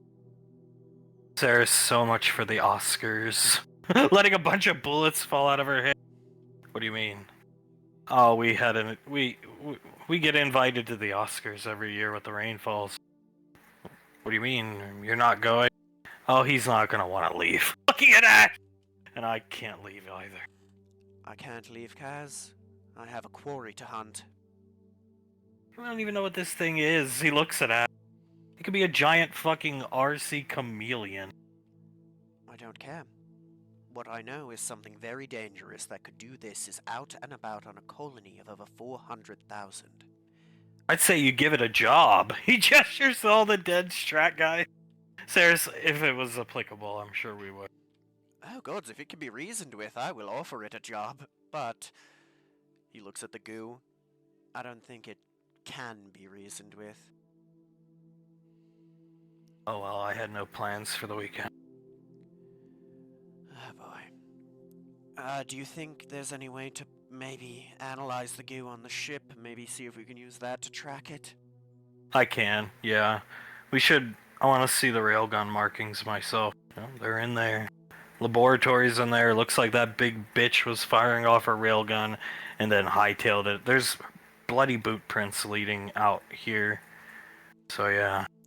Agreed. Alright, Saris, I want you to get a full scan of everything before we move anything around. After that, Kaz, I want you to pull any hard drives you think you can salvage from the shot-up computers. Copy that. He'll disappear in. Sarah's so much scanning the room. I really wanted to see JJ win. Sad look on her face walking into the room. We'll get him next year, darling. He's gonna follow. Flashing to the office, you got Icy, Julius Pequod, relaxing. Sasha. I just can't get over the look on Carter's face. Pequod. Julia starts laughing. Oh, it was great. I mean, he looked so dumbfounded. I think that's just the best way I can put it. I remember when he was a baby. He was so cute. I'd pick him up. I'd be filled with like hope and joy. Like, one day you're gonna be something. And then he almost ruined the family. Sasha. Size! Well, nobody could have seen that coming. Julius sighs heavily. He rubs his face. Yeah, I could have done a better job at raising him. It's my fault. Boys are... Actually, I don't think it's boys. I just think in general, I was a nightmare for Dad. She shrugged. Well, I think rainfalls are just rough to raise in general. I mean, that might be true, but still. I mean... JJ wasn't. Elizabeth wasn't up until she disrespected our parents and disappeared like a dumb cunt. Laz wasn't. Oh, well. Yeah, but not everybody can be the greatest child of Julius. That is true. It is always going to be one singular spot available for the greatest child of Julius. I'm glad Lorelai's coming tonight, playing with Julius's shirt. The collar on his shirt. She's coming. Sylar's coming. Should be a good. Dad's kind of upset about after the spaghetti dinner. Thinks Frederick ruined our chances of hiring Sylar. I don't think it's necessarily. It's ruined, probably. Now, come on, Sasha. We can have hope. There's hope that he'll still, join the family even after he had all his spaghetti eaten by Fledwick And meatballs sucking on her vape pen. and meatballs. And bread. Nicole, please, you're not helping my argument here. The point is, maybe he'll. Frederick's gonna wear a shirt, right? Sasha puts out her hands and is like, I'm trying to spend more time around the lane on the weekends instead of me and Towns hiding at our place in Nebraska. Towns clapping lightly. Every time I see Frederick, he's shirtless. But he hasn't worn a shirt since the night of the boxing wrestling match fiasco, I think, maybe? That's the last time I remember seeing him with a shirt on. Well, I mean, he's gonna wear. This is the Oscars. He's not hanging around the lane, or I see. Julius looks down at the table. He feigns surprise. Oh my God, Nicole! Look, I've never noticed that button before. What do you think that does? Maybe it opens a door. Pequod, he's not gonna wear a shirt. Julius sighs. He looks up at Towns and just shakes his head. That's fucking terrible. Wait, he's gonna win. You guys saw the movie, right? Fred Pan, he did fucking insane. Pequod, we know. He's gonna accept his Oscar without a shirt on. First time in Oscar history it's been accepted shirtless. We talked about it with like security and everything beforehand, and they were like, yeah, no, that's fine. It's Fledwick, of course it is.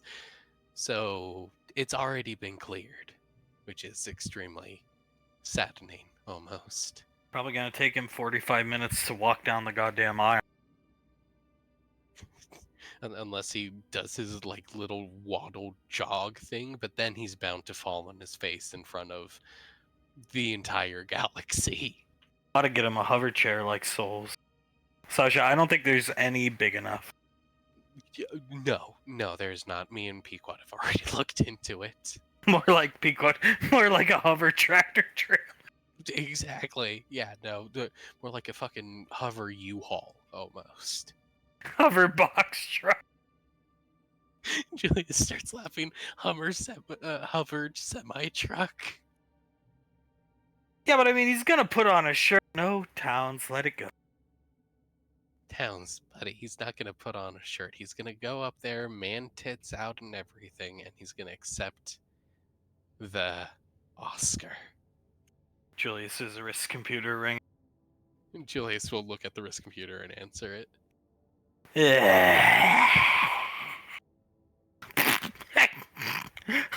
I didn't realize it was Halloween, Julius. Hey, Scar. What What? you wearing? Where's the money maker? Where's the decision maker? Not the leech. Pequod sees Julius put his tongue into his cheek and bite down on it, and he moves the wrist computer over to Pequod. The decision maker is here, and I'd appreciate you not calling him a leech. You ain't got time to worry about what I'm calling him. Don't you worry, pretty thing. Pequod. Oh, he's just digging himself a grave, isn't he? If I were you, I'd find a better man. Such a laugh. Right. What do you want, Scar? Well, you want to make some more money, Weasel, so you can blow it on fucking katanas while your wife works hard for you? My wife buys those katanas for me as a gift. Thank you. Why don't you go suck off Izzy?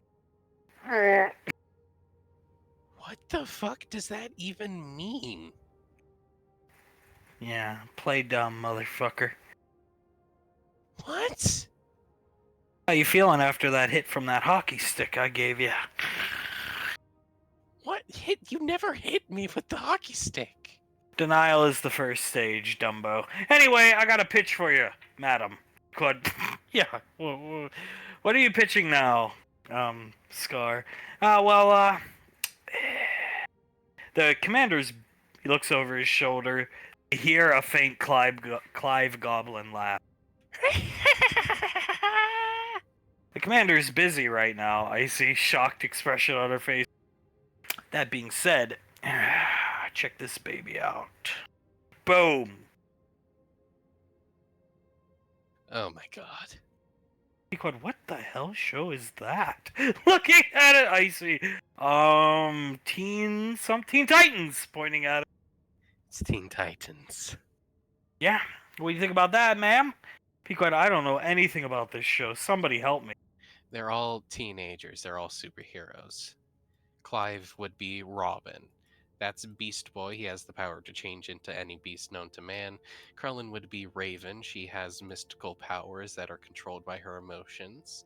That's Starfire, an alien from, the sky who can control metal and objects and light, so on and so forth. And then Cyborg is, well, Cyborg.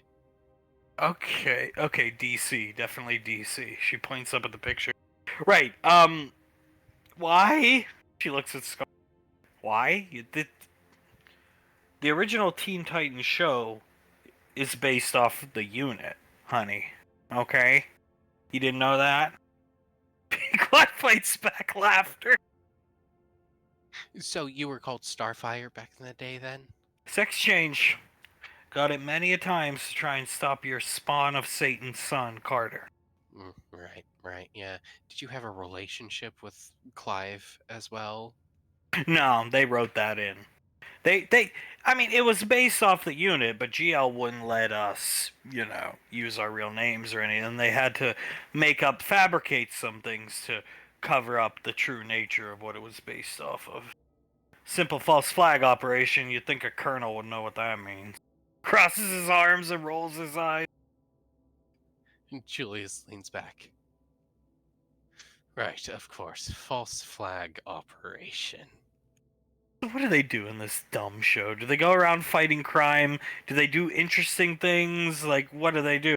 What do you think we did? We fought fucking Carter. He's known as Slade back then. Thank you.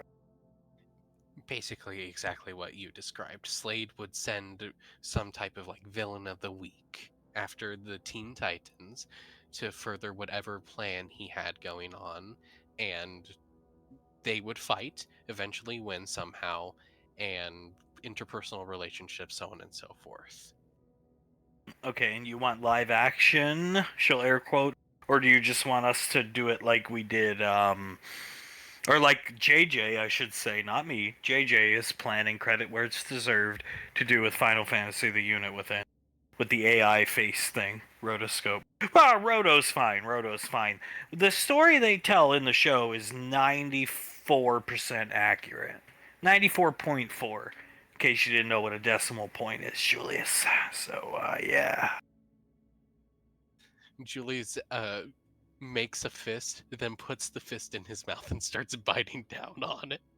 So what do you say? You want to make some more money? I know that little Clivio, that's so Cliven, the Roofie Dead are top 3 on the stream. Approved. Scar. And that's why we get the job done as the unit. Take notes, Weasel. We ain't leeching off of any woman. We're making it our own way. He gives Julius a big middle finger and hangs up on Julius. Julius is still biting down on his wrist. He lets go of the bite. I'm the leech. Does he just purposely try to anger you? Of course, Nicole. Rubbing Julius's hand. I've never been more angry and confused in my life. What the fuck was he even talking about? You're being insulted by a man in a children's Halloween costume. It's understandable to get angry, Julius.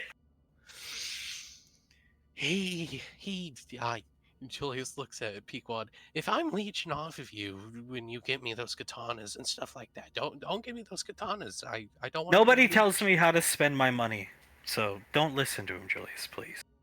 You letting him get in your head is exactly what he wants. What I want is to murder him, but Dad and Mom won't let me. That is okay, and there's a good reason. One, he's a victim of your son and mom. And two, they do make us a lot of money. They do make us a lot of money, and I suspect that this show would also make a lot of money. In case you didn't know what a decimal point is. He was a goddamn dock worker. You think he even knew what a decimal point was? Kissing Julius on the cheek. No, It's that dot thing you put in between the numbers there, Julius. I see. that's the exact definition he would probably give it. I wasn't the most smart socially, and honestly, book smart's not that smart either. But I at least knew how to do basic math. I knew how to read. I knew how to do a lot of stuff, and you know what? As a person coming from Gallia, that says a lot about me. Here, Icy will hand Julius her vape pen. Take a nice long hit. It's just nicotine, but it'll even you out. Julius takes the vape pen and starts taking a long hit off of it. Pequod patting him on the head. Feel better? Yeah, I feel better. Sorry for freaking out like that. He hands the vape pen back to Icy. Does nobody care he's dressed as Scorpion from Spider-Man? Pequod, no. I don't care. It's probably some sexual fantasy of him and Clive's. I heard Clive cackling in the background. He's probably laughing in joy that he's seeing his man dressed up like a scorpion. Probably just asked him, "What are you gonna do with that tail to me, Scorpion?" Oh, I'm gonna sting you where it hurts, brother. Ugh, gross. That probably same thing's gonna happen in this show. He points up to Scar as Starfire. Sasha, so Cliven, Lil Clivio, Roofy Dead, all approved with like no real thought. You just snap your fingers and approve them. Pequod, yes. But Avatar, the last unit, retard bender, whatever it's called, is still up in the air. Pequod sighs heavily.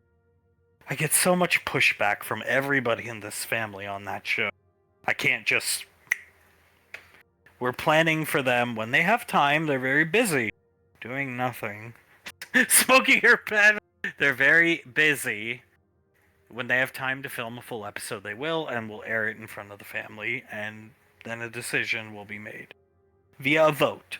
But ultimately, I don't really care what most people think. If it's gonna make money, I'm just gonna greenlight it.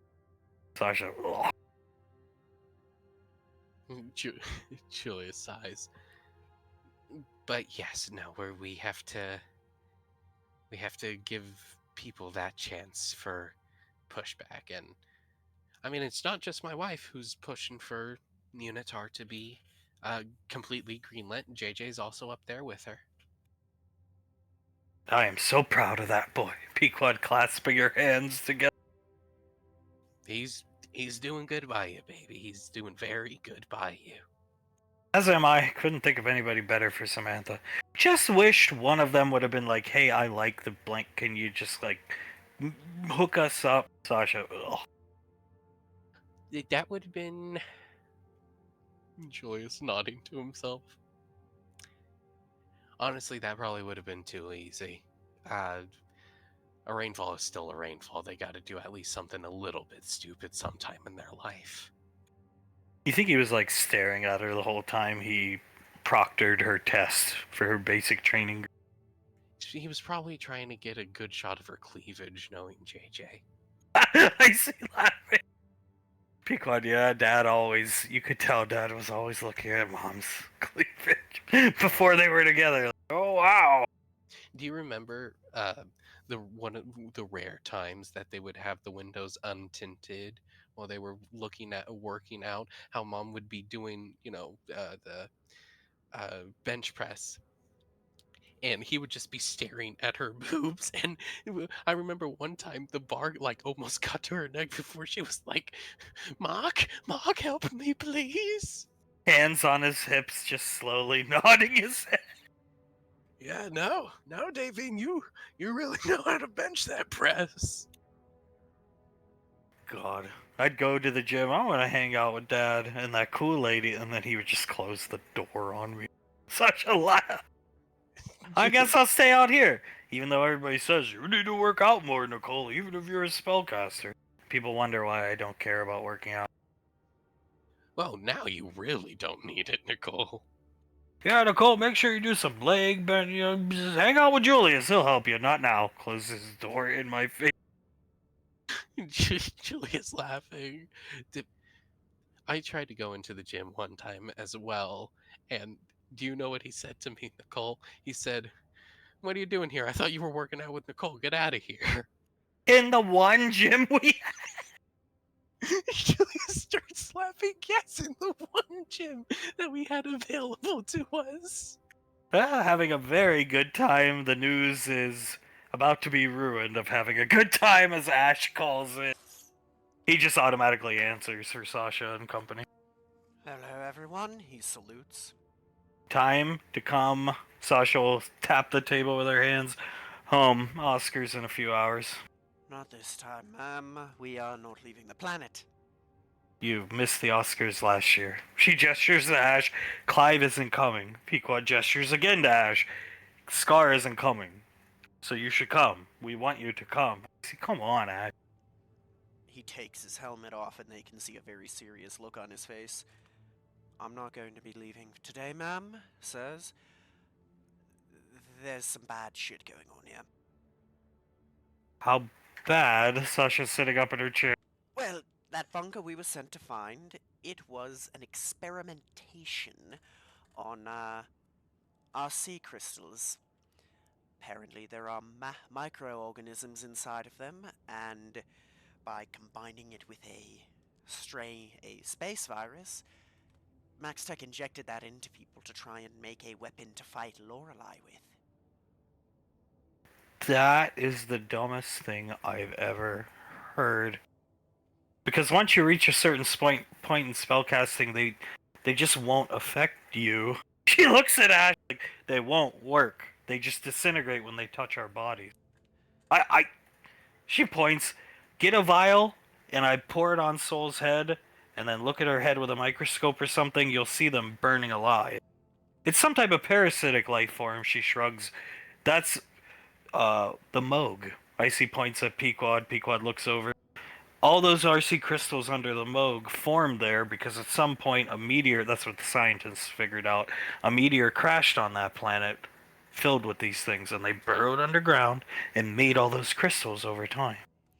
It's like the peak of their evolution is crystallized. It's really weird. Sorry, Ash. He points back at Ash. Well, it would have been dumb if they hadn't succeeded, it seems. But that's just insane, though. She looks around the room. It doesn't make any sense. It won't have any effect on somebody like Lorelei. What they did do is create a super fucking... Well, they probably created something incredibly dangerous to normal people. Oh, it was. He's gonna turn so they can see the devastation. Old Smoky beat us here, and this is what happened to his boys. Pequod, god damn. So they got it. No, it doesn't look like it. They're all dead. Their men are left dead, and they scrambled and locked the door in a rush. Those railgun markings? She looks at the wall. That looks like an EarthGov railgun, but way stronger. A hole in the wall. Yes, we're thinking it might have been Fortune, because there's an empty pack of Old Smoky's favorite outside. That woman was there? That's our best guess. And if Kaz thinks so, I trust his judgment. Must have been bad if she was running away from some... And the thing is, our beastie isn't in here, and there's a waterway that leads out to a waterfall.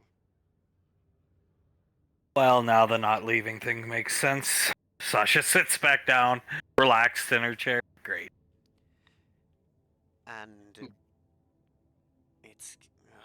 And it seems it got away. According to the old scientist we interrogated, this place was under cold storage until Smokey and the bands opened it. Oh, so they de-thawed the motherfucker. Sasha's shaking her head. Yes, and it couldn't have been more than a week ago. Oh, that's great. Saris from the background 3 days ago by the combat footage recording on this guy's armor. And yes, here is a clip of Fortune running away. That's bad. So even if, Extreme. yeah, and even if it can't hurt high-level spellcasters, I still worry for the kids, if they got any data from it. I mean, Icy will shrug. With Soul, if that thing, I don't know of it, but what I do know is if it's made to fight spellcasters, it's lunch for Soul. That being said, I don't know its capabilities. If it's made to fight spellcasters, it would throttle Carter and Memory Ann. And that's just the facts of life. I agree. Damn it. And now it's loose, on a planet, with nearly 500,000 colonists. Pequod sighs, face palming. I'm going to need some backup here, I think. And on top of that, I would have done it myself, ma'am, but I'm entrusting it to somebody else. I need multiple squads to look at the other bunker, to locate the other bunkers in this area and lock them down soon. In that system? Okay. That can be done. That can be done easily. Yeah, that can be done. Just in case, because if that's what they were keeping here, I'm very worried about what else is here. God damn it. Julius nods. Yeah, we completely understand wanting to stay on the planet now. Ash, try to locate this thing as soon as possible. Well, that's a big fucking planet. I'll send quite a few. I'll send a battalion of troops. It's gonna stir up the public. Frontier colony, battalion of EarthGov troops showing up, but I'll station them around every, at least major colony. Sasha will shrug, and chain of command. They'll fall under your command, but it's gonna stir up the public in not a good way. We'll use the old excuse, training exercise. Training exercise, practicing guarding colony, blah blah blah blah blah. UIR maneuvers. Exactly. And if we find it, I'll probably want to ask for one of your help if we do see it. When you find it, try not to engage it. Icy will put up her finger. Don't engage it. Unless you have to protect people, of course. You know better than me. But when you find it, try not to engage it. Call, and we'll send Soul. This would be a very good, not test, stepping stone? She'll shrug. Right? Pequod, I don't get it. You want to use it as a rite of passage. Just like me with Nevermore. Lorelei made me kill that guy, eat his soul in his fucked up dimension realm. This would be good for her. Who knows? Might even provoke something out of her. I'll trust the time deity unless one of her superiors has a different order. No, I'm hands off with spellcasters. She shrugged. Then I believe that settles it. I'll trust your judgment, Icy, and believe me, I don't want to fight it. I am a spellcaster, albeit weak after all. If you don't find anything within a couple weeks, we'll send more troops and you'll have to come back because we have other bunkers for you to hit. But for now, go on a hunt. It will be done, ma'am. I would say let the kids have their fun tonight and tell them in the morning at the very soonest. Yeah, I mean, I already let them all off duty to go get ready for the Oscars for the most part. Ricky's back home with his girl. But yeah, keep us up to date. I'll let you know every step of the way. Let me know when the troops are almost here. Ricky didn't want to go to the Oscars. Towns looks at Ash. Any particular reason? Tilting his head at Ash. Because the unit, Ash knows why. Who else is going to be there with them? But the unit isn't coming! I see. Not good enough for him. Can Ricky trust that the leaders of the unit won't crash the party? I mean, he could show up if he wanted to. Ask me the ambassador here.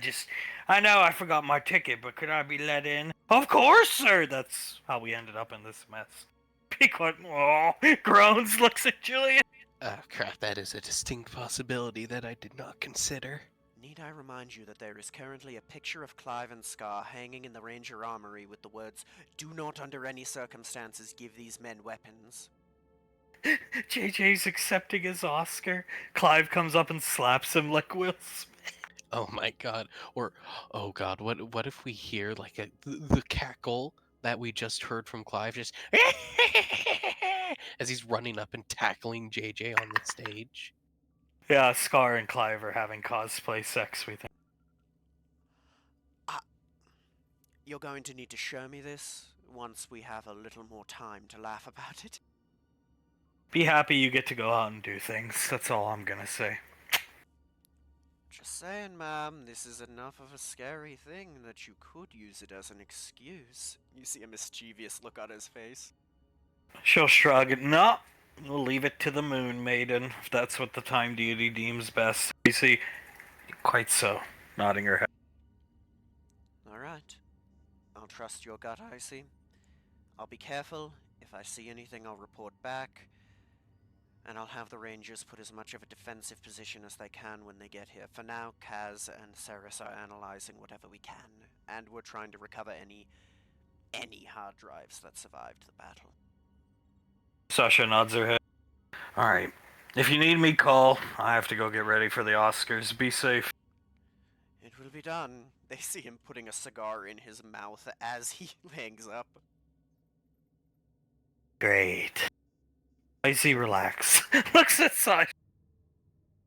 Julius rubs his face, starting at his forehead, going all the way down to his chin, and shakes his head. God damn it. He looks over at Sasha. It can never just be like a solid 2 weeks that we have nothing going on. Nope. If it's not drama from the family, it's something else. And no, I can't relax, thank you. 400,000 people. Relax. Nodding her head. Julius looks at Icy. Are you sure you don't want, like, me, at least me, to go out and along with Soul and the kids, just in case something happens? Nope. Shaking her head slowly. Look at the way she fought in that bug fest of a defense campaign. She has to fight. Let her go. She doesn't need your help. She sure as fuck doesn't need mine. Okay, fine. Julius puts his hands up. I'll trust your judgment, like Ash was saying. In fact, helping Lorelai never lifted a finger to help me in all the fucked up things she made me eat with Nevermore. Never once. She watched from somewhere, usually perched high in her little supremacy fetish, watching me struggle. And look where I am today. The most powerful spellcaster ever known. So, she needs the same treatment. Alright, fine. Fair enough. Especially with emotions the way they are right now. She's still angry at herself for what she did with the teleporters getting manipulated by that bastard. This is the perfect mix, trust me. I nearly killed Lorelai the first time I went Nevermore. It wasn't just a congratulations and we hugged it out. We almost had, it was really bad. So, long story short, like, she needs this. Instead of her almost killing Lorelai or almost crashing the moon into Earth, this will suffice. And if some people die along the way, that's the natural balance of the universe. She looks at Julius. I hate to say that, Julius, but that is what it is, and this is not on our hands. Strat let that thing out. That blood's on their hands. Julius crosses his arms and raises his eyebrow. Do you think she has some kind of version of Nevermore? I hope to find out. Spinning the vape pen in her fingers. I hope to find out. I really do. I would assume so. Maybe nothing as overt as Nevermore and powerful. Maybe something not like that. but I'm sure she has something bestowed upon her. Julius nods. I'm gonna trust you. And not because you're the time deity or anything like that, but because you're my sister, and I trust you wouldn't put her in harm's way if you didn't think she could get out of it. Icy smiles. Nevermore was made to combat the void invasion of their planet, the Enovians. It's uh it it has defense, of course, but it was made with pure offense in mind, and it can't be stopped for the most part, save for fucking void entity. But I imagine it being the moon maiden. It's something that maybe more elegant, regal, reap justice upon the wicked. Pequod sounds cool. Julius nods.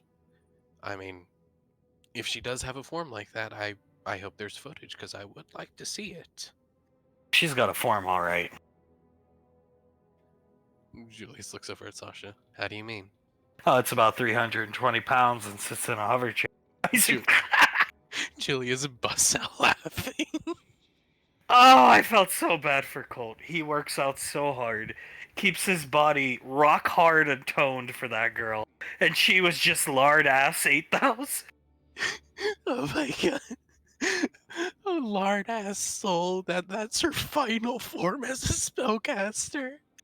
Ash at the brink of about to, being pushed back by some monsters. Lard ass rolls onto the sea. Don't worry, Ash. I got your back. Go back to the fucking ship if you can make it there. Don't accidentally trip on your way up there somehow. Well, if she has a spellcasting form, that's great. That's fabulous. I would like another trump card on the table in the future. But for now, her only other form, in my opinion, is Lard Ass Soul. And what a form it is. It'd probably make all of our enemies throw up in their mouths. Imagine working out every day to keep yourself in rock hard, toned, perfect shape. And I'm just letting myself go at like 700 pounds. Oh my god. That is not fair. You know what I mean? Like, Sam works out very hard. Because JJ works out very hard. They stay in good shape for one another. It's a healthy thing in a relationship. Meanwhile, she's just... And Colt's like a fucking Roman statue. Oh man, I feel so bad for that boy sometimes. He did it to himself. He's sure. He knew what he was getting into. He's the one who brought her the fucking ice cream and lemonade. Julius laughing. He looks at Pequod. Well, at least we know that that's one thing that she does not get from either of us, not working out and getting fat like that. I mean, I even used to hit the treadmill, remember? I was pregnant. I would just walk on it at it was like 5 miles an hour, but I would walk on the treadmill. Oh, trust me, honey. I remember I used to watch you quite a bit while you did it. But it's healthy. It's healthier to do that than it is to just sit there and... For the babies. Eating her 7th tub of ice cream. It is healthier to at least get some exercise. A lot of pregnant women swim. Yeah, well, if Colt put her in a pool, she would have sank. Like a brick. Like a fucking rock. I hated that time. I love that time she was with us, don't get me wrong, because it's like, she's here. She's safe. Don't gotta worry about my goddaughter. And we're working together and I'm teaching her. This is what I've always wanted. I was really let down when Carter blew his chance, but I got it with her, and I'm grateful.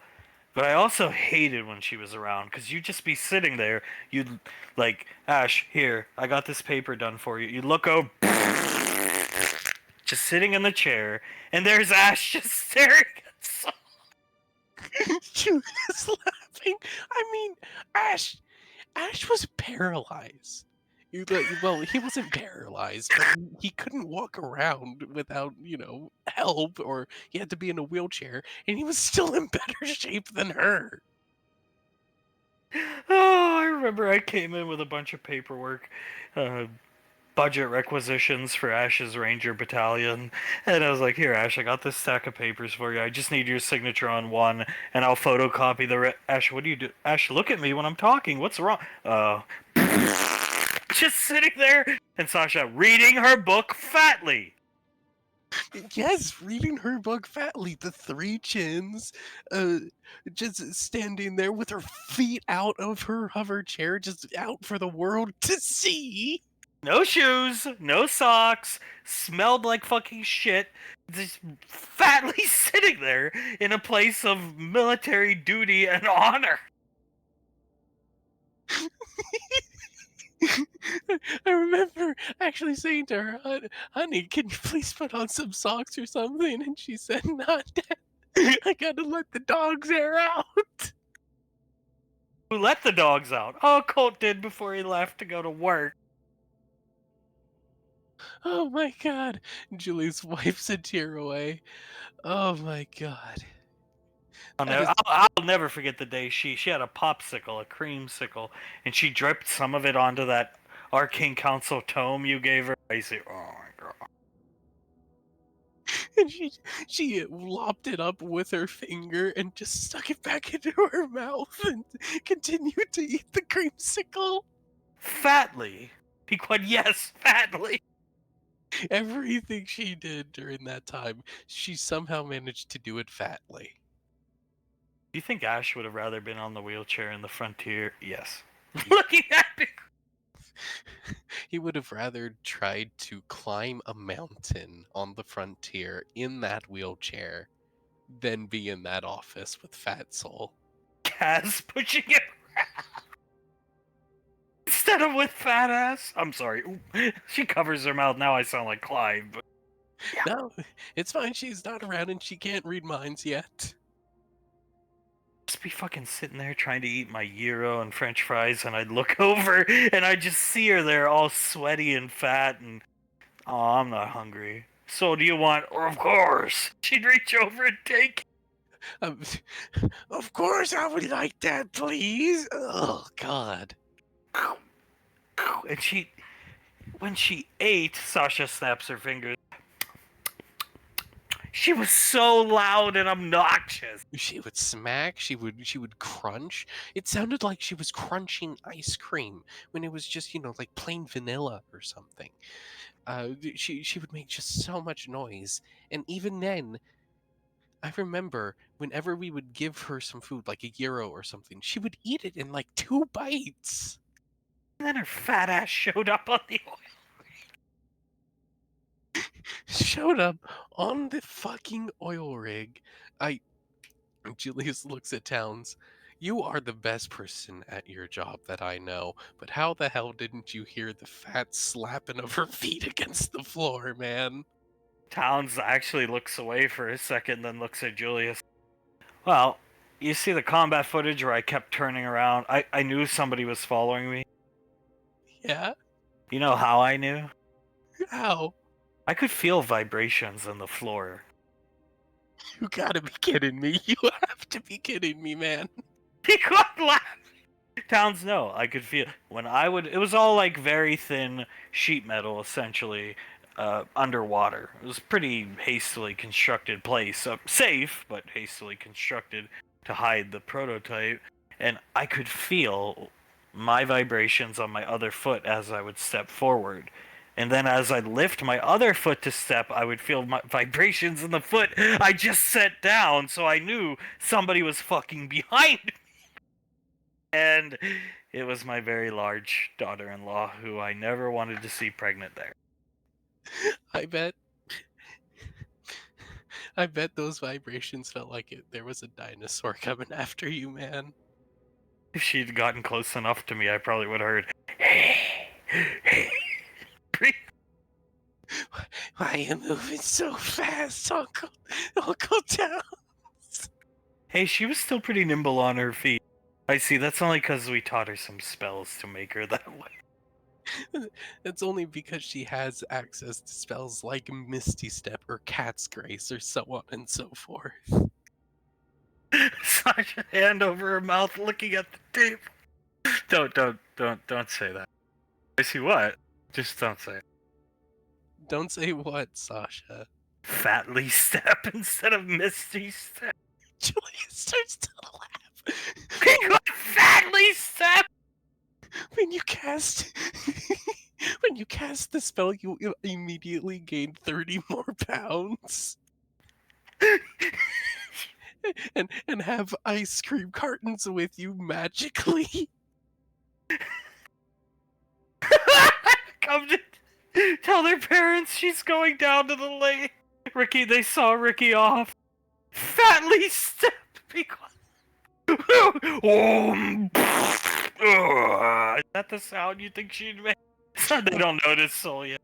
Most likely. I also think you know how you were talking about the vibrations. I also think it would be like an earthquake when she teleported in.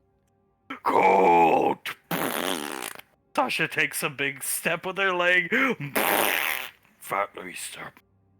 Fatly step, is that a spell I don't know yet? No, you knew it. Trust me. Crossing her arms. She just inhales and then exhales. Yes, I did, ma'am. Yes, I did know that spell. Pequod, we were just talking and we got off on a bit of a tangent about your pregnancy days and then your father said Misty Step and Sasha said Fatly Step. Sasha said, Julius is covering his mouth to hide his laughter, but he cannot stop. well, Ricky's home. Ellie came to pick him up. Soul is smiling from eye to eye, just looking at all of her parents and in-laws and everything. So we will be making our way down, if you don't mind, ma'ams and sirs. I'll try my best not to make the vibrations sound out this time around. Try not to eat 18 cartons of ice cream between now and then. God. I'll try my best, mother. You know, he'll pick her up, carry her out here. We could, next time you get pregnant, we could try to do things like drink water, no hover chair. She isn't gonna hear this, though. You know what? At this point, I'm just going to do it out of spite. I'm going to eat all the ice cream. I'm going to do all of it out of spite at this point. Oh, that's great. You're gonna get in shape after, though, right? Of course. I'll get in shape after the child is born, but during the pregnancy, oh, they haven't even begun to see Fat Soul. That's great, honey. Blankly looking ahead, patting her on the head. Here, let me carry you, because I won't be able to carry you when you're big. Here, yes, of course, honey. She'll hop into his arms. I feel like I'm being unnecessarily punished. Oh, I'm sorry, honey. She gives him a kiss on the cheek. But I do need to punish everyone else. Just out of spite, they'll have to deal with me. I'm sorry. Colt nods his head understandingly, disappears. Fatly step. Fatly step. Julius looks at Icy. You can create spells like that. I know you can. Demonstrate what Fatly step would be like, please. What did you say? You want me to, every time I do it, I gain 30 pounds? Gain 30 pounds, have 2 cartons of ice cream magically appear with you, and make basically the vibration equivalent of an earthquake when you fatly step. I can do everything but the earthquake because I don't want to hurt anybody on the station. She'll snap her fingers. Julius points at Icy and starts laughing. Cold, I need my feet rubbed. Oh no, poor Colt. He knew what he was signing up for. Julius laughing, crying. He wipes his tears away. Frederick gets jealous because she becomes fat. She becomes fatter than him, so he starts trying to bulking up even more than her. They're both 1,000 pounds. It just becomes a pissing contest. Oh. I'm gonna write that one down. Fatly step. What are some of the other abilities she would do off the top of my head? Haste, she does that. She does haste. She does wall of fire. You could do wall of fat instead. Wall of butter. Wall of butter. That's even better. Shit. Uh, there's thunder wave. I don't know. Fat wave. Fat wave. There you go. Um. Oh man, that is a good question. Let me pull up her character sheet. I mean, just the thought of her flying around fatly is kind of Sasha. That's what I was talking about with Carter, Ricky, and the other guys in the chair.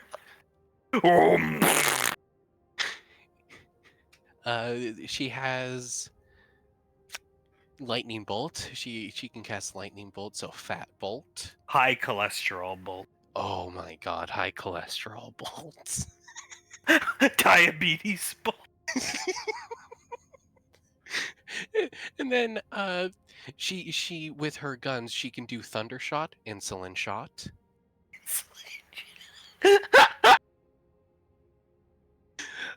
She has an absorb shield, fat shield. Of course. Let me see. Murder of crows. Oh, that's a tough one. Murder of entrees, maybe? Murder of Andre.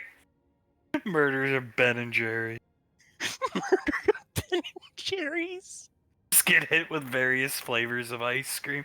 You know what? I think a Fat Moon Maiden special edition figure is in the works as we speak. I'm gonna start that, drawing up things for that during the opening ceremony.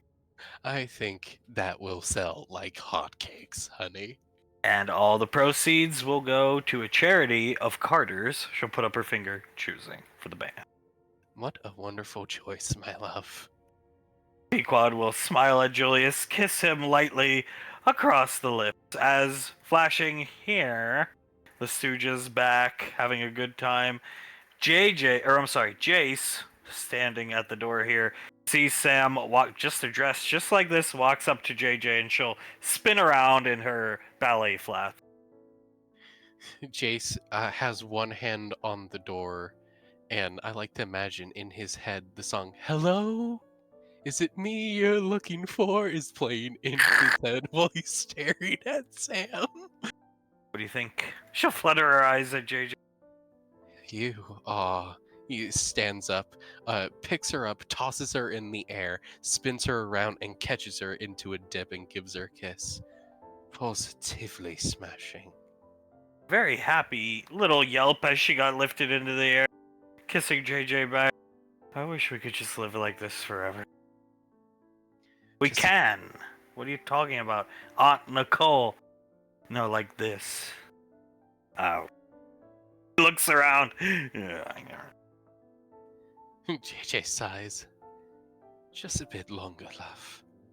Just a bit longer, and then we will have a life much similar to this one that we are living, that we have been living for this past week, and I will take you on any trip that you want, any camping that you want, anything that you want, my love, I will do for you.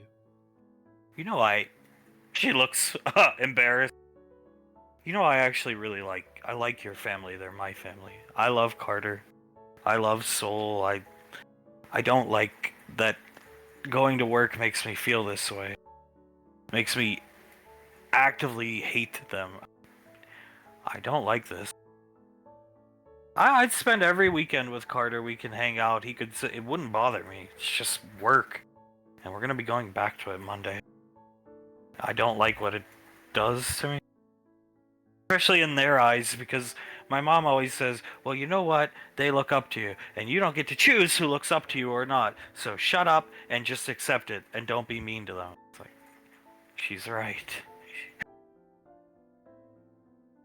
JJ sighs. As much as I hate what they've done to you, I still love them. They are my nieces and nephews and sisters and brother-in-laws and so on and so forth. I don't like feeling this way towards them either, love. I really don't. It's something that I think we're going to need to get through together. We'll have each other to support the other, and He shrugs. As soon as it's done and over with, we'll be able to go back to loving them. Like we always do. Just on the weekends, as he chuckles slightly.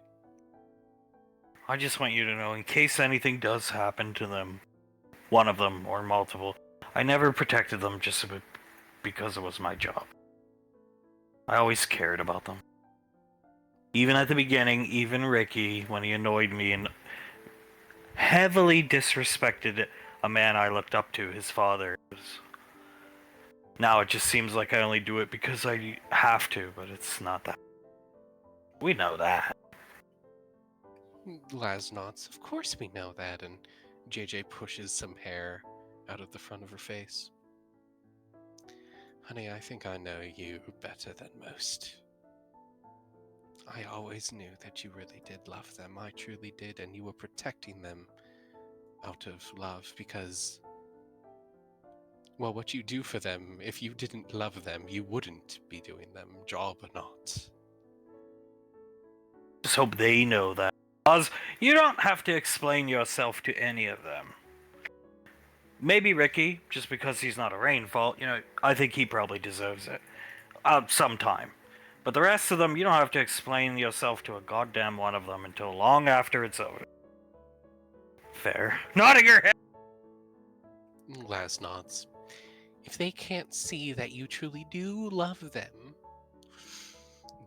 then they're blind. And she shrugs. Idiots. Well, we all know that they're idiots, but even more idiots than we think that they are. Ricky on the grounds of you kicked him in the balls. That just tell him that at some point. But the rest of them, wait till it's all said and done and you're back better than ever. Sam, it was a good kick. Drugs. It was a good kick. I thought you were going to meta him. I remember me and Memrian broke into a dead sprint running over. You used the rocket boots on him, Sam. Taught him a lesson, didn't it? Looking at JJ, then Laz and Oz. I think that would teach any man a very good lesson, honey. Seeing Jace, what's Jace doing?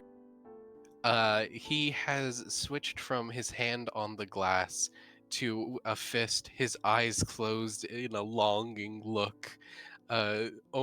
Almost like he's singing a solo in his head, like a whole ass music video is happening in his head with his other hand, the hand that isn't a fist, on the glass now. Blaze coming into the hallway with another funnel cake. Not quite as good as the one Granddad brought. Hey, a tail takes the plate.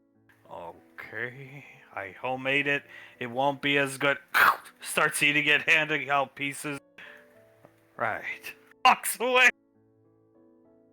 Thomas just starts devouring every piece Hale gives out, and so does Rebecca and Integra. Come on, Jace. Try this, please. She's out there. So close, but so far away. Jace. His eyes shoot open and he looks over. What hell? I'm trying to lament here. Please sit down next to me and eat some funnel cake with me. His eyes immediately soften. Of course. He walks over, sits down, puts a hand on her shoulder, and will start eating the funnel cake. It's the best thing he's ever tasted. He falls backwards onto his back, looking up at the ceiling. Oh my god, that's delicious. I told you, pointing at it! He puts his hands up. I'm just saying. He sits up. That's even better than an In-N-Out burger. Eating your funnel cake, nerd. He looks up, smiles up at her, and nods. Well, I'm feeling better. She'll pick him up. His eyes widen as he gets picked up. He hugs around her neck and rests his head on her shoulder. Now he gets the best of both worlds. She'll levitate another piece to Jace as Sam carries him in here. He'll grab the piece and start nibbling on it. Alright. Fred. Hunk stroking his chin, hand on Davine's thigh, lightly patting it. Frederick. You're gonna put on a shirt, right, brother? And cover all this up? No, the people want what the people want. He He looks at Davy. Yeah, but you know what I'm saying, Fred. You got it. You know. No, I don't think I do, honestly. If they don't want me there as the person who's going to win the Best Actor award, then he shrugs. They don't get me. Unless I Not don't have a shirt on. not even nominated for Razzie this year. Well, I should show up in suit. Jesus Christ. He looks at Davy. Davine just shakes her head. Why not just like a t-shirt or something that you can even write something obscene on it that they'll have to blur out on the feed. Yes, because something completely obscene. Why can't you do that? Are you kidding me? He looks at Davine with an incredulous look on his face as he gestures up and down his body again. This right here? This needs to be shown. And you know what? I'm comfortable this way, Davine and Hunk. If you don't want me to be comfortable, then sure, yeah, no, fine. I guess I'll put on a shirt. But this way, I'm comfortable in my body. No, you've done a lot. You're a valued member of the family, and you've done more than your fair share, money-wise alone. So, we want you to be comfortable. Thank you, dude. Jesus. Yeah, it needs to be shown. She whispers to Oz, Laz, and JJ to warn children of the dangers of obesity. To warn them not to eat too much sweets at night. Gluttony. That is the sin. That is the embodiment of the sin of gluttony right there. If we ever made a Dante's Inferno movie, gluttony right there. Probably win a fucking Oscar for it and win it shirtless too. Dressed up as his character in Dante's Inferno. Alright. The matter's finished. You're correct. I'm sorry. I'm sorry to... You know, if I offended you. I want you to be comfortable. I do. But I gotta tell you, you know, I don't appreciate you zeroing in on Sylar like you did right over there a couple weeks ago. You know what I'm saying? What you mean? Squinting at him. What do we mean? You continuously ate all his food. It was quite rude. What are you talking about? Me and Sawa are best buds. Look, guys, I would like, with all due respects to Lorelai, I'll do it the right way, to extend a job invitation to Sylar to work for us. Because Blaze is going to have his hands full with all those kids out there. And we need Blaze. He's our, you know, I don't like using the word attendant or assistant, but he's part of the family. But I'm the butler, and I'm quite happy being the butler. Either way, Blaze is with me, Davine. I need another Blaze, but for Nicole, Julius, and Pequod. Makes sense to me. Look at him!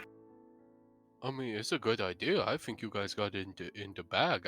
I could weigh down some charm if you really need me to. I don't think eating the man's food is charming him, though. Yes, it is. Hey, feel like value member of family already? So let us laugh. He is providing the food for me to eat as a valued member of the family.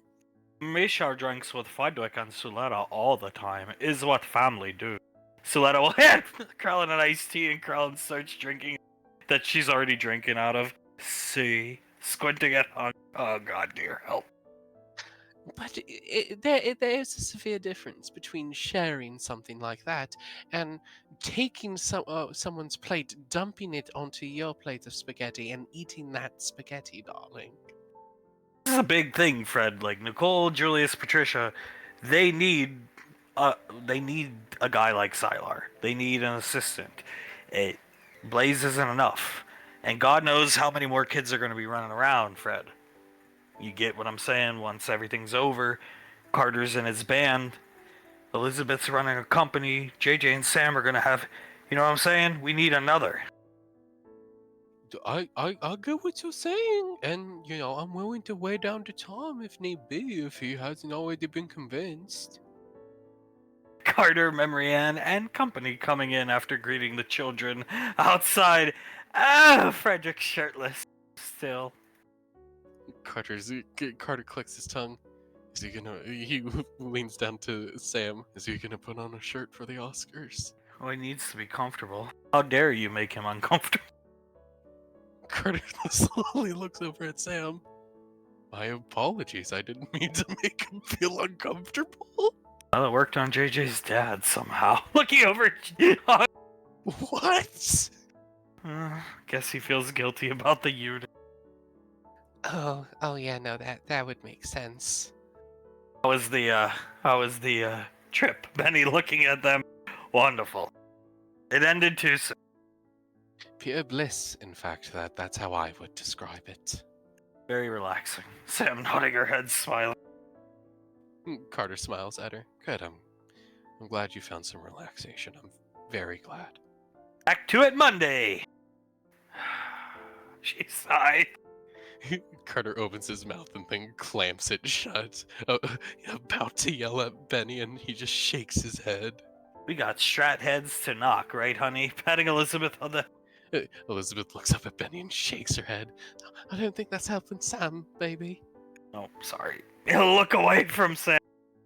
Monday was gonna come one way or another. Time is inevitable. Soul puts a hand onto Sam's shoulder. Time is inevitable, but that doesn't mean that we can't enjoy the time we have currently and not worry about work, not think about it. She looks back at Benny, not mention it at all, and everything will be just fine. Benny puts his hands together, respectfully nods his head at Soul. Sam, how's his back? Gestures to Carter. He's doing wonderfully. Some home remedies. Carter smiles and nods. I'm doing just fine. I'm no longer Old Man Carter, as I've been called over the past few weeks. Sucking Memory Ann's foot healed you up, huh? Memory Ann! Couldn't have hurt. Carter chuckles and shrugs, but I'm doing just fine, Sam. Don't worry. And is Ricky back on his feet? Yep, he's back kicking, doing all the feet kicking and stuff like that. He was killing punching bags earlier today while we were making fun of Soul for being fat. Oh. She starts laughing. Soul just sighs heavily. He don't even know what's gonna hit him. Our goddamn parents were making fun of her in the office. They were Misty Step, Fatly Step.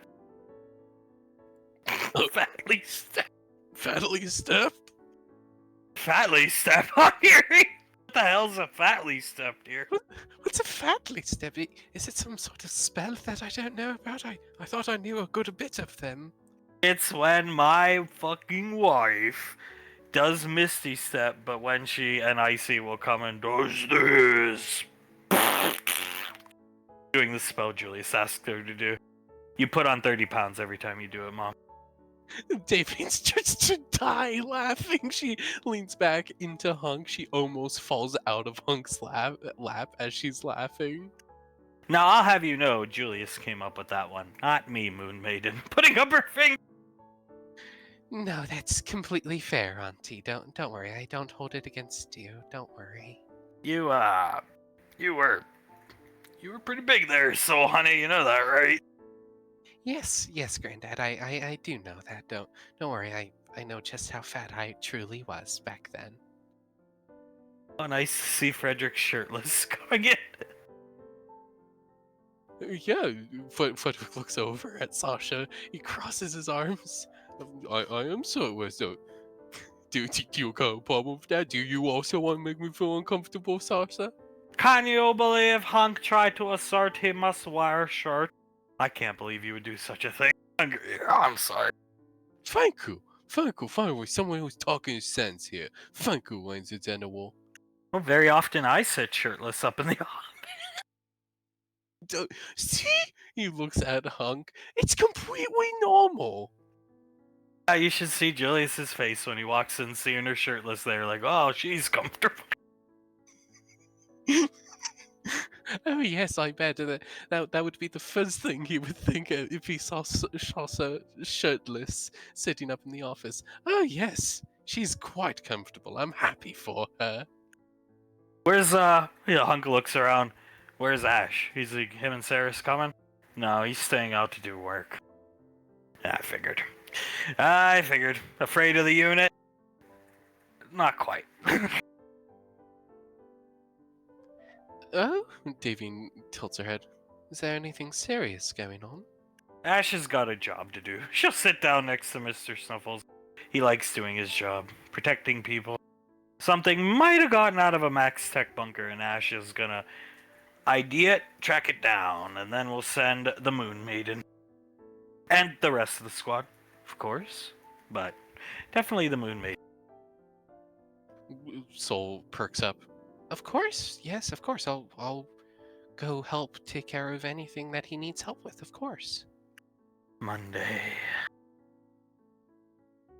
Monday, indeed, my love. But today is not Monday, so let's try and enjoy our day now, please. Holding your daughter's hand, and you had the whole week and a Monday off. So Sam nods her head.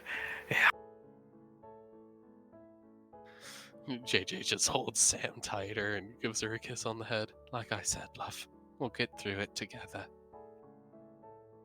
She nods her head, looks back at JJ, presses her lips against his chin. As Pequod and Julius coming out here, Pequod melts, seeing Thomas and Hale share the final piece of funnel cake, scoops them up. Whoa, getting picked up by Pequod. What the hell is happening? Oh, hi, Mom. Mwah! She kisses Thomas on the head, then Hale. Oh, thanks, Mom. Thomas will give Pequod a kiss on the cheek. He looks so cute in his little suit and her in her little orange dress. I like to imagine Hale has like a bow to go along with her orb on her head, and Thomas looks over and starts straightening out the bow, fluffing it up a bit as he points to his little tie. Can you straighten this out for me, babe? Of course, you look great. Fixing his tie. Going, God, I love these two.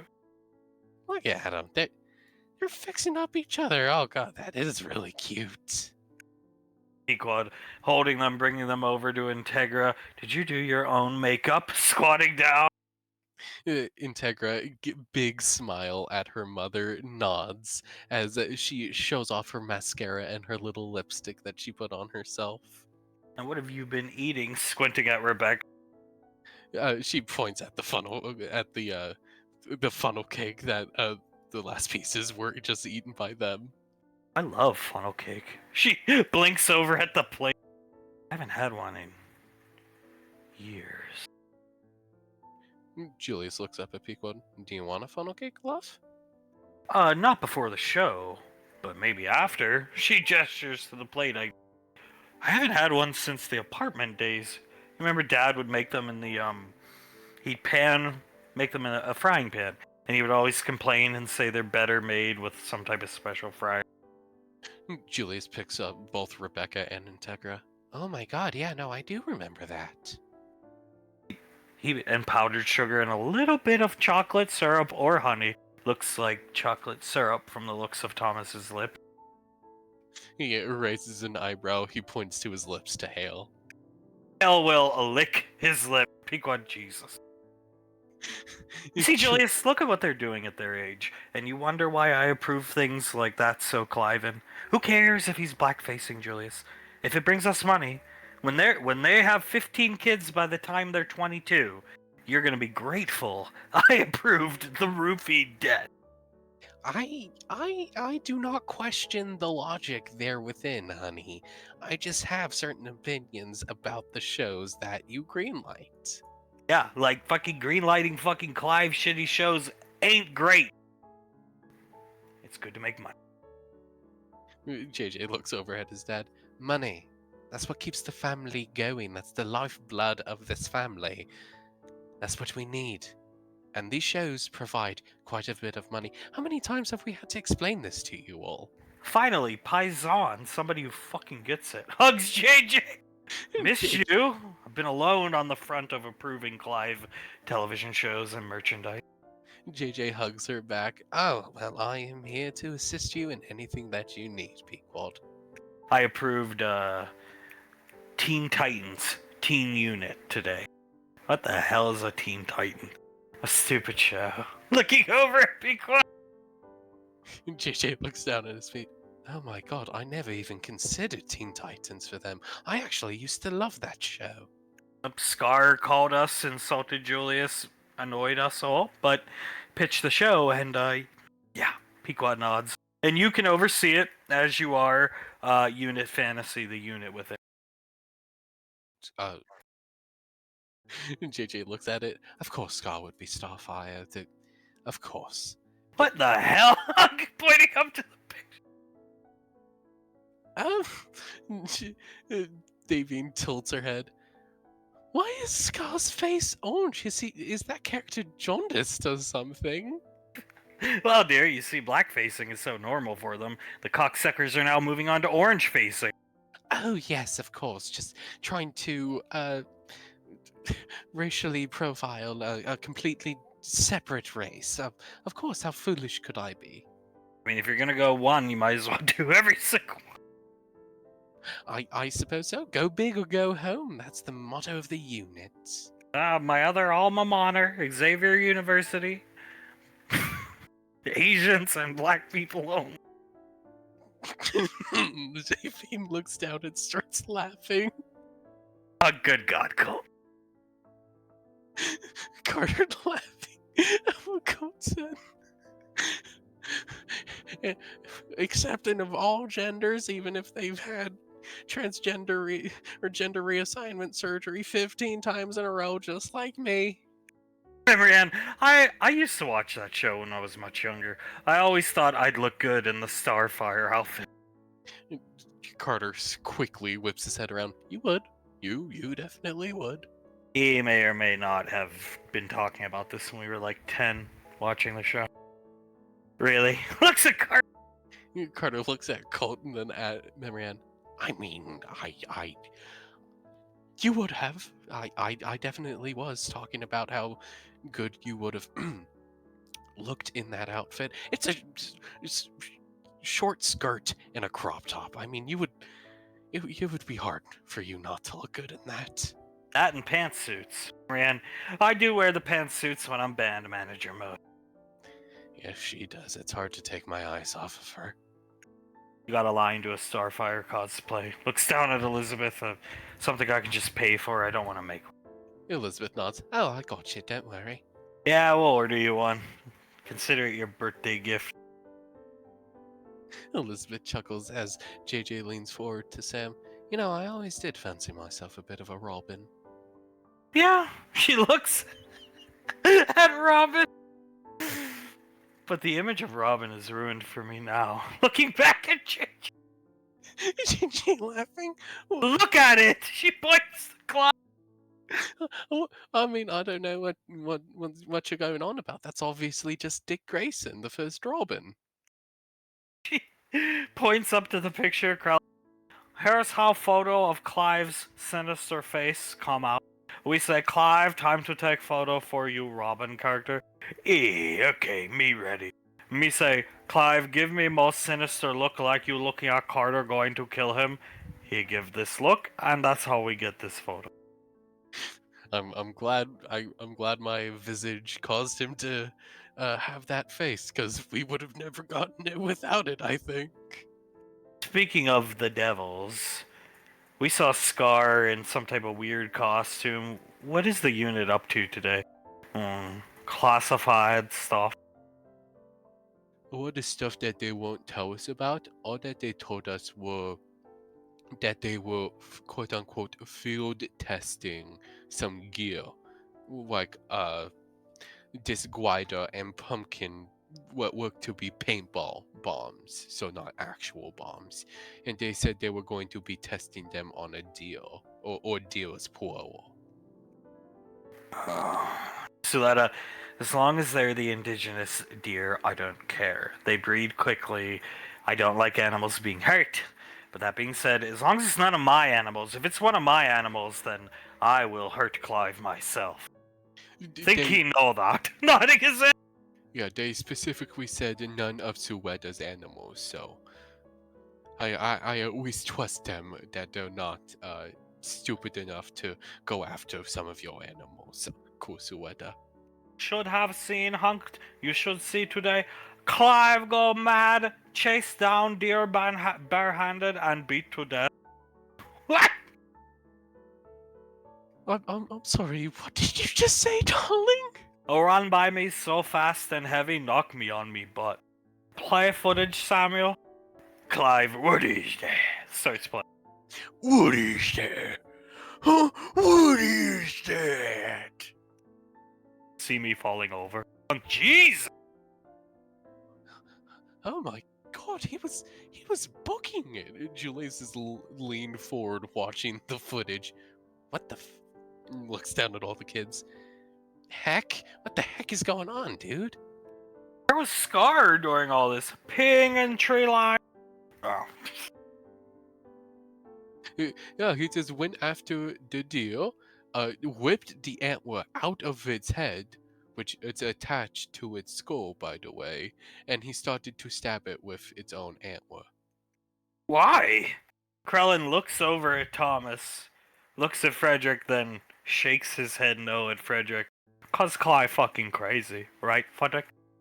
Clive is crazy, and he said something about space Vietnam afterwards. Oh, he believes he fought in that. I mean, you guys even know it was a fictitious. Of course, made it up for Father Valor. Huck starts laughing. Yeah, we're not so stupid that we actually believe space Vietnam happened. Please. But he is. Yeah. Looking at And he hates steel because of it, apparently. There are machinations of Carter. Carter starts to chuckle. I suppose so. I did command that deer to give you all those ticks that one time, Krellin. But then go back to what it called? Fort Bragg. Then go back to Fort Bragg. Spend some time polishing Clive wedding shoe. Davy tilts her head.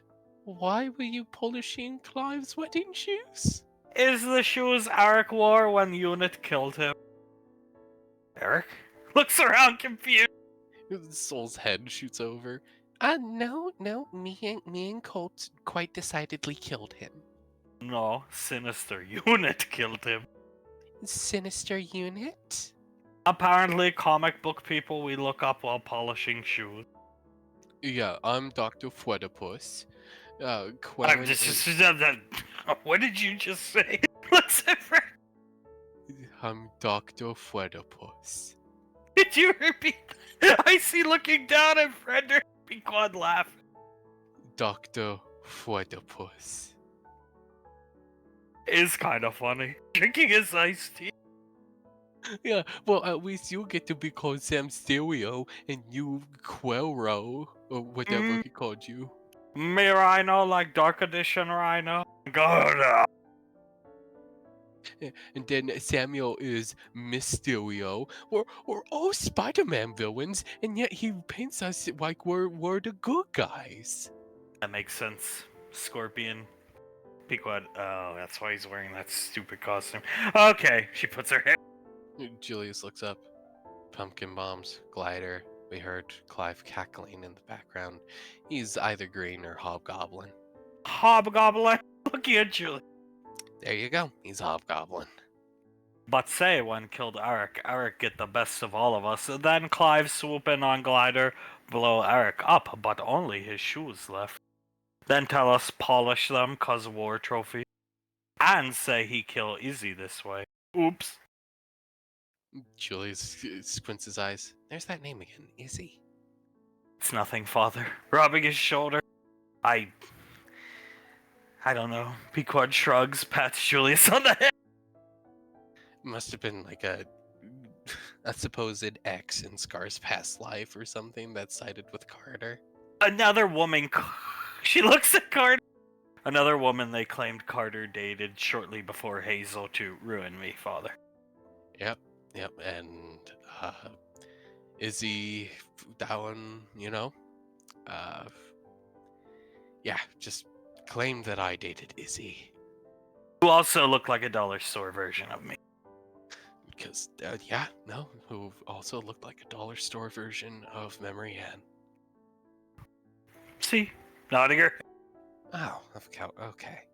Jesus Christ. Julius just shakes his head. Oh my god. The unit really is stupid, aren't they? Incredibly. Sam Nottinger. But wear wedding shoes of Clive on wedding day with Suletta. Same pair. Suletta the penny loafers I bought him. Yes. Soul tilting her head. You said he claimed Eric got the better of you all? Eric couldn't get the better of a cockroach if it went right under his shoe and he tried to stomp on it. Sounds about right to me. It's a Clive vision. Or fictitious story. Therefore, he did all the work. He's the hero. Exactly. Looking at a hunk. The Quive Goblin, quote unquote, decided to swoop in at the very last second and blow him to Kingdom Come. Only penny loafers left behind. We had to polish those shoes for like an hour straight before they were, quote unquote, good enough for the unit's trophy room. But when go back to Fort Bragg, make deer jerky out of deer Clive murder for Samantha. Levitates a bag over to her as she catches it for Monday morning blues. Sam, big smile on her face. Deer jerky's one of my favorites. Krellin nods and smiles. Thank you very much, Krellin. I love you dearly. You got any for, Granddad? Of course. Handsome dog. Got any for Carter? Here you go. Throws a bag, hits Carter in the head with. Carter takes the head, it falls down, he catches it and hands it over to Memorian. I deserve that. Any for the Moon Maiden? Yeah, here. It's so on the side of the head. She does the same thing as Carter, just stares at the jerky and then hands it to Colt. I also deserve that. I didn't even catch it with my telekinesis. What about Elizabeth and Benny? Bad daughter Elizabeth. Throws it at Elizabeth, hits her right in the face. Ow! She catches it. Damn, that hit right on my nose. Bad daughter Elizabeth? Son good JJ and bad daughter Elizabeth. Glaring at Krell. And JJ, his face like goes in between his own knees as he starts to laugh at what Krellin just said. You know, I'm not a big fan, but Julius, look, it's Julius right in the side of the head. Oops. Julius picks it up out off of his lap, looks behind to Peakbot. I have a feeling he has a bit of a vendetta against Galleons at the moment. I think it's more or less because the religious persecution accusations. Julius looks over at Growling. Can we just put that behind us, bud? You can't be going off to religious events and such and just, talking about things. You just can't do it. Gilbert lost without me. Trust me, I think Gilbert's doing just fine. As he levitates more bags to everybody, Icy catching one. One gently lands in Laz's hand. Laz holds it up. Thank you, Krellin. And one for Thomas, hero of Gallia and Rainfalls. Levitating one down to Thomas. Thomas catches it, looks at Hale. You hear that, babe? You're dating a hero. Of Gallia and the family. Whatever the hell Gallia is. I don't know. Thomas shrugs as he opens up the jerky and starts eating it. This is good. Chewy, but good. It is. We should get more of this. Yeah, I mean, when Scar, he puts a piece of deer jerky up to Davine's mouth. Give it a try. Davine takes a bite. A bit chewy, but quite delicious. When Scar was healthy, mentally, and normal, he would go catch... You remember? It'd be like, Scar, we want to make coney stew tonight. All right, brother man, I'll catch the wife some conies. And he'd come back with like 20 conies. Or could go for some deer jerky or venison tonight. The wife's really good at cooking venison. He'd catch it. Nowadays, don't do that often. It's been a while since we had some deer jerky. Oh my god, yes it has. This is actually... For some reason, it's making me nostalgic of days past, even though it's only been, a year or two since we've last had deer jerky? Before clandestine military group take over portions of the land. Oh. Yes, Krellin. Quite the apt way of putting that. Clandestine military. And Julie starts laughing as well. Clandestine military. Like they could ever make it on an actual military squad. Clive and Scar, I mean. Colt chewing some of the jerky, patting Soul's bum. So what'd you guys do today with the unit? You go out on maneuvers all the time. Drive around in stupid fucking Jeep aimlessly. That's all we did. Clive turned on the radio. Frederick looks around. Did you know Clive has a song on the radio? What song? He looks over at Frederick. What song are you talking about? Soldier Clive up in this hole. Watch me crank it. Watch me go, Elizabeth. Davine just dumbstruck, her mouth agape. Something tells me I'm the hoe in this equation. Yes. He looks. I would assume so. Yes. So what? I would assume you are the quote unquote hoe being quanked by Soldier Clive. And he wants Elizabeth, who he claims is his goddaughter, to watch him crank that in me and watch him go. Yes. Yes, exactly. He told me not to get drunk before the show. Yes, please, darling, please don't get drunk. Well, you know, I used to beg you and say, please treat your husband better, and you didn't listen, so... She opens her bottle! God damn it. God damn it. I even had a few discussions with her, please. Just give your fucking daughter-in-law and your grandchild and Nicole some attention, and she wouldn't listen. So, bottoms up. Starts chugging the bottle! Davine just sighs. We were so close. We were so close to showtime. Getting drunk. Bill says watching Celia. Getting turned up at the moment. Damn, she's chugging that shit. That's about half the bottle in one chug. That's impressive for anybody, let alone a woman your size, Celia. Extremely impressive. I would not be able to do that. Training maneuvers in unit. Just randomly drive around places. Actual training maneuvers, if it's training, you're just role-playing, basically. You have an objective, and I went on hundreds with Ash. He'd be like, this is the objective, we have to move from here to here, and we have to do it covertly. Doesn't matter if there's no enemies, doesn't matter if it's all fictitious, you were training for the real thing. No, just drive around. He looks at Sam, who opens the bag of jerky and puts a piece up to JJ's mouth in shock.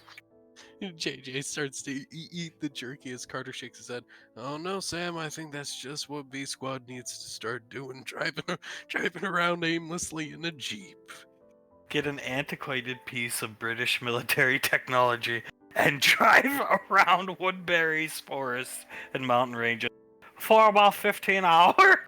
15 hours? How much gas do you guys use? Have to bring much.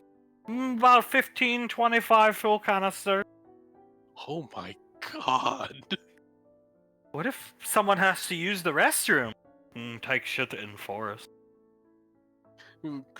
Frederick shakes his head. Does the Scar shit in the woods? You goddamn right he does, and it does not sound good. What is that preparing you for? I see petting Mr. Snuffles, who's enjoying the attention. To battle Carter. How? How does that prepare you to battle me? Ask you crazy fucking father-in-law at dinner this Sunday. Oh, I try not to talk with him as much as possible. It seems to put off the eventual downfall of the dinner. Just so you know, Carter does not like rice pudding there. He's chugging the bottle. So maybe you shouldn't make it. Oh, I'll make another dessert. Carter puts his hand onto Moran's shoulder. It's fine. It's fine. Whatever she wants to make would be good. Beggars shouldn't be choosers, in my humble opinion. Carter puts his hands up. It's fine. I wouldn't mind rice pudding. Whatever you want to make, Mom. It's Clive's favorite. Thought maybe it would stir something in him and bring him back a little bit so we could have a normal dinner. No, he chucked a knife at Carter. Yeah, I heard about that, yeah. Davy nods right into the ham. It's, Davy shakes her head. That actually seems like one of the less rough dinners out of all the ones I've heard about. Sam laughing, thinking about, wait a minute, you got a knife chucked out? He looks at Carter. Carter looks back at Sam and nods. Yeah, at the last Sunday dinner. Oh, we left Sunday night. She looks shocked. Yeah, you did. I was told to bring the ham to the dining room to get it cut up and everything. And next thing I know, there's a throwing knife directly here where I'm pointing at my chest. He points to the middle of his chest. Just, I was holding the ham, luckily. It would have hit me right in the middle of the chest otherwise. And I look up and I see Clive with his feet up on the table, picking at his teeth with another throwing knife. Wait, like an actual throwing knife, not a dinner. Smith and Wesson 10s. Same one you taught us to throw. Oh my god, she looks at Carter. Carter nods. It was a very good throw as well. Like that would have been bad if I got hit. 20 plus years, honey, we'll make it. Oh, I don't think we can. He'll wrap his arms around Davy and kiss her on the cheek. The unit in position. Scar pulling up a pair of binoculars. Cocksucking motherfucking dogs. What's your shit rep? Commander shakes his head slowly, lowers the binoculars. Hands him the binoculars. And Clive takes the binoculars and puts them up to his eyes. Yeah. He sees an incomplete billboard, Karen ordering people around at the base of the billboard, and people starting to scale it to put up other pictures of the band members. You gotta be kidding me. They're advertising him now? What are they, some kind of cult for him? Look down below. I know the picture is shocking. You can look at it in a second. There's an illustration of the paraplegic, the fat whore, Elizabeth, the illegitimate daughter of Nicole, and Benjamin. Your daughter doesn't even get her face up there. Looks over at Clive. There's not a memory in. None. Carter doesn't want her to get credit. Doesn't want her to get credit because he's probably just doing this band thing or whatever it is he's doing as an attempt to get any side piece of ass that he wants. And he will get them. Guys in bands get women naturally, let alone those with voodoo and witchcraft like Carter. And ESP, you can't forget about the ESP, mate. My god, that sign. Look, and his is the biggest face of all of them. Does this man's greed and ego know no bounds? No, it doesn't. As Clive can hear through the binoculars, they have built-in directional microphone, people clapping loudly, cheering, a couple people chanting Carter's name. Carter rain fall, Carter rain fall, Carter rain fall. You know, no. We gotta teach these people a lesson. We gotta teach the United Cancer, or as we actually know them as, the United Carter Federation, a thing or two. We can't have them going around chanting his name all this way and that. We can't have him. We can't have it at all. They're cheering for him. Yeah, cartwheeling in the air, grabbing his back, landing here, perching like Spider-Man for some reason. Ooh, you okay, mate? You're back okay? I'm good. Permission to engage. Clive will hop on his glider. Permission granted. As the unit will move out. As flashing to the Oscars, the ceremony is, well, it's on commercial break right now. Tommy's actually off screen for now. He went backstage, and everybody's taking their seats as the first round of the meal has been passed out. Sylar just sat down next to Krellin. And Frederick's sitting down as nightfall has made room for Frederick. She's going up here. Fledwick sees the soup, thinks to himself, "Damn, that looks like some good soup." And he reaches out, takes the bowl, slides it over to himself, picks it up, no table manners, nothing, and just starts drinking it out of the bowl. It's nice to see you too, Frederick. I was looking forward to that. Hunk face palming, slapping his hand into his forehead so loud. Icy just slowly rubbing the back of her dad's neck as I imagine Davine does the same. Yeah, Davine does the same. She's trying to comfort him as best as possible. Are you quite alright, Mr. Hunk, at the sound of the slap? I'm good, I'm just nervous. Nervous this year, you know. Ah, there's no need to be nervous. You and your family have been here many times before. That's true. No, that's true. Hey, Samuel. Why don't you, Samuel will nod immediately at Hunk and disappear, running off to the kitchen. Thank God one of them's useful. Fredwick lowers the bowl. "Oh, that's some good soup," as he sets the bowl back down in front of Sylar, and all the vegetables that were in the soup are still in the bowl. If you're going to eat the soup, at least eat those too. They're quite good. "Oh, no, I don't like broccoli." Samuel running back, kicking up smoke as he runs back, sitting down right here, handing the bowl to Krellin. Krellin, here you go. Handing it to Sylar, and Krellin will just kinesis that bowl away. He's going to go to try and take a bite of the soup. "Oh, seconds, don't mind if I do."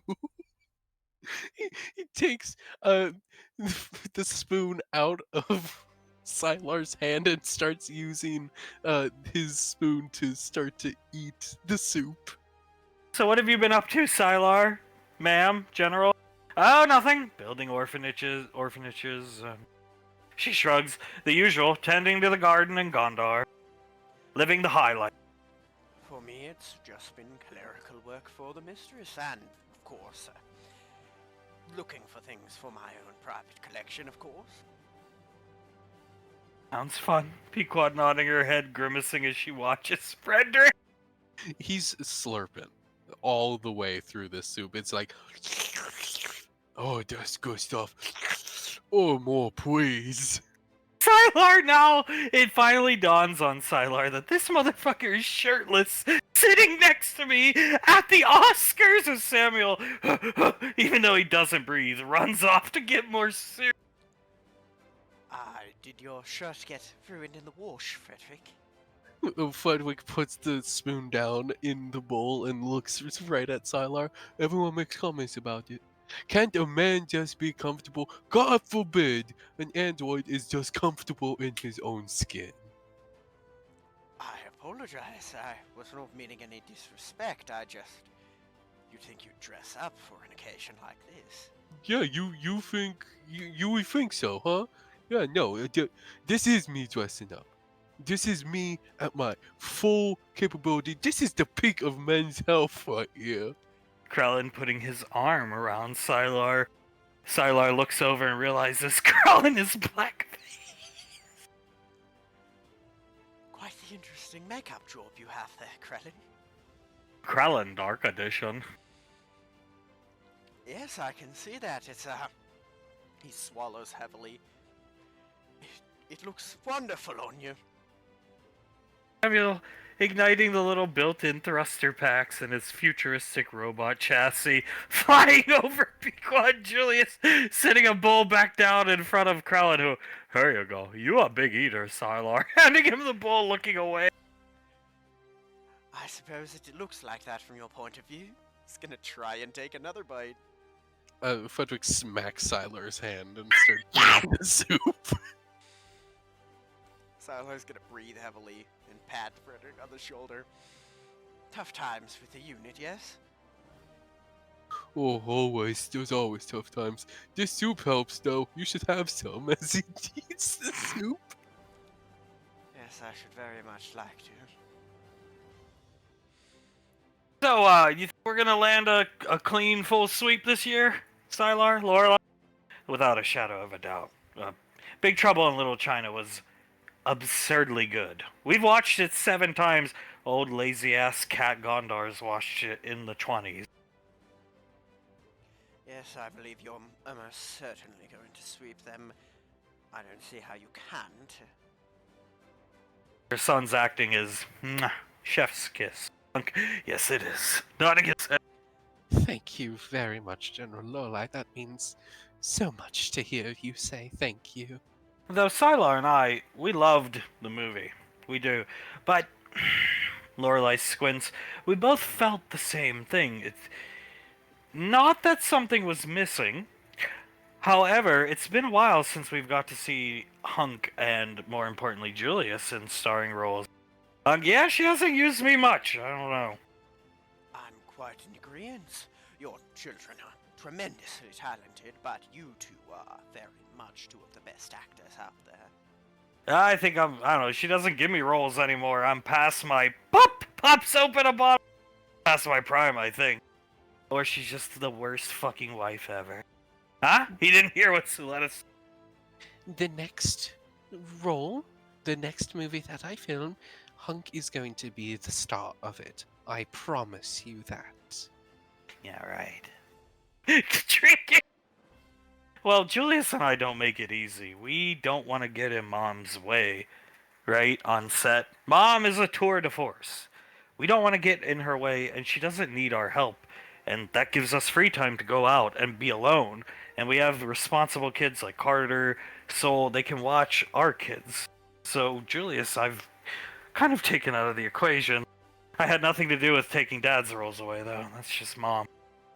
Goddamn right. Drinking the whole bottle. Here, drink, Frederick.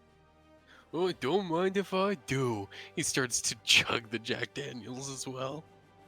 You're not past your prime. Patting Hunk on the head.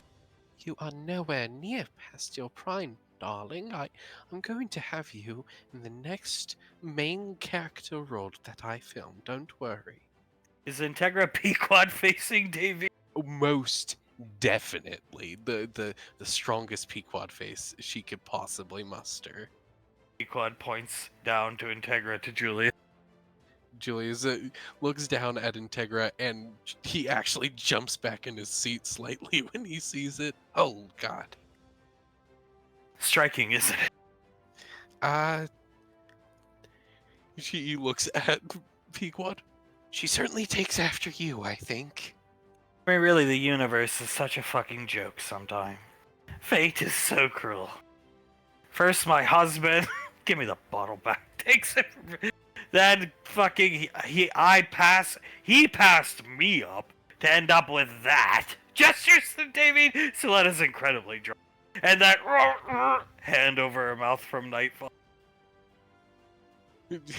Julius turns to look at Nightfall, gives her a nod and a thumbs up.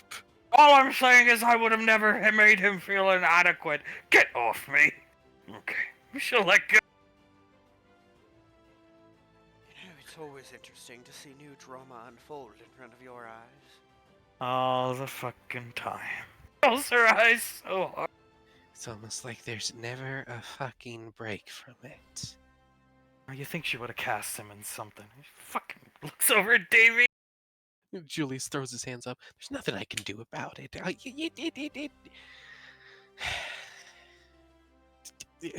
He just looks at Integra. You keep doing that, sweetie. I'm proud of you. Every 20 years, he'll have a heart attack and another 20. Davy, hearing this. Davy looks over. He's not going to have a heart attack. Are you gonna cast him in a movie? Yes, I am. I've said that multiple times, Patricia. Lorelai's head just darting between the two groups. Well, why didn't you cast him in anything? I was trying to begin my son's career. I should have casted him in something, yes, but I was trying to start my son's career and fix mistakes of the past because of a Razzie he got. And I wanted him to have some type of encouragement and not lose out on the acting that he obviously loves to do. All I was trying to say was not not starting fucking ensuing drama at one of the biggest social events ever. All I was trying to say was, it's been too long. We need the both of them back on the big screen.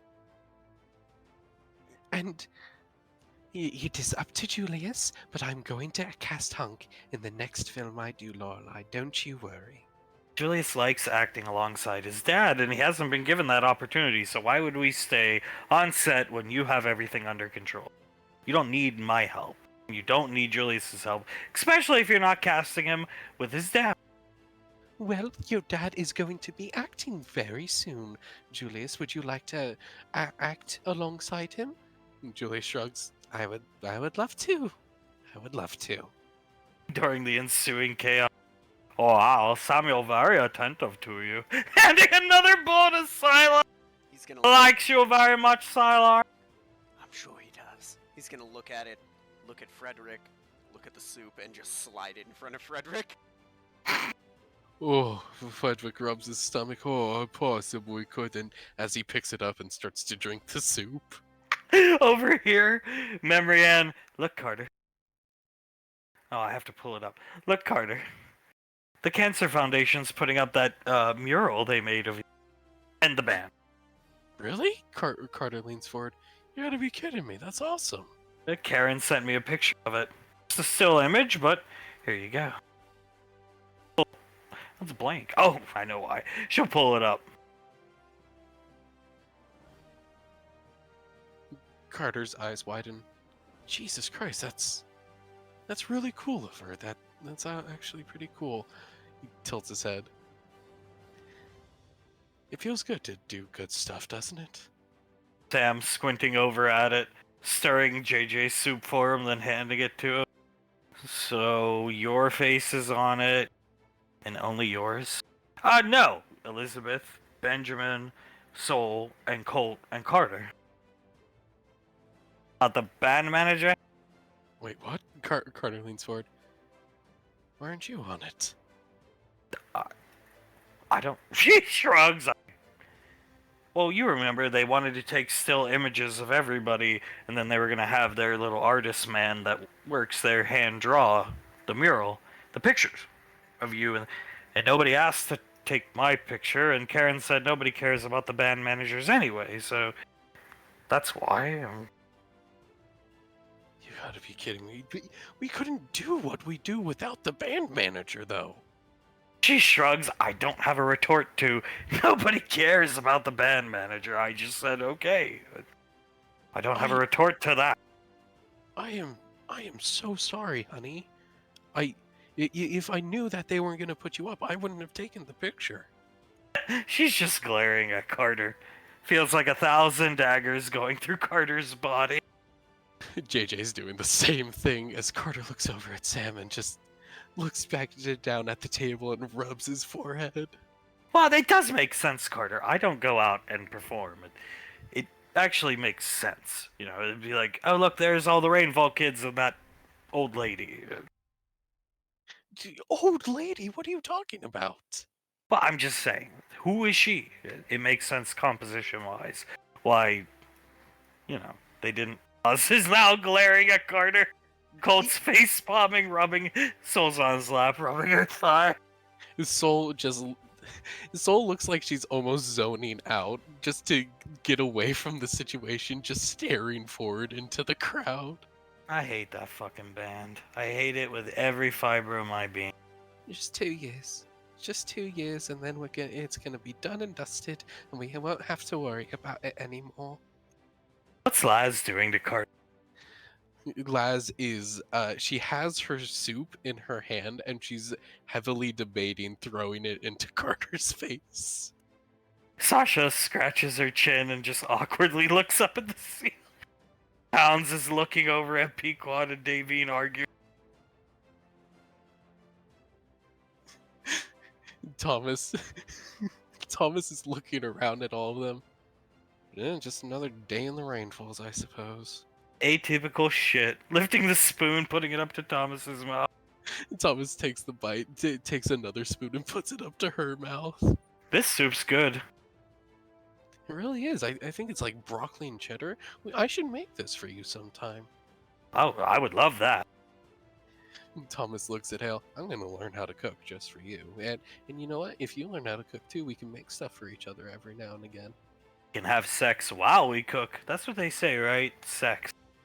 I think that it. Do you know what sex is? They always Eat- say it. Beats the hell out of me. Shaking your head.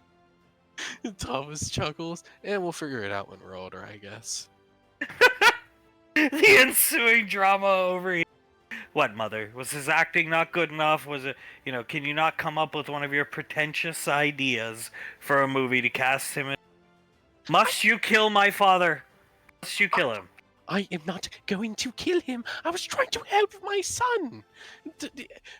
You understand that, right, Patricia? I was trying to help my son, and then, of course, I was going to cast him again. He's my main actor. He is my De Niro to Scorsese. He is my husband. Of course, I was going to cast him again. I'm so sorry. She looks at Julius. I did not mean to incite this. I just merely said I miss seeing you and your father in movies. I'm sorry. So did Sylar. We missed it. Yes. Julius puts his hand up. Lorelai, it's fine. Quite literally, one mention of anything, and these two can go at each other. So it's fine. Don't worry about it. Oh, you like the drama, Sylar? Frederick now putting his arm around Sylar. Am I allowed to smoke in here? Sure.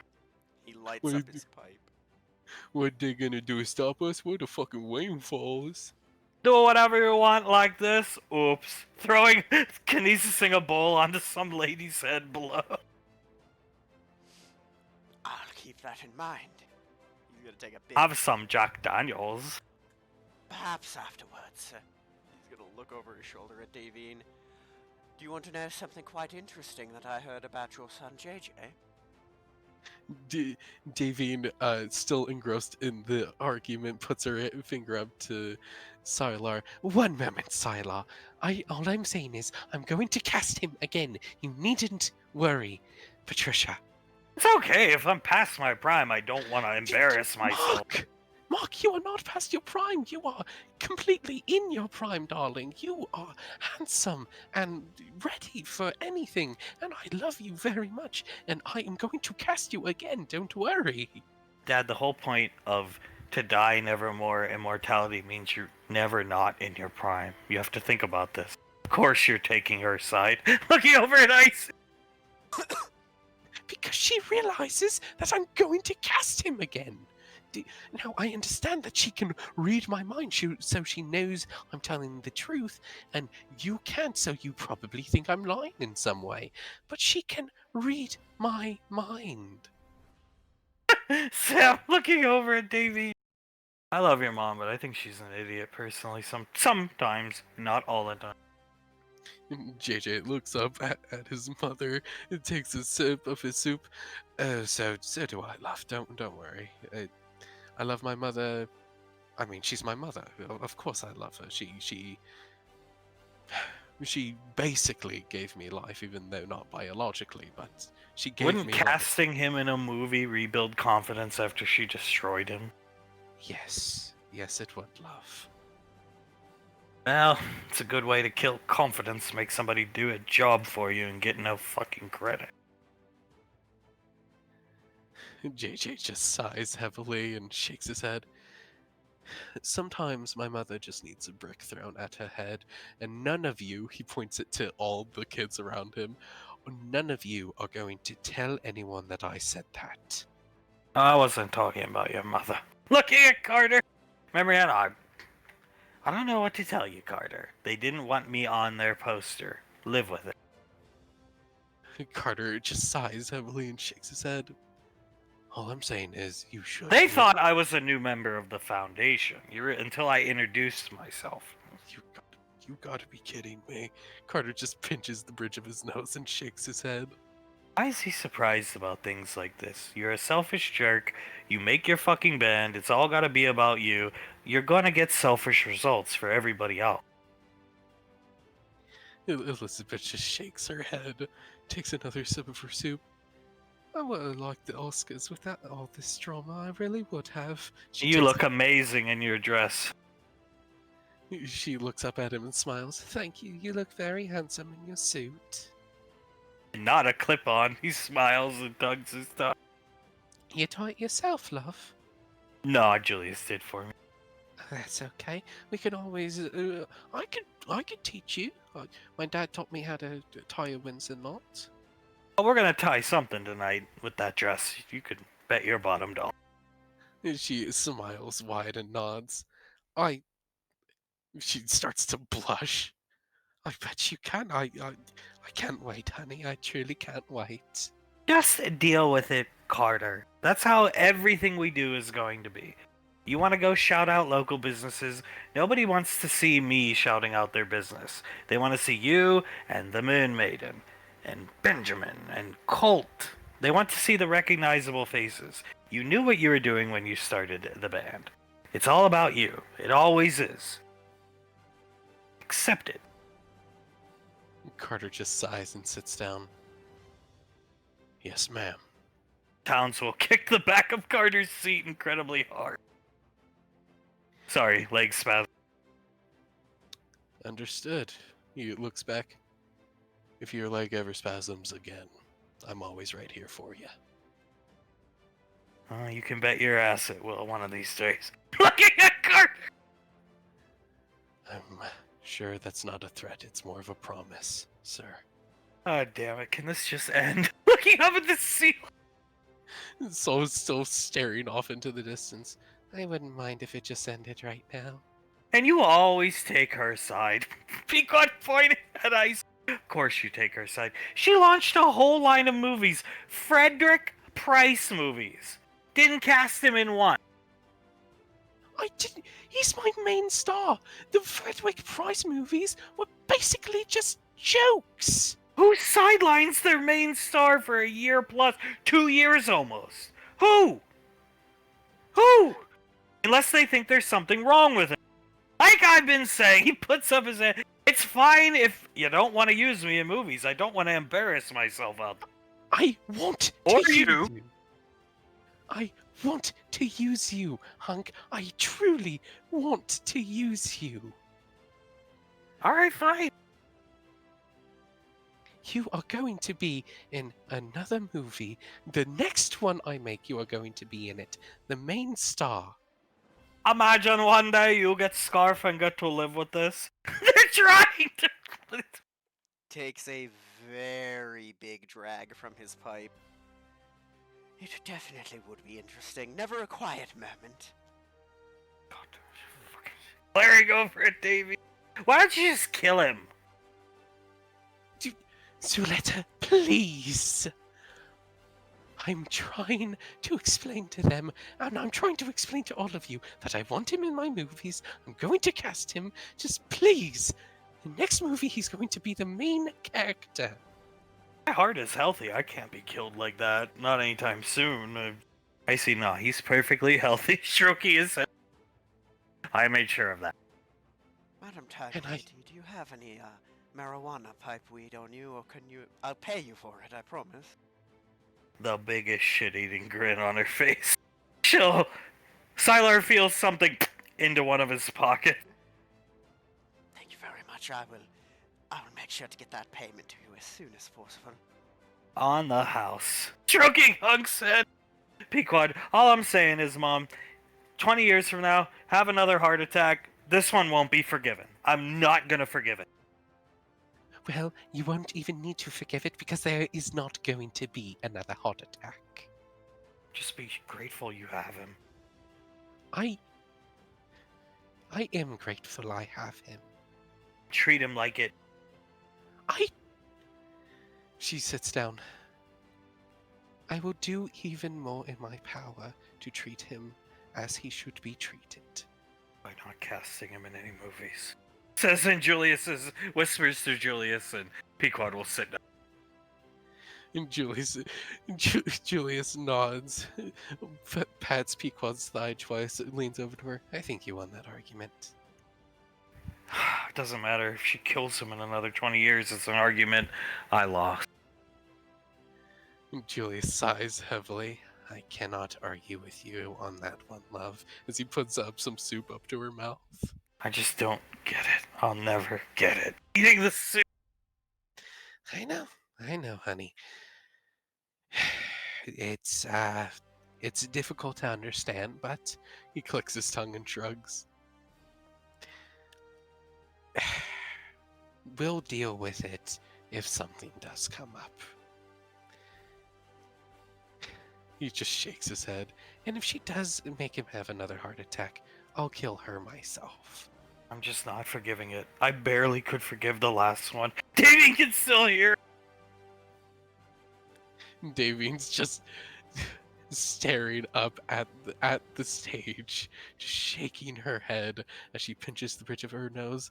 It's not going to happen again. There's not going to be another heart attack. You don't have to write roles for me, Nicole. I say, good God. Why? Nicole, I want you to exclusively write roles for him from now on. Her eyes go wide.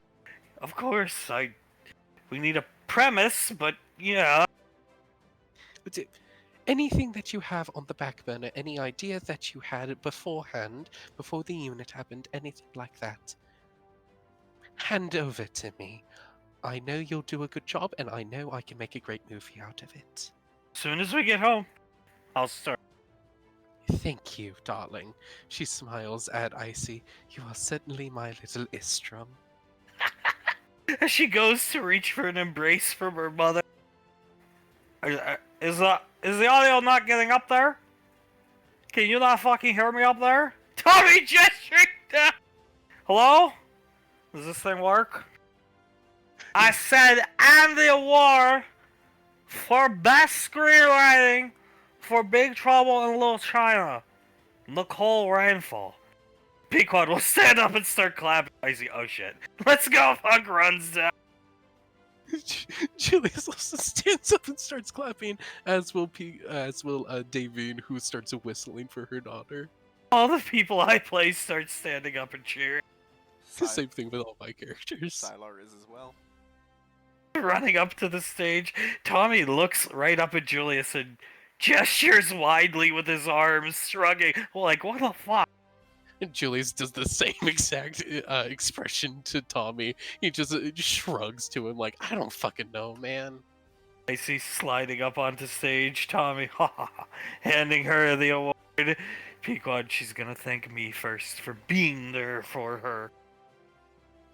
Julius sighs heavily because he knows what's happened in previous years and he knows what's gonna happen in this year.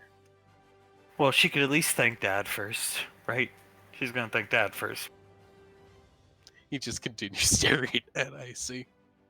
I would just like to thank my mom, Davine Rainfall. Julius sees she's about to scream. Better cover her mouth. Julius quickly covers her mouth. Davine can see Pequod biting into Julius's hand. Julius wincing with the bites, the pain coming through on his face. Davine looking over at Pequod and then back at Icy, and she just covers her face and she starts rubbing it. All I'm saying is, Banksy, I don't need to be in movies. I just would rather get cut loose, you know what I mean? Banksy looks away from him. You don't need to talk like that, honey. You are going to... Nicole is going to be writing films for you. Don't worry. You are going to be in movies. Good, I can't wait. I'd like to get back on screen. Of course. You'll be on screen. Don't worry. I'll make triply sure of it. The Universal Cancer Foundation. As the big mural of Carter gets placed on the board, Karen attacks. Punches this guy out. The Clive Goblin is flying around doing flips and loops in the air. He sees his target right there. Oh my god! Pointing up at Clive. The two Carter zealots in the pink shirts there. He throws up one of his pumpkin paintball bombs and throws it right at them. Take this, you zealots! They get blown through the wall!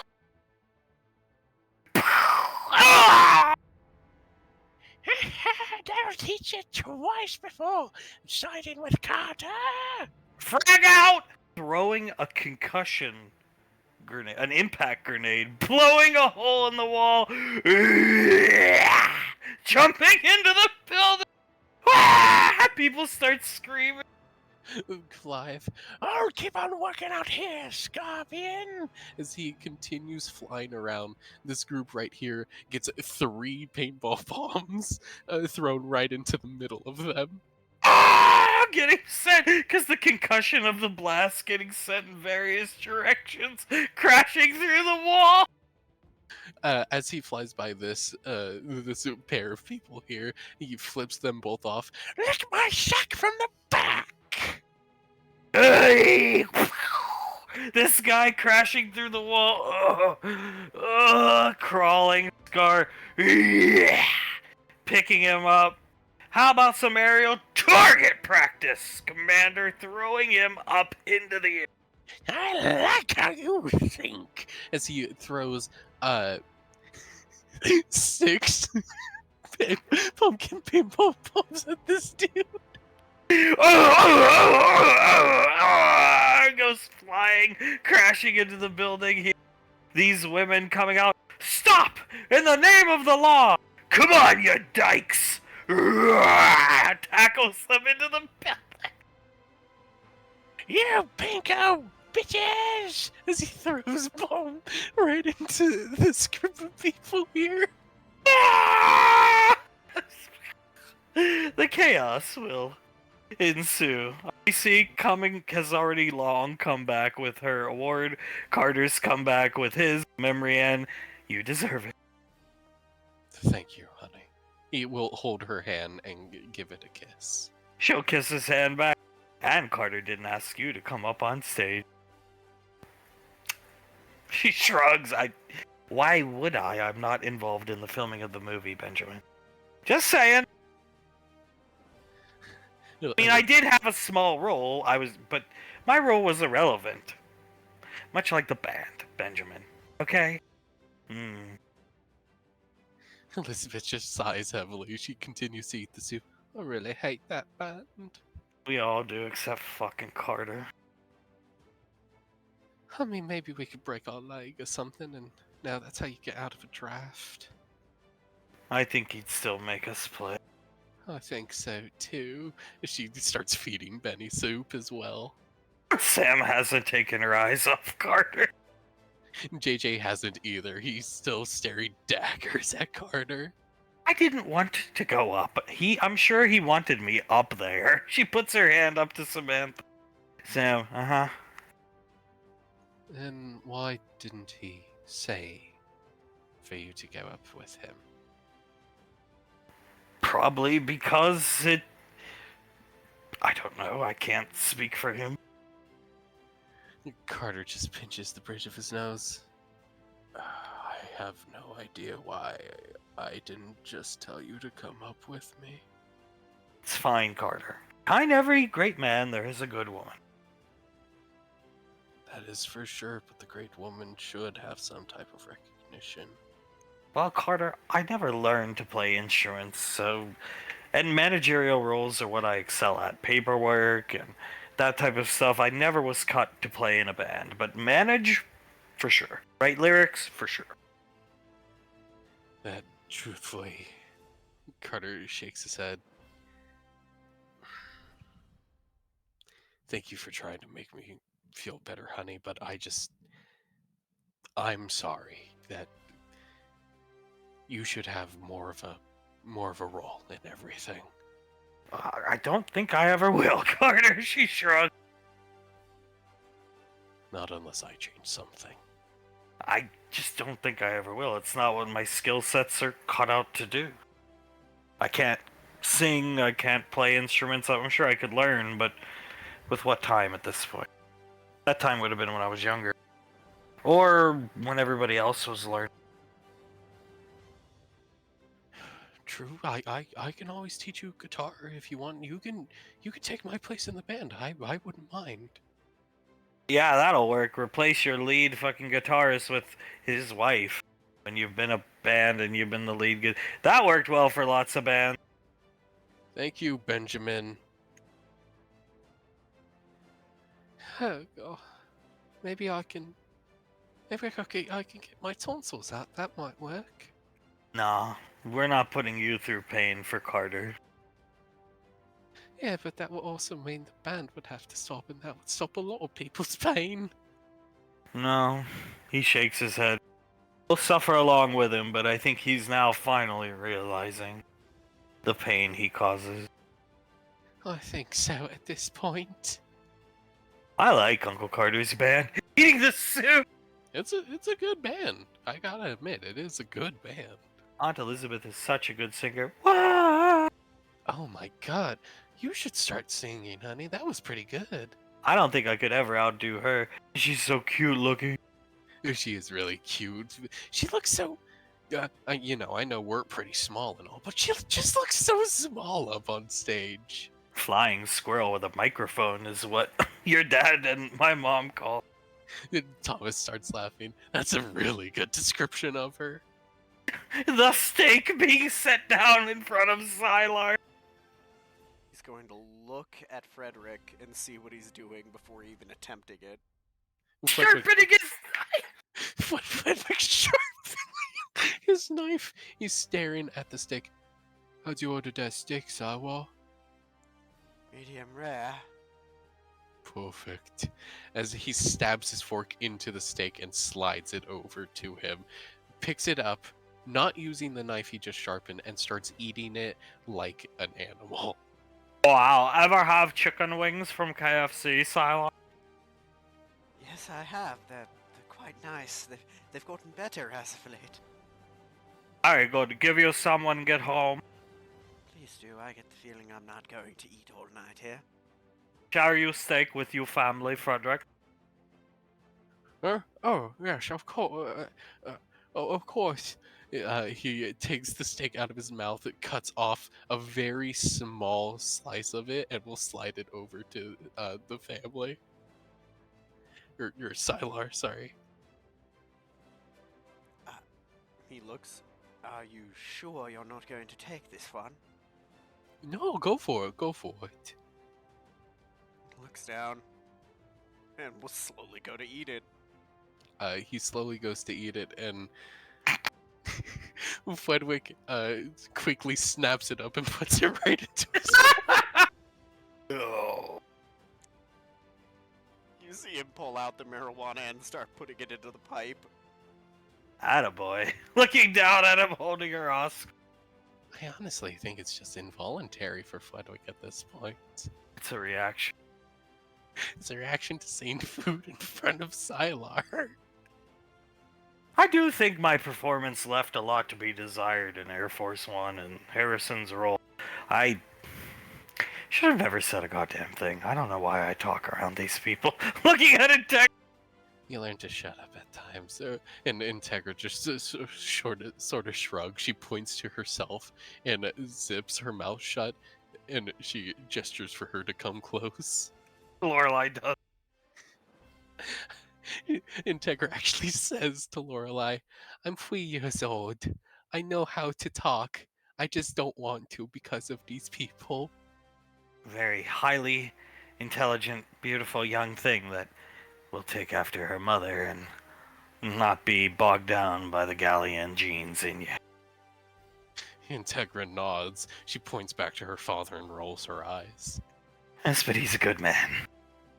She nods and gives her a thumbs up as she starts to eat her soup very daintily.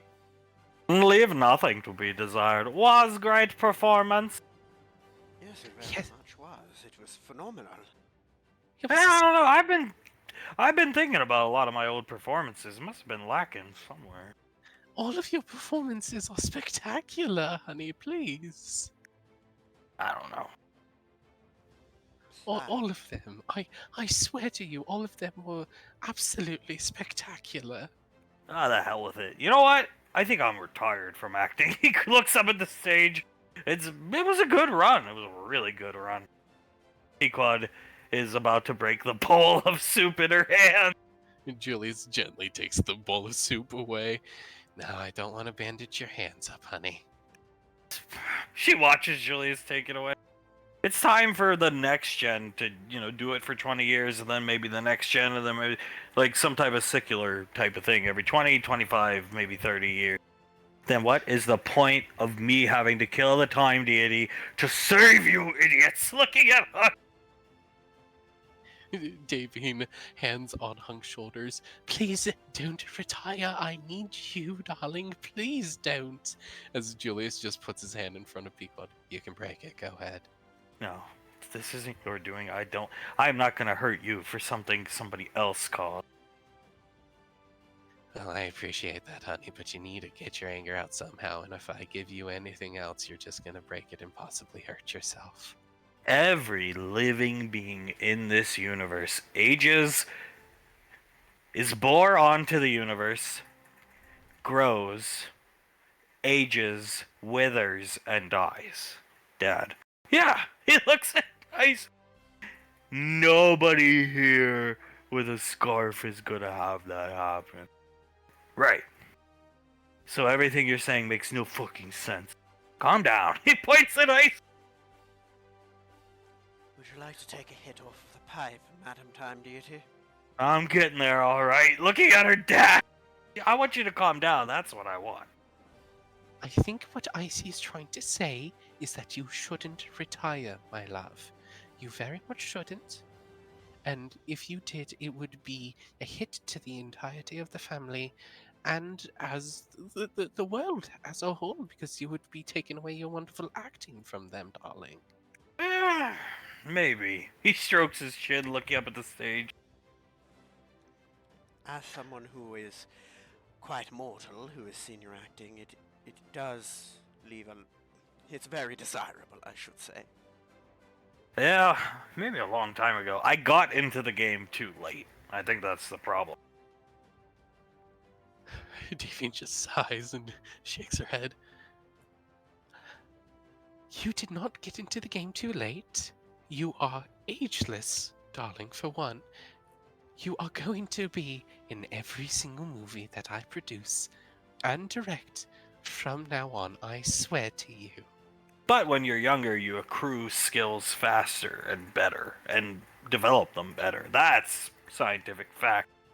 You are Sleeping in her chair. You are naturally a great actor, darling, and you accrued skills in acting while you are part of the SIS, guaranteed. Oh yeah, I remember those days. He shrugged. And if I might interject, sire, your comprehension abilities were one of your absolute strongest points, according to the mistress when you were first put onto one of those arcane council squads. Well, it's probably just the sports. I'm big into sports. We can come over, watch some sports with me sometimes, and the wife. But if you have your star quarterback and you're never using him, it's like, you know what I mean? He shrugs at Silo. Icy snaps her Oscar now. Don't worry, Istrom, that can be mended. Davine looks at Icy. Should we just do the mind melding thing? Because I don't think we're going to get through to him. I think we'll have to. Looking at her dad as Tommy up here on stage. I will say it for the fourth time. And the award for Best Male Actor, JJ Rainfall, come down to the stage or I'm going to throw your award into the crowd. And they will sell it for many dollars. JJ stands up with Sam in his arms and he will walk up to stage. I see staring at Hunk will break and start clapping. So will Hunk, there you go. All my characters start clapping for JJ. Treats his girl right. His significant other, unlike some people, Julius. Julius sighs and nods. Very true, my love, very true. JJ, congratulations! When you call down here, you just come the fuck down. Shoving the award in his chest! JJ takes the award, watches Tommy walk by, and will take his stage at the podium. I just have some thanks I want to give. First to my beautiful wife, Samantha. I don't think I would be able to do anything that I do currently without her. She blushes. completely. Fire engine right. He smiles right at her, gives her a kiss on the cheek, seeing her blushing.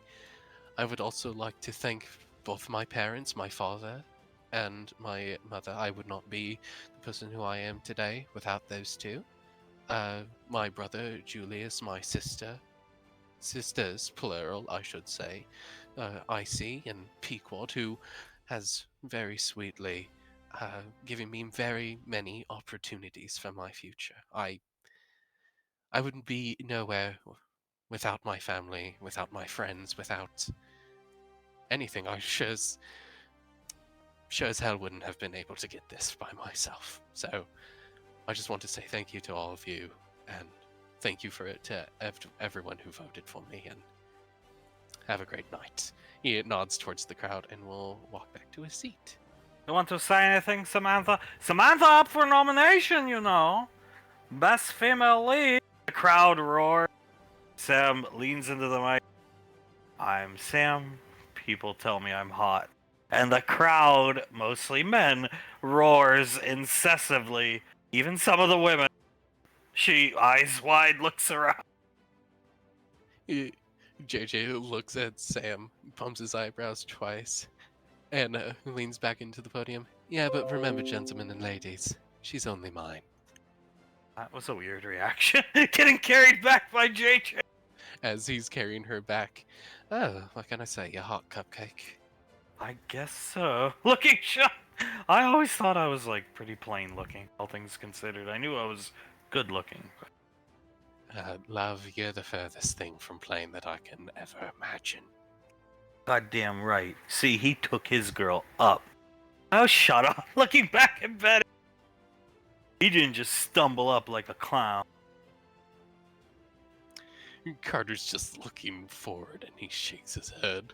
This isn't the Carter Oscars. This is the Oscars. I agree. Cracking his knuckles. Did I bring that blowtorch? Damn it, I left it at home. Damn it, yeah, no, you said you were gonna put it away later. Fuck. Damn it. Looking over at Carter. Well, you can always throw the soup into his face. I think you're just jealous of Carter's Oscar, Benjamin. Why don't you focus on holding boom mic?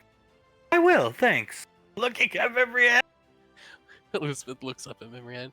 You know, you can't say that just because he's voicing his opinion, Memrian. Oh, can't I? Looking back at Elizabeth. Hey. You're just mad we're pointing out the right things about Carter. Exactly. She stands up, her hands on her hips, so she's gonna protect her man. You cannot say those things. He's voicing his opinion. He is allowed to do just that. Thank you very much. And you cannot try and belittle him because of a very important job that he does that nobody around here seems to want to do. Even Uncle Banksy over there, who has done it for a very long time, granted, and thank you very much, Uncle Banksy, won't do it.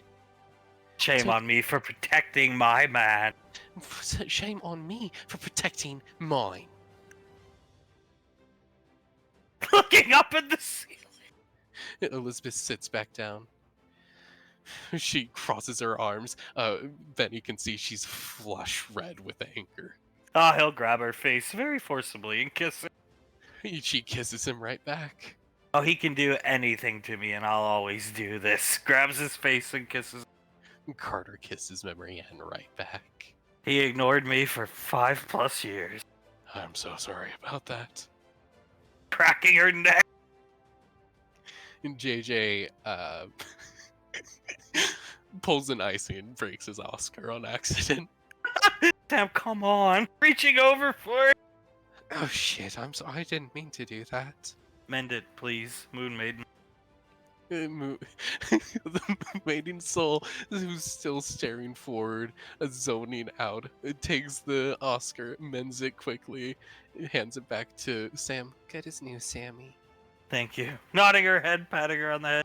So what if I don't get any recognition for the band? I accepted it long before it ever started happening. Zip! Sound of piano wire being pulled out. Grabbing it out of Townsend's hand. Carter sighs. At this point, I would accept the piano wire. I deserve it. Alright. Mind melding done, Dad. Are you done? I was just trying to be reasonable. Well, what you were saying was not true. You were not past your prime. We all saw this in the mind melding. You have not passed your prime. I want you on. All right, well then here's how I'm gonna lay down the law. Then you use me in movies. That's it. Don't make me slap you. He puts his finger up. Pequod, yes! Julius's eyes actually widen hearing Hunk say that. He leans in close, uh, to wanting to see Hunk actually do it. Little Integra also stands up hearing that, and she'll scream out a little, "Yes!" And she Oh my god, shocked and she looks around quickly, covers her mouth, and sits back down. patting her on the head. That's it. Sometimes I gotta just lay down the law. Yes, of course, love. I will cast you in every single film. And Julius. And Julius, of course, and Julius. And if you so wish, please slap me. If that would make you feel better, please do it. Oh, whatever. He's not gonna. He smacks Davey! Little Integra does it again. She hops up in her chair. Yes! She grabs Lorelai by her shoulders and starts shaking her slightly. He did it! Oh, Yes! Falls out of her chair, feet up, cheering. Oh my god. Oh my god. Julius shoots up, standing. He points over at Sasha. You owe me $5,000! Sasha looks shocked. Like he tried to help Pequod up. No, let me stay here like this. Please let me just have this moment. He'll, yes, ma'am. Step away from.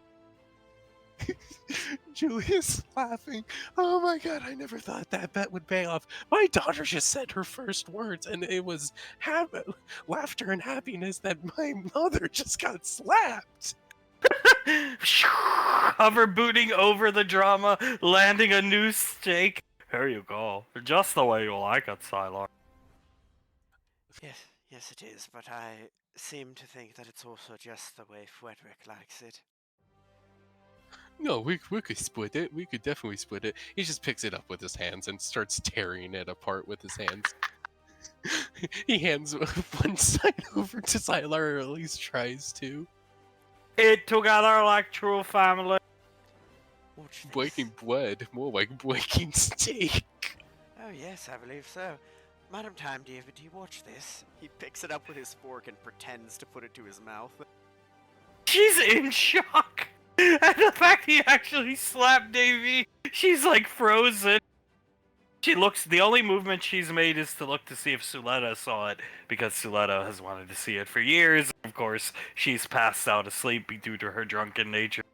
Oh, I'm sorry, what, Sylar? Watch what your friend is about to do. He puts the steak to his mouth like he's going to eat it. Budwig lady in the tram sit. He takes the other side of the steak that isn't going into Sylar's mouth and pulls it away from Sylar. Oh god, she grimaces. It's quite impressive. He finds a new way to do it every time. Do you have any deer jerky? Oh yes, mark your bag, Sylar. Hands him a very small bag. Frederick, it's looking good to Frederick. Fredwick takes a small bag and almost like he's trying to take the air out of the bag, does it like air seal it? He vacuum sucks all the deer jerky into his mouth.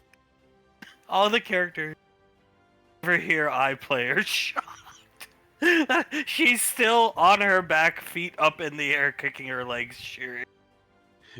Carter has dropped everything that he's holding, looking over at what just happened. The soul has finally snapped out of her trance. She's looking over.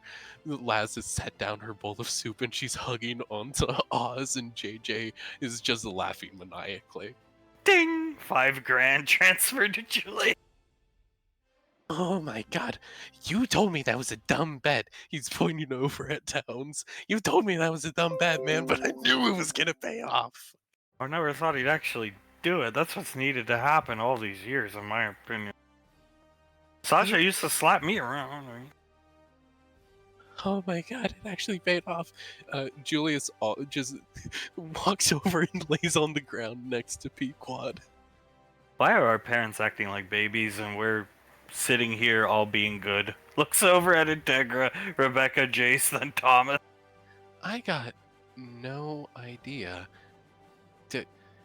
Well, actually, don't include Integra in this one. This is like the one time she's not acting like a mature adult. She's shaking Lorelei. She's really enjoying herself. I think Grandma Davine got slapped or something. Yeah, probably something like that. Now, I don't like doing that and never want to do it again. He'll kiss Davine, but you asked for it. Literally, for some reason. Davine hugs around his neck because I thought we both needed it, darling, and starts to kiss his cheek. It did help me let out the frustration over the 20 years. Anytime you want to do it, please don't hesitate. No, never again. And you don't have to cast me and Julius in every movie, but you at least have to utilize us. Of course, my love, of course I'm going to utilize you. Oh, wow, even time did is shocked. Looking up at Icy. I suppose it's quite the shocking moment. Looking a bit irritated at Frederick still. But at the very least, it seems like this is something you two seem to have needed, madam. I believe it is. I definitely believe it is something that we both needed. Long time coming, unfortunately for both of us. Davy nods. You could have done it at any time, truthfully, darling, and I would have completely understood. No, I didn't want to. Just I was feeling, I don't know the word. Underappreciated, undervalued, mistreated. Oh, Jesus, where'd you come from? Looking over at Pico. Julius stands up from off the ground. Yeah, I was. And I didn't want to feel that way again like I did during the 20-some-odd years, so my hand acted, that's just what it was. Julius shrugs. Good, that's good. It needed to happen then. If your hand acted without you realizing it was acting, it needed to happen. Whoa! Yes! Shut up! Looking over at the cat who cowers in fear. You know, this should be a lesson to you all. There's an old saying, and it is, hard feelings are like weeds. The longer you leave them alone, the harder they are to pull out. God damn it. Pinching Davine's cheek where he slapped her. I'm sorry. He starts crying. No, no! Don't apologize. No, don't cry. It needed to be done. No! She watches her dad start to cry. No, it's okay, Mark. No, look at me. I'm fine. I'm okay. Don't worry about it, love.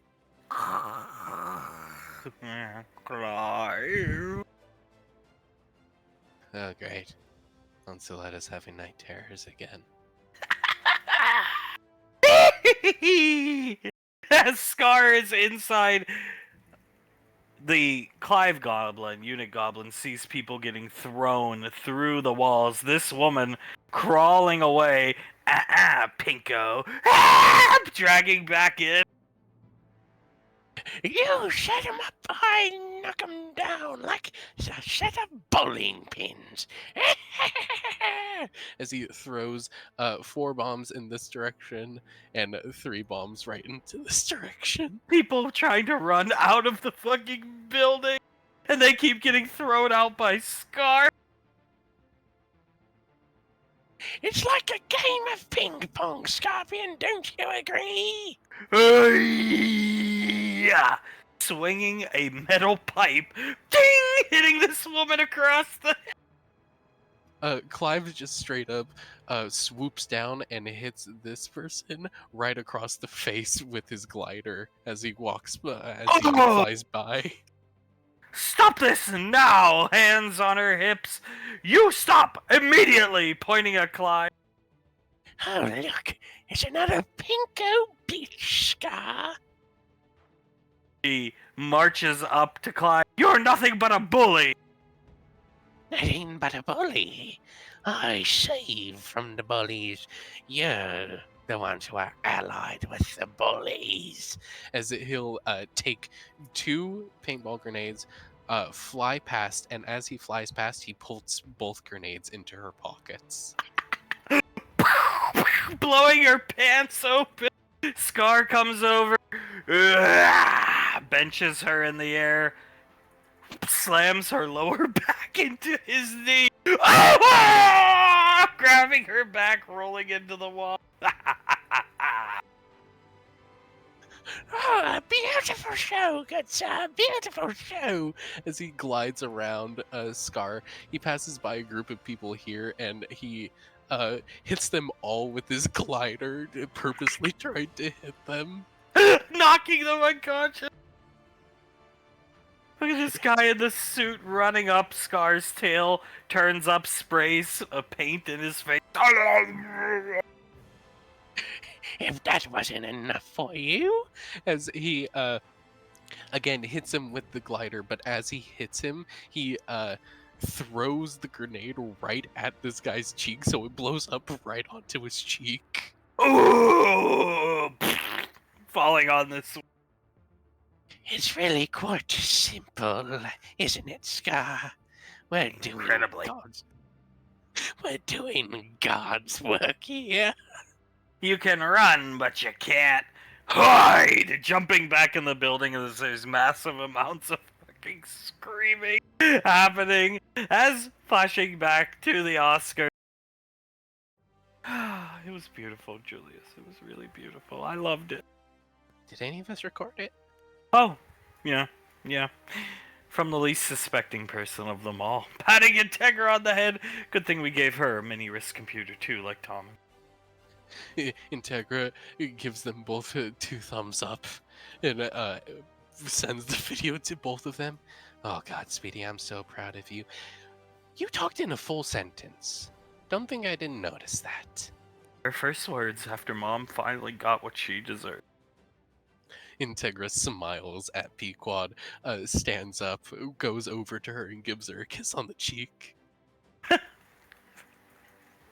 The cheesecake being handed to Sylar from Cullen. Oh, there you go. Looks delicious. He's going to look at Fredericks and try to take a bite.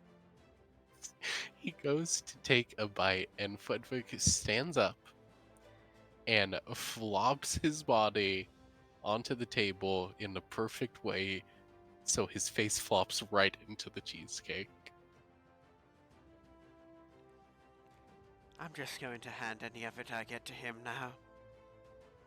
Cullen, Frederick stress eating cause of the drama of Davy.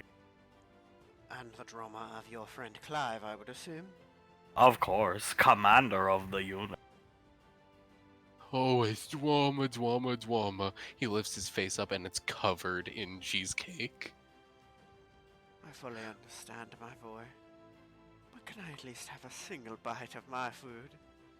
What are you talking about? You are getting some bites of your food, aren't you? I've been giving you food all night. Be willing to share is what family do. You can have. He takes some of the cheesecake from off his face and holds it up to Sylar. You can have this. Suddenly I feel quite full, my boy. You enjoy. Oh, thank you. He sticks his entire hand in his mouth to eat the cheesecake that he just pulled off his face. Has Nicole blinked in the past 25 minutes looking at Julie? No, she has not. I think she's still in shock that he actually did it. Here, I'm gonna try and go rouse her real quick. Julie stands up, walks over, and gently taps Icy on the shoulder twice. Huh? Looks over at her brother. You haven't blinked, Nicole. I'm starting to get worried. That is something I never thought would happen. She starts laughing. Julie starts to laugh as well. Trust me, none of us did. None of us thought that would ever happen. But you know what? I'm 5,000 credits richer now. Well, thankfully, it's wiping a tear away. It's over. Yes, but again, darling, please remember, if you ever need to do it again, just let me know. Well, next time if I'm ever feeling this way, I'm going to just come to you and be like, this is how I'm feeling, you address it, or that's it. Of course, my love, of course. That is also a very good way to solve it. Wait a minute, that dumb bitch got slapped? Look at her out, waking up. And Julius nods. Yes, she did. And you know what, Auntie? You lie, you hooligan. He crouches down next to her, whips his wrist computer out. My beautiful, beautiful young daughter recorded it for me, and not stolen this, just in case you were wondering. He shows her the video of Davian getting slapped.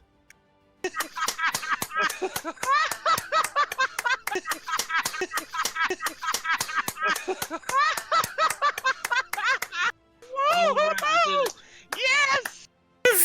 Clapping, laughing, wooing. A lot of people in the crowd below looking up. Let it all out. Let it all out, Auntie. I know how long you've been wanting to see that. I just hate the way she treats him sometimes. I know, we all do, Auntie. We truly all do. It's about goddamn time. Wiping a tear away from her eye. Do you want a hug? Do you want to hug me? I could use one. I wish if he had just done this 20 years ago, we wouldn't have almost lost him. Looking over at Davy. Oh, I know. Julius leans forward and gives Suletta a hug and squeezes her tight. You heard me. Looking at Davy. We wouldn't have almost lost him. Yes, I heard you, Suletta. And yes, I realize that I almost lost him, and it's never going to happen again.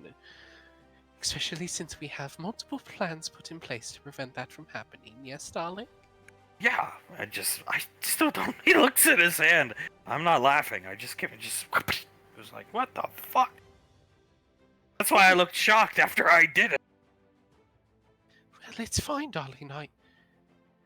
I sort of wanted you to do that for a very long time because I knew I deserved it as well. You feel better too? Yes, I do. I feel like I got my just desserts, if that makes any sense. I'm surprised she lasted this long. I figured he would have clocked her about quite a long time ago. Lorelai looking down at him. You would think so. Oh, he's so cute. Patting her on the head. Integra accepting the pats, she then takes Lorelai's hand and holds it, interlocking their fingers together. This will go down as what? The second or third greatest moment of your life? Your wedding, your child's birth, and then this. Looking at Integra. Integra nods. Most definitely. Good. You will turn out just like your mother then. Pequod's watching it over and over and over. She smiles, looking at her mother, and then she herself pulls it up on her wrist computer and starts watching it over and over and over. I can't believe he did that. She deserved it. If I did that to JJ for a second, I was rude to JJ. I can't remember. We went on some mission with robots. That's all I remember. Either way, I was apologizing to him the second we got home. She deserves more than one slap. Looking at Davy. So she most definitely does, but Yeah, and what she did wasn't even that mean. She just said, "Wow, you're not that good at this." I remember what you're talking about. Pointing at Davine, or well, Mom almost killed Dad. Elizabeth nods. I actually don't think Dad has it in him to give her another slap. I mean, look how much it actually looked like it hurt him to slap her. Long goddamn time coming, I'd say. Laz is straight up crying. You okay? Putting his arms around her? Is it traumatic for you? I'm just so happy right now, Ozzy. Oh, you'd like to celebrate? Please, yes. As soon as we get home, we're having a couple drinks together, please. Got the champagne right here. Hands her a glass of champagne. Cheers! She clinks a glass with Oz and she starts drinking this champagne. Did you ever think that would happen, Carter? No. Every single time it was brought up in the back of my mind, I was like, he's never gonna slap her. Why would he ever slap her? Well, I know why he would slap her, but he would never go through with it. But he slapped her hard too. Damn. Memory Ann, I'll slap Carter, crossing her arms, leaning back into JJ. She already does, love. You forget. Yeah, but there's a difference. A love slap of BDSM crap, and then just so you really hurt me, you deserve this slap. Fair enough. And as they're saying that, Carter looks at Marianne. You can always slap me like that if you want, if you need it. I don't. I punched him on our honeymoon. Damn, clapping! That's what I would do. I punch. I broke his nose. JJ points over at Carter. That explains why your nose started to look crooked afterwards. That is Oscar worthy. Clapping loud. Soul pats Marianne on the back. Soul looks up at Colt. She shrugs. Same goes for you, you know. I prefer the way we handled our problems. We just fought it out and it was over. Isn't that how most people do it? Wait 20 years and then deliver the slap of slap. Soul leans forward. Most normal people, yeah. Yeah, well, most normal people don't know how to fatly step either, so she leans back in her chair. She slowly looks over at Sasha and shakes her head. I'm your mother-in-law. I can say what I want. I know you can. She turns back around and looks forward. Just you wait. You go ahead, get as fat as you want. You're only hurting my son. She squints her eyes. You think I care? I'll just order, if you're still in the military, I'll just order you to Misty Step fatly. Carter overhears that and just starts laughing again. Marianne and Penny start laughing. Your mother will just storm into the room and say, even if you're not in the military, I'm your mother, you don't like it, you're out of the family. Misty Step fatly. Good Misty Step fatly. You can win with most people, Soul, but not with people like your mother or me. We're the adults for a reason.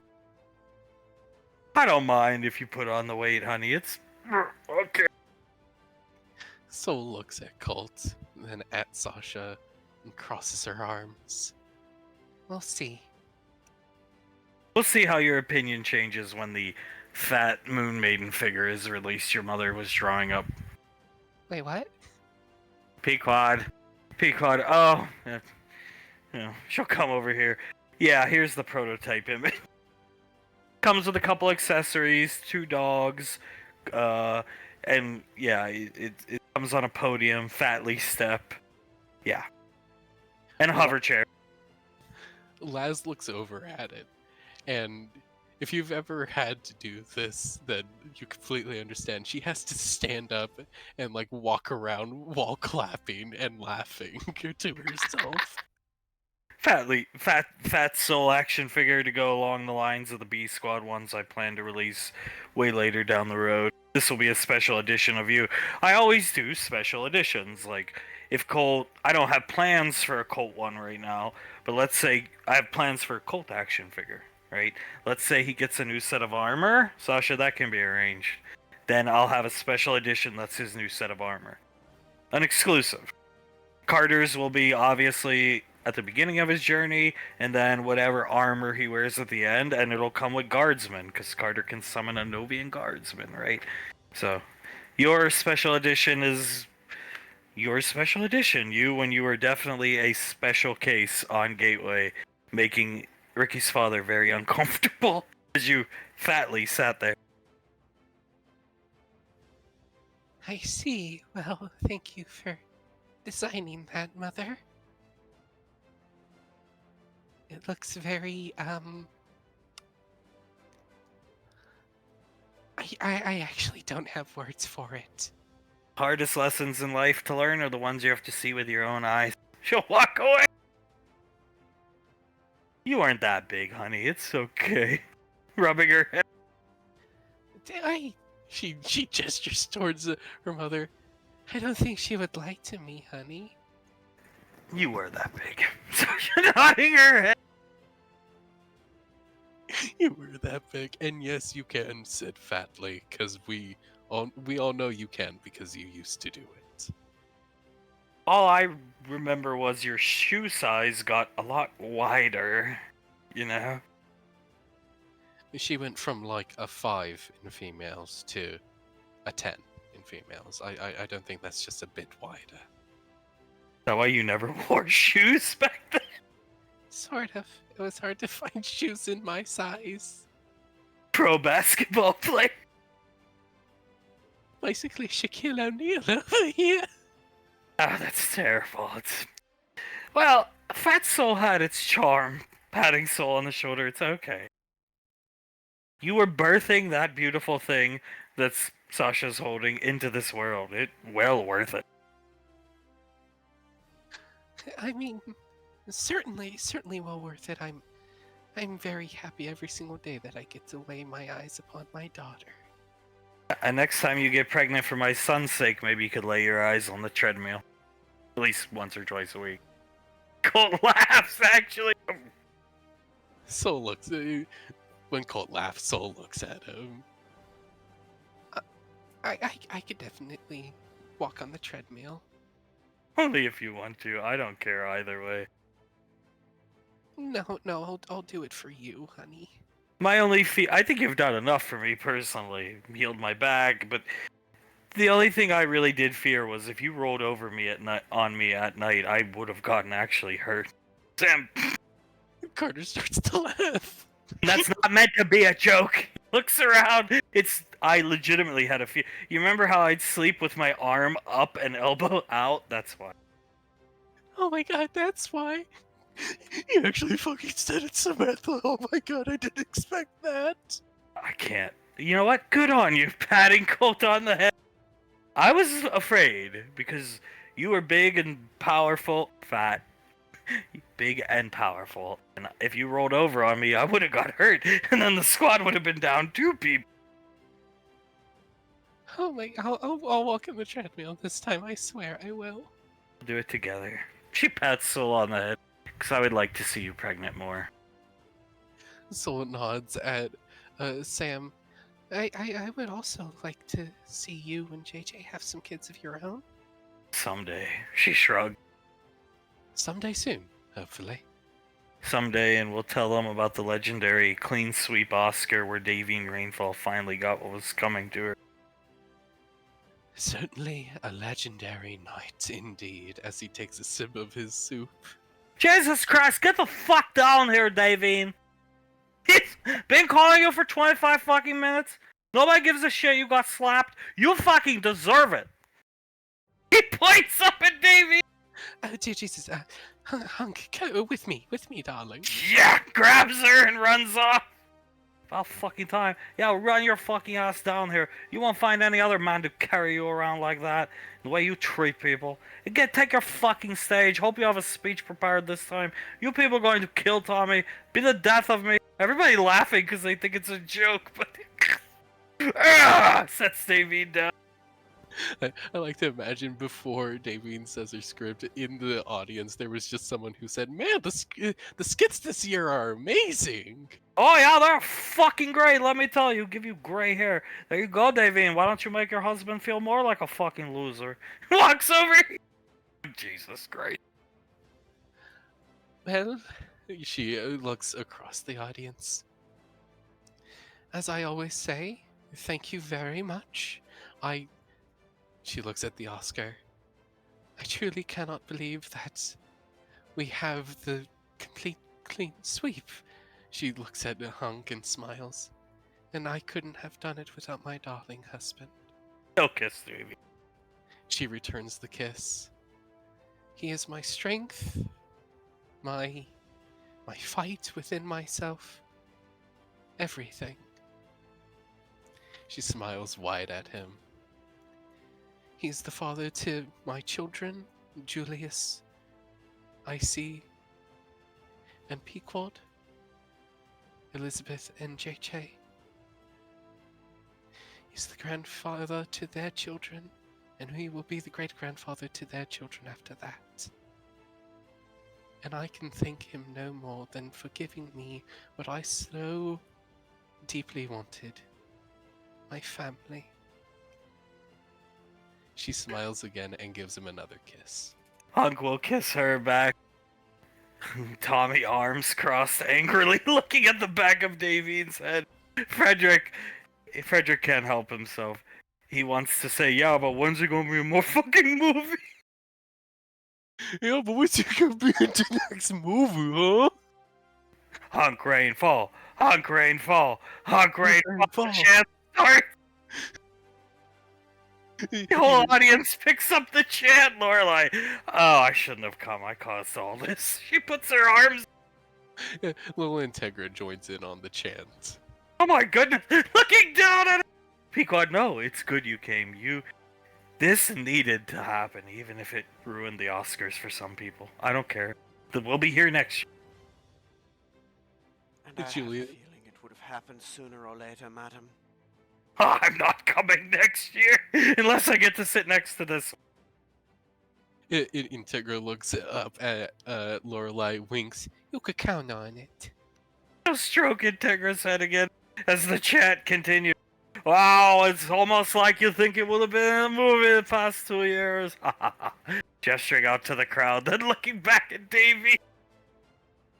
Well, I suppose I cannot reveal anything more, but I would like you to know that Julius and Hunk Rainfall are going to be making their reappearance on the big screen very soon. Yeah, I actually had some health problems and I was taking a break from acting and letting, I wanted my son to act and we want to get the younger Rainfalls as the chant overpowers Hunk. Why am I talking? I don't know. Why are we still up here? You give the public what you want, you get money, but no, let's make Frederick fucking Price movies, but not Battlefield Earth. Get off my stage, Davey! Davey nods to Hunk. Let's get out of here. I don't think he's coming home with us. I think we ruined the night for him, honey. I'm sorry. Oh, most definitely he's not coming with us. And I'm glad he slapped you. Get back on the mic! Oh, as are most people. And me. Trust me, I am too.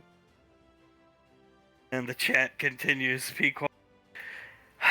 Almost like they want to see my handsome, he's beautiful, handsome, beautiful, perfect husband alongside his dad in movies, Mom.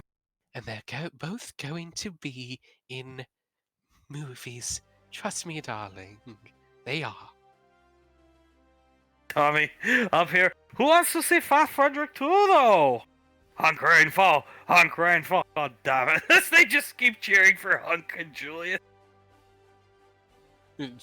Julia's starting to laugh, shrugs, as Thomas is going to stand up and join in on the chant. You know, I can't resist a good chant, honey. And he starts saying, Ungrateful! Ungrateful! Hunk Rainfall! Hell, we'll start chanting. Ran. When in Rome, Carter kissing Carter and cheering along with Thomas and him. Carter will do the same as all the kid characters over here are going to start chanting that I play.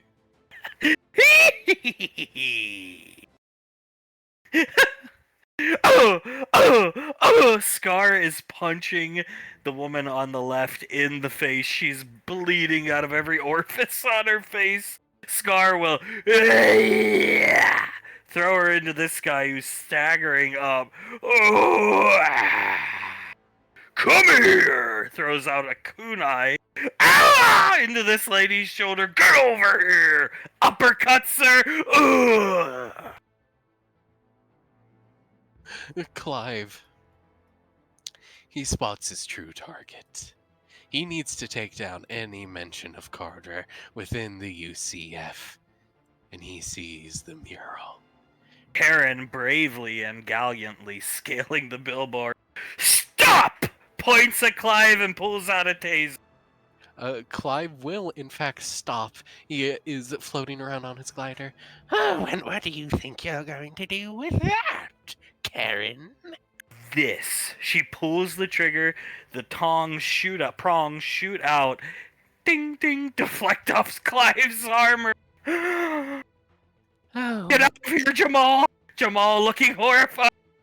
oh, Jamal, you won't have the chance. No mercy for the zealots of Carter! As he throws the remaining paintball bombs that he has at the mural, at Karen, and at Jamal. Karen landing on the back of her neck as Jamal gets blown a block away. Screaming, reaching out to Clive as the billboard topples. Clive can fly away, or should fly away, because the billboard topples atop Karen. He quickly flies away, goes over to Scar. Well, Scorpion, I think this was a job well done. I would say, you know what? No. He'll walk over, unzip his costume, and piss onto Karen's hand underneath. That's protruding out underneath the. Clive is gonna glide over and do the same. Uh, he continues pissing as she crawls out. Lick more sack from the back. As he continues to piss. Punches her in the face. Whore. Now then, He rubs his hands together and looks around. all in a day's good work. Isn't that right, Scorpion? Yes, sir. Putting his hand out for a handshake. He gives him a handshake, pulls him in, and gives him a bro hug. He does him one better. He whips up onto the back of the glider, spooning Clive. I hear the sirens, brother. Carter's got the pigs on us. Let's get out of here. We must retreat. One final.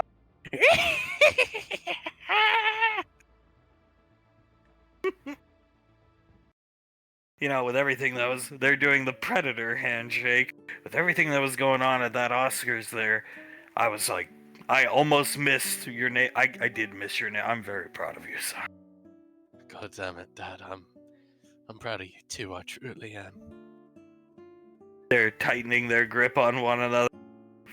You shouldn't be proud of me. I slapped your mother. Yes, he should. Look No, here, Jay. No, Dad, I am proud of you for that. That was a big step forward for you, and you gotta realize, mate, that if stuff like that happens again, if you need to feel that way, then, brother man, you should let loose. Brother, you should just let loose. It's not worth losing you, Granddad. There would be no family. I feel like the family would crumble, personally. But just my opinion. I haven't been around for a long time, and it would crumble in the matter of minutes. And that's just a fact, whether you like it. She'll look at Davine or not. Who solves all the problems? Hunk does, and Suletta, I know it is a fact. Thank you very much. I'm just so glad he finally slapped you, holding Jace tightly. As am I. I am also glad he finally slapped me. I told JJ to slap me anytime I upset him. Davine looks down at her. Has he had to yet? No, but the one time I felt like I kind of deserved it, I was just extremely apologetic. Oh, well, that's good, darling. That is good. She hugs around her and gives her a kiss on the top of the head. She smiles, typing on his computer. Well, the Oscars, they vote, grandmother, like best dress, sexiest this. Samantha got all the awards for the female category of best dress, sexiest. Looking over it all. Oh my god. Davine looks at all the awards that she's won. Darling, you are a smash hit with the audience. I didn't even put that much makeup on, she shrugged. Because you don't need any makeup. You're naturally beautiful. Yeah, I think the crowd, the roaring, it was men and women, but a lot of men. Yes, man. I see why Pequod wants to do the whole fashion thing. Oh yes, no, I certainly can as well. It would be, well, darling, quite profitable, and you would make such a good fashionista. Is that the word for it? I guess influencer, she shrugged. Well, whatever the word is, you would make a wonderful version of it. JJ and Hunk done clasping hands. Comes, hug your mother, JJ. Got that Oscar, you made her proud. I'll hug my mother. JJ walks up, he hugs Davine, and Davine hugs him back. I am so proud of you, JJ. Thank you, Mom. I'm proud of Dad for slapping you. I just got to be honest. I know. I too am quite proud of him slapping me. I've deserved it. I just hope if Elizabeth ever does anything like Benjamin gives her the slap early on. I really do. I should have did it a long time ago, not just impromptu out of nowhere at the fucking Oscar.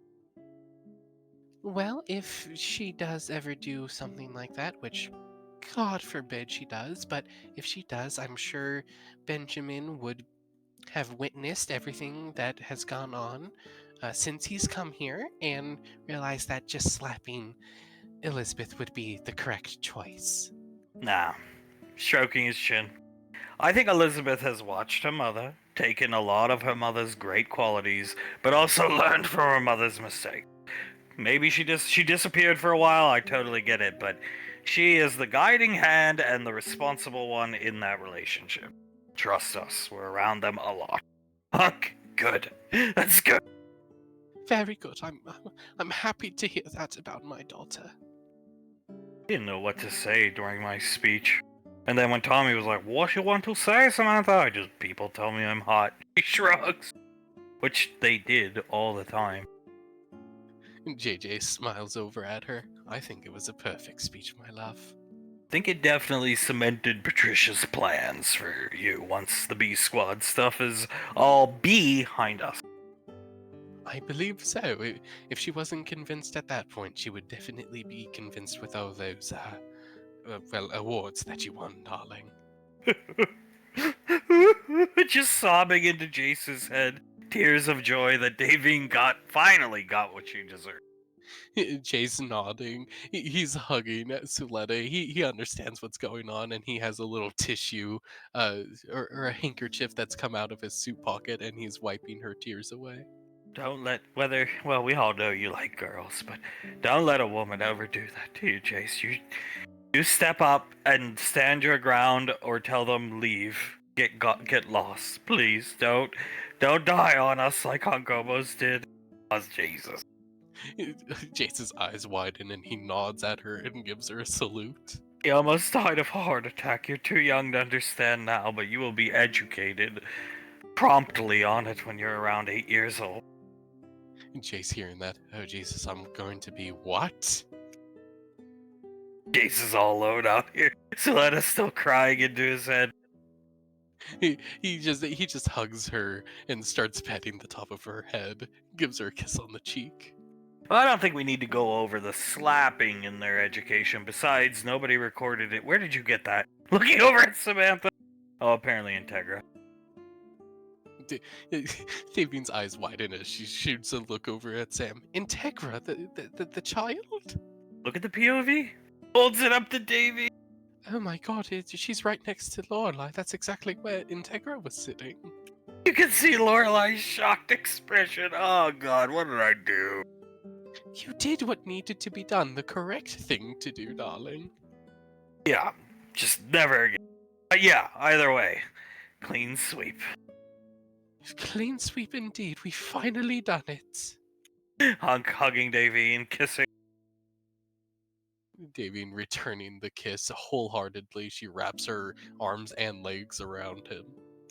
My personal favorite down here, Icy setting down a club sandwich. Julius makes the best, and Julius did make this.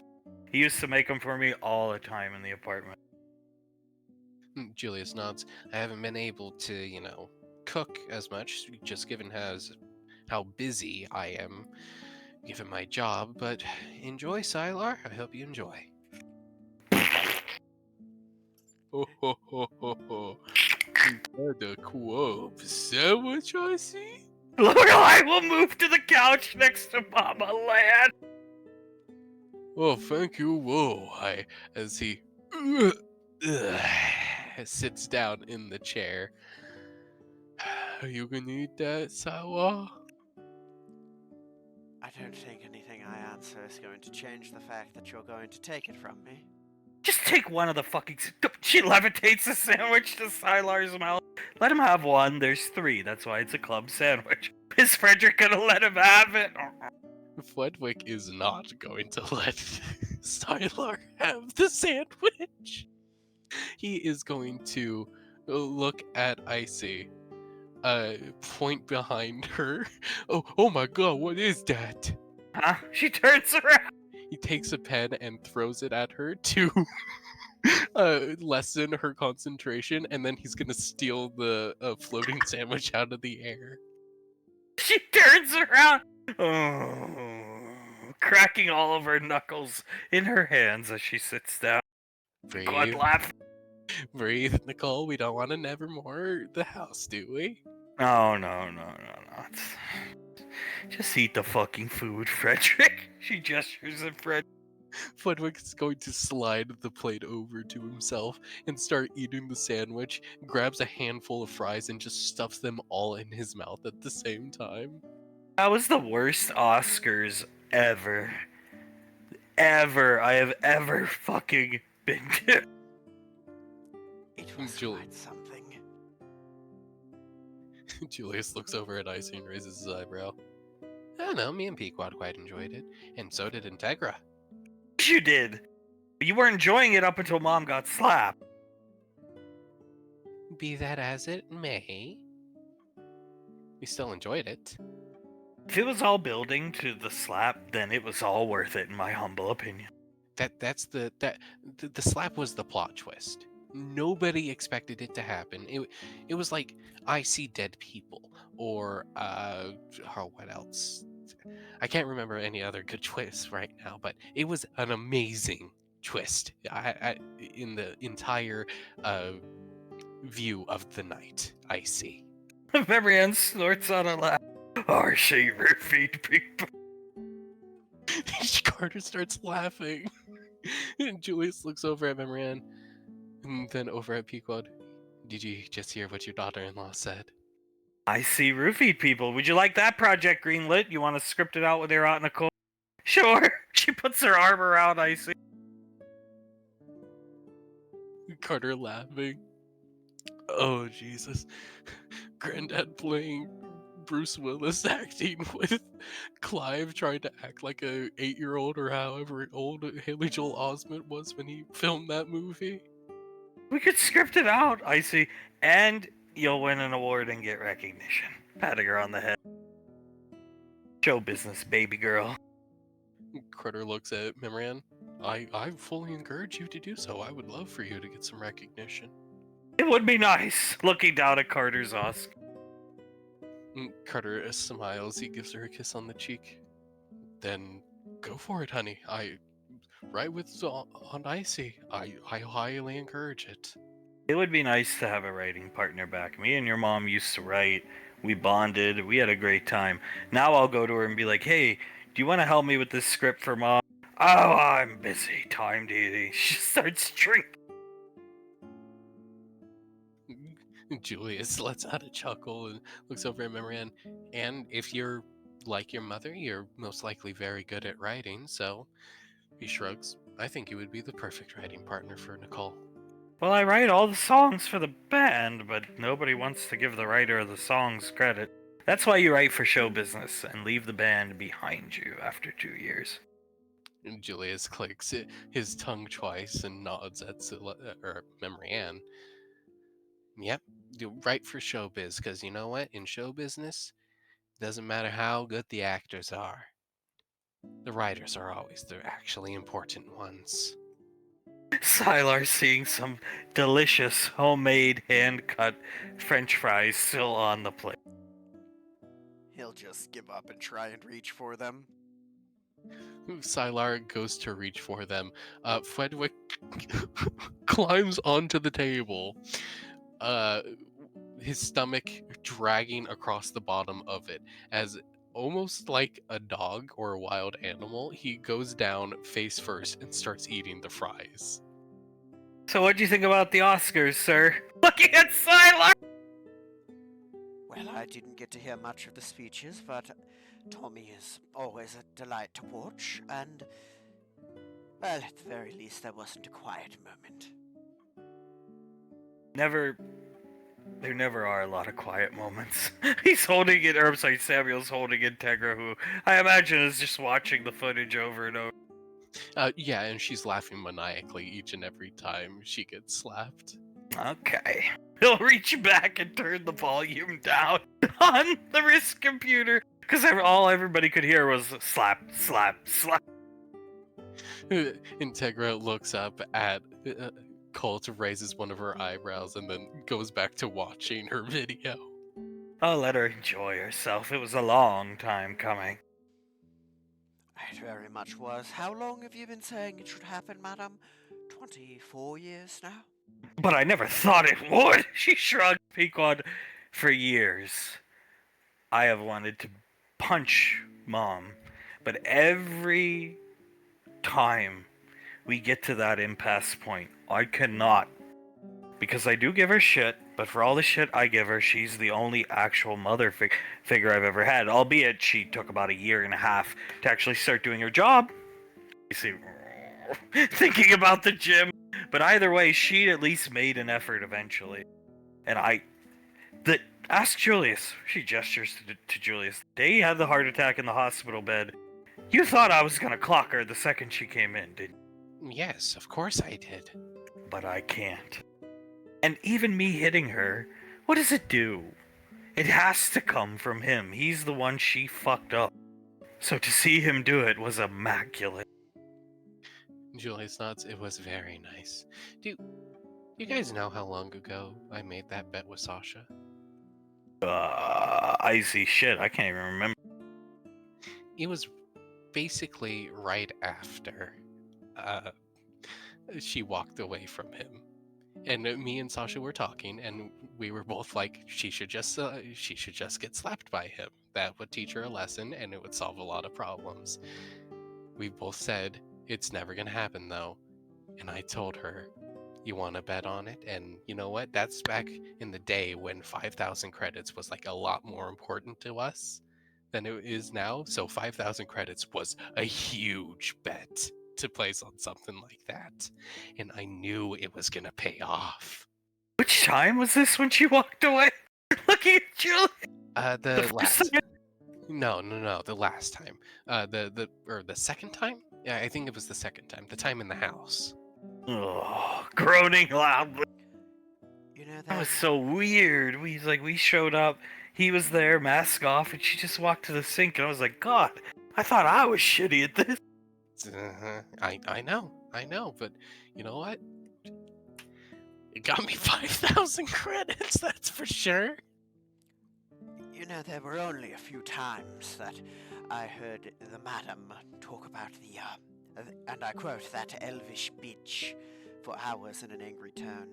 2 of them were when she walked away from him, and the other was the thanks but incident. Oh, I remember. Don't remind me of the thanks but incident. And mind you, she'll sit down next to Frederick.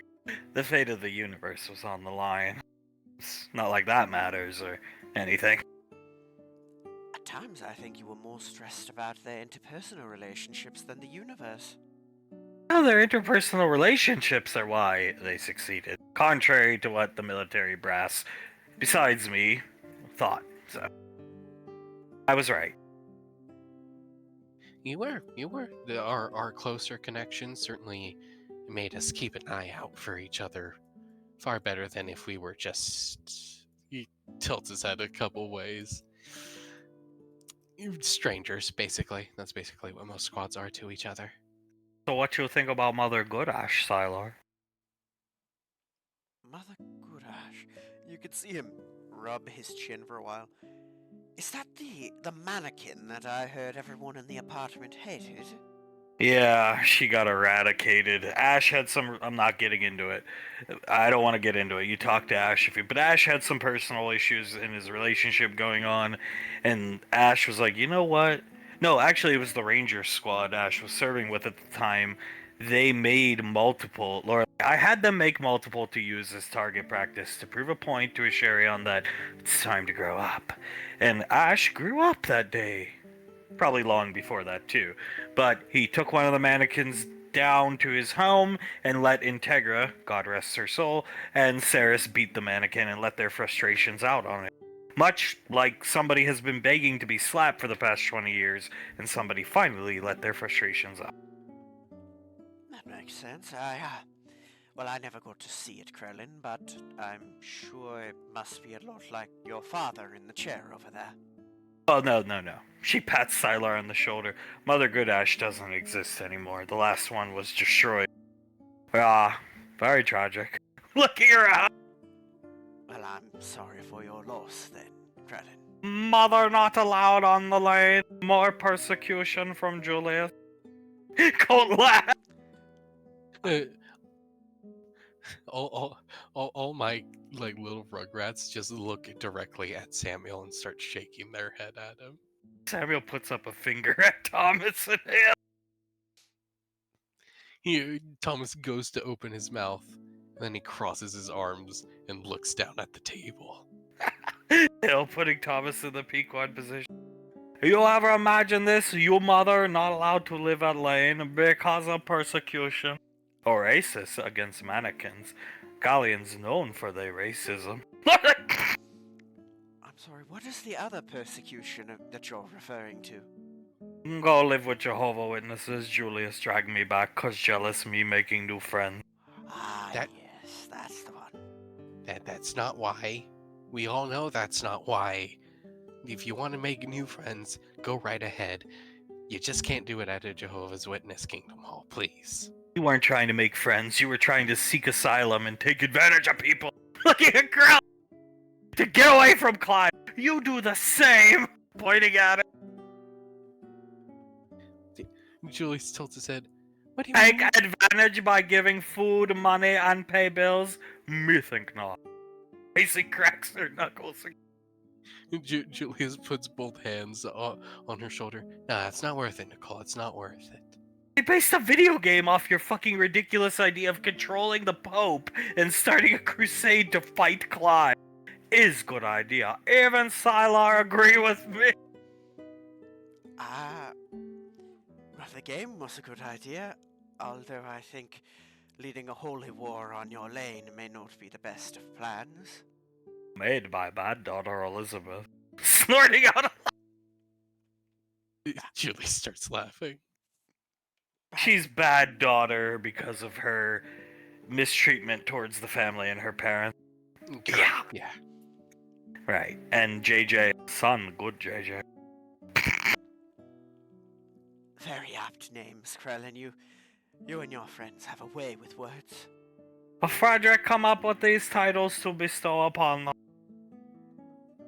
Frederick nods. I mean, it was the most fitting thing. Elizabeth is a bad daughter, and JJ is a good son.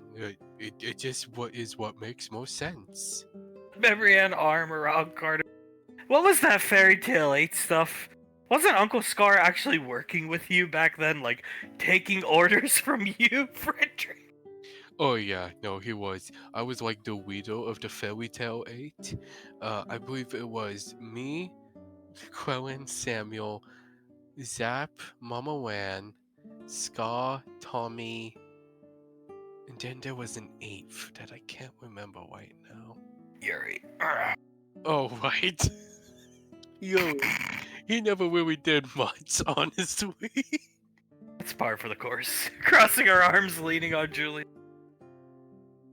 But we were all together, and I was like the mastermind to put all the kids together, to get all you kids together, or at least assist you guys in getting together. How far we've fallen, Carter. Frederick was giving him orders, and now Uncle fucking Scar is giving the orders to Frederick Krellin and Sam. If only we can turn back time and not make mistakes we did in the past. And back when that dickwad parked his power loader in Woodbury. Oh, if I would give anything to have him park a power loader in front of me today. Speaking of two of them, are we safe to be in this house right now? This is the safest place. They never come here. This is where Suletta lives, and they never come to see her, save for Saturday or Sundays. And the only reason they come on Sundays is why, son? Because I'm here and they want to, quote unquote, either keep an eye on me or roofie me or kill me. They don't like the fact Carter and me come. Well, Carter comes over with me to spend time with my mother, who adores Carter. So No, I can understand that, but If they come because you're here, isn't that an attractant? Technically speaking, yeah. But it's not like they have a sixth sense about these things. And it's not Sunday yet. The Sunday dinners are an every Sunday occurrence. Unfortunately. Carter sighs. If we don't come for your mother, no one else is going to spend a dinner with her. We have to do it. I think that slap video alone will keep Mother going for another 40 to 50 years. Honestly, I think so too. That's the most happy I've seen your mother in a year. Like this past year. Most happy I've seen your mother ever. Look at Carter. Carter starts laughing. Me too. Me too, honestly. She's had lesser reactions to making 5 billion credits, Carter. Think about that. I know. She had less of a reaction when she saw me and Soul graduate high school. She starts laughing. That was quite possibly the most happy I've ever seen my mother. Last graduating college. She had less of a reaction to it. She wasn't on the floor with her feet up in the air, begging to be kept on the floor just to live in the moment for that much longer during Laz's graduation. I'm so shocked he did it. Oh, shut up. Pequod looks over at Ice. I'm not sticking up for Mom. I'm just saying I never would have thought. Pequod, none of us would. That's why it was so beautiful. So unexpected. It was like a car crash. You know what I mean? You never see a car crash coming, and when you do, it's like sudden, it's fast, and then it's done, and boom. It was beautiful. Julius and I, on our 60th anniversary, plan to renew our wedding vows. I think we're gonna have that footage playing in the background on a big hollow screen. I see, jeez. With subtitles of exactly what's going on in the video. Even though there's no dialogue, we're going to have a subtitle of smack on the video. I clapped. I was shocked, and then I started clapping. I'm sorry. Marianne looks at the Oscar. I see. Trust me, nobody's sorry about it, so you don't have to be, honey. Carter shrugs. I mean, I started laughing. It was so unexpected. Out here. Oh, Jace. Oh, I wish you'd do it again. Alright, Suletta. I'm already regretting what I did. Like, 20-fold. You're really making me regret doing it now. Are you ever gonna stop? Sam just smiling up at her. Let her get her emotions out. Come on, Dad. I am already regretting what I did. It was beautiful, Jay.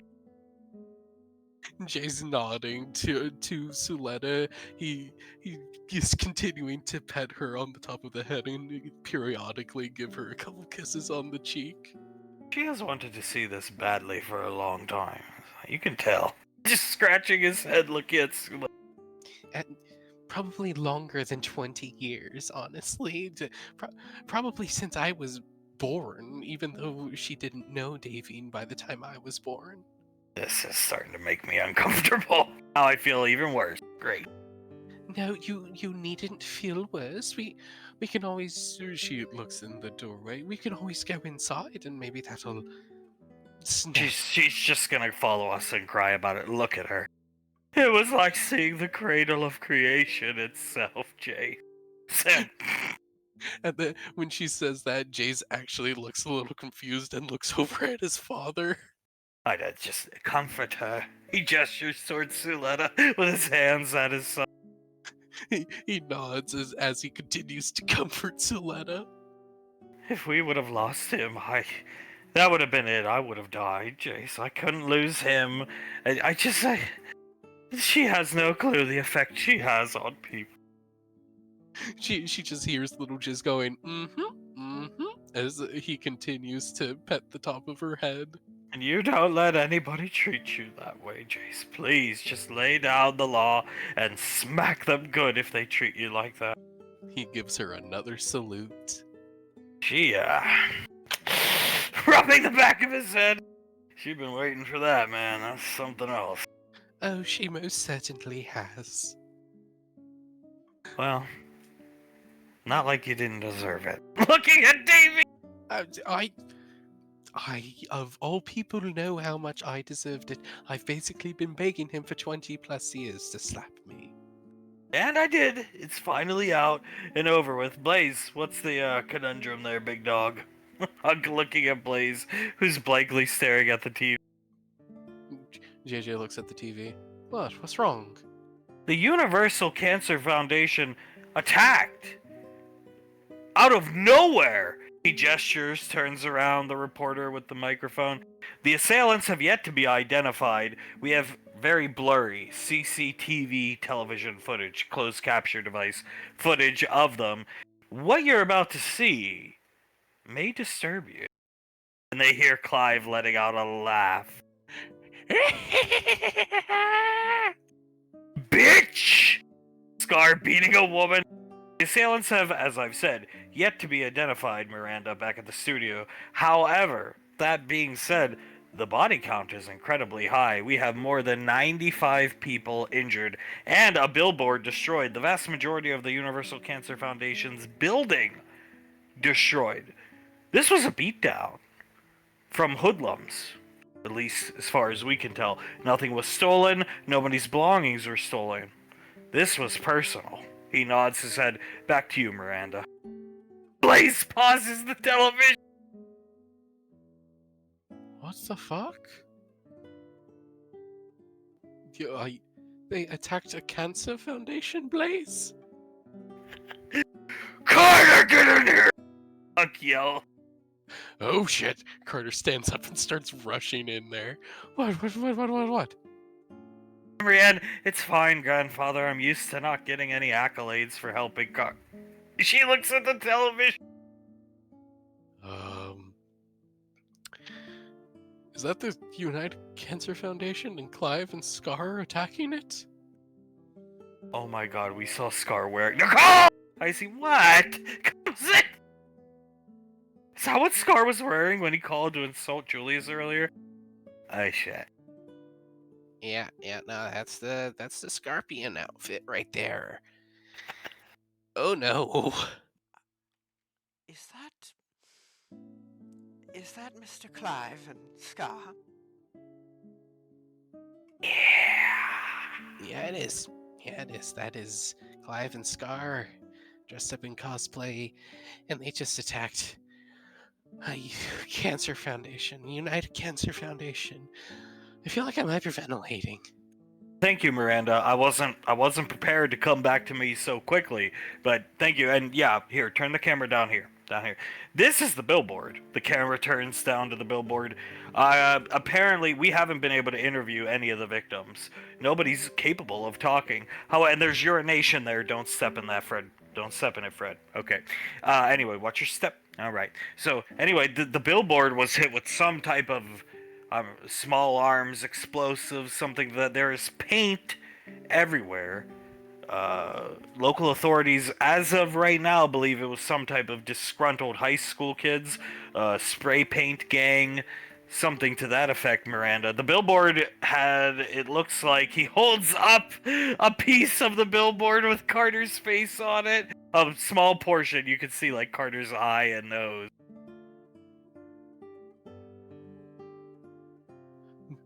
Carter just rubbing the side of his head. Oh my god, we caused this. And that's... Okay. They attacked them because of us. Miranda, hand on her chest, breathing heavily. And that's... No, yes, Miranda. Well, the person in charge, we looked it up. We weren't able to talk to any of these people. They all had to be whisked away to the emergency room. This is not a joke, Miranda. This is not a gag. It was not a prank gone wrong, like your initial report suggested up until we got here. This was an attack. The leader, the CEO of the nonprofit, Karen Feinberg, she suffered from what the EMT quickly told me as they whisked her away, 45 broken bones, and then apparently was urinated upon. Oh my! He's about to explode. Davine better do something, or somebody's getting punched badly. Davine hugs around his waist. Let's just breathe. Just breathe, Mark. It's a. Let's not look at the TV screen anymore. Come, look at me, darling. It's okay. Just breathe with me. Yes. He'll turn and look at Davine and put his hand where he slapped her. It's okay. She puts a hand on his hand and starts rubbing it. It's okay, love. It's all right. We just need to breathe, and everything is going to be okay. All right? Hunk, I'm sorry I hit you. It's okay. You don't need to apologize. Now I need to hit Clive. Davine's eyebrows shoot up. Well, if you wish to hit Clive, then I fully encourage you to do so. Then. I mean, for God's sake, Suletta! It's beautiful, Jace. I hope he doesn't do her again. I really fucking do, Jace. Jay's continuing to comfort her, but he's also staring at the TV screen with a shocked look on his face. This is not good. I'm looking at Hunk. Did every vein in your dad's body just bulge at once? That's scary. Looking at. Yeah, no, every single vein did. I counted like 15 on his head alone. I think he's had a rough day. Rubbing JJ's back. I think he's had the roughest day he has in a bit. Miranda, we'll give you more information when we have it. It's an ongoing development scene. Anything we find out, we'll send you. We plan to go to the hospital, try to interview people, but right now nobody is in no shape to talk, let alone probably wants to talk. More at 6 p.m. Pequod crossing her arms, not saying anything. Towns in here. Elizabeth, Sasha, Towns, and Benny and Mr. Snuffles have already been watching it. I got it. We've been watching it for the past hour. Thank you, Towns. I'm gonna blur Clive's face on Scar's face. That's the best I can do. Understood. Dude, just do what you can. Just work your magic, my man. You'll do great no matter what. Memory Ann patting Carter on the side, letting go. She had his arm around him, letting go of him. She'll blow up the image of the Clive Goblin. Oh, God! Soul staring at the Clive Goblin. That's fucking great. I'm sorry. Icy smacks him lightly in the back of the head. You have got to be kidding me. That he thinks he's the hero in this situation, most likely. Tried to tell you about this. Did not know they were going to do this, but Sinister Unit. I see, yeah. You told us that they were going to attack deer. That's what you told us. Is what they told us, points at Julie. Can't you read minds, Krellin? When read mind, only see visions of beating you sons to death. And big ego. And fake military exploits. Lorelai laughing at everything Krellin said. Well, okay, fine. Fair enough. But you know what? Next time they claim that they're going to just go attack a deer, don't believe them. Come to us and tell us that it's happening as soon as possible. Seemed very believable to me at times. I mean, Clive did really fuck up that deal beforehand. He shrugs. And say this scared to kill Carter later, not attack Cancer Foundation. Why these people come in his crossfire? Because Carter and I played a pro bono coming over, taking Carter's hand. Concert for them. We raised a bunch of money. We all in the band donated tons of money.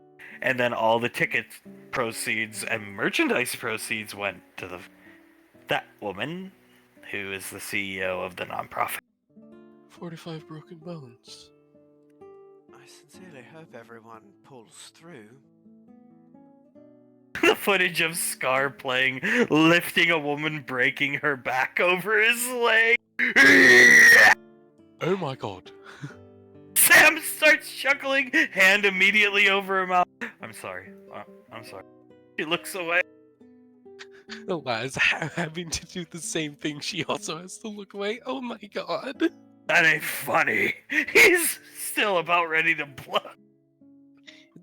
It's going to be all right. Just come here. Come here. She takes Hunk and puts his face into her breast, basically putting him in the Pequod position. Oh, this is nice. I've never Yes. gotten this. Oh, well, you shall be getting it every single day from now on, okay, my love? She kisses the top of his head. All we have to do is calm down, though, okay?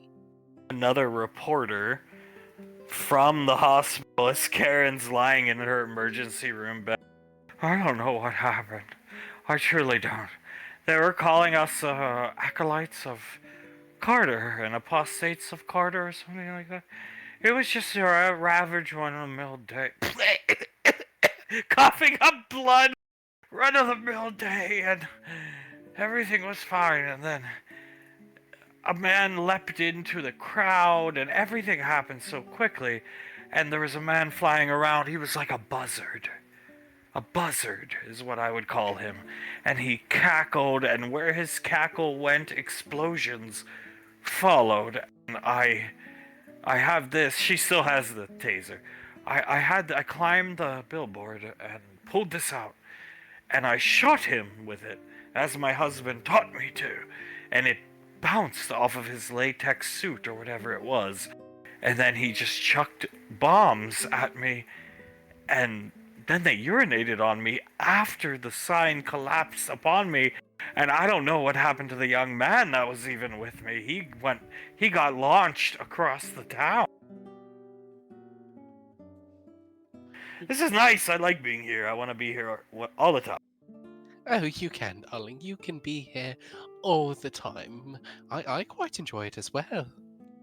He'll give him a couple kisses. Oh, the humanity. I'm so sorry. We shouldn't be... Oswald, we shouldn't be laughing. You guys are terrible. Colt looks over at them. I see. Stop it. It's Colt in the back of the head. Ow. Everyone around her can see that Soul is like straining her neck muscles, trying not to laugh at the situation. Don't hurt yourself. Let it out. Embrace your emotions. Lorelai puts her arms up. They pissed on her. Out of everything they could have done, they could have just flown away. But no, they just had to pee on her to add insult to injury. We were just trying to do right by people with Carter's bad. She looks distraught, like she can't believe what she's seeing. All we wanted to do was do right by the public with the bed. We doomed them to be attacked by my fucking father, who my mother doesn't even care about, gesturing over here. She doesn't give a shit he did this. Carter's just rubbing his temple. We donated to a cancer foundation. Why should that be punished? Why is it being punished? Why are these people being punished? They're good people. They were calling us the UCF. Yes, Universal Cancer Foundation is the name. But they were saying Universal Carter Foundation, talking to the reporter. Oh my He starts crying. Carter hugs her, puts her head into his shoulder, and hugs her tightly. It's okay. It's okay, honey. It's all gonna be alright. Come on, Pequod. He looks over at Pequod. This has to be grounds for something. Pequod, no. Looks away from Icy. Julius looks over at Pequod. Honey, I mean, they attacked a cancer foundation. I don't think there's a worse place that you could attack. Okay, Julius. She'll look over at Julius. You're a big man. You want to make the decisions? You can tell Suletta you killed him. How about that? She'll blink at Julius. Pretty cut and dry, isn't it? Julius just Oh, si- nothing to say, Julius? Julius just sighs and nods and looks back at the screen. Okay, fine. Believe me, I wish it was that easy, especially after this. She shudders looking at the woman. But can you really? You think she's gonna celebrate about Mom getting slapped forever like this? Monday No. morning, she'll be drinking, wishing Clive was here paying her attention. Yes, she will be. You're very, Wow, get dicked on, Julius. Go ahead! You are very fortunate that Sire Towns is who he is, because I think the optics of this could have ended your family's reign in the public eye. Believe me, Julius. I wish it was that easy. She hugs Julius. Julius sighs and shrugs. If she wasn't celebrating like this, she would see that he is hurting people with cancer or helping people with cancer. And she would be drinking even more.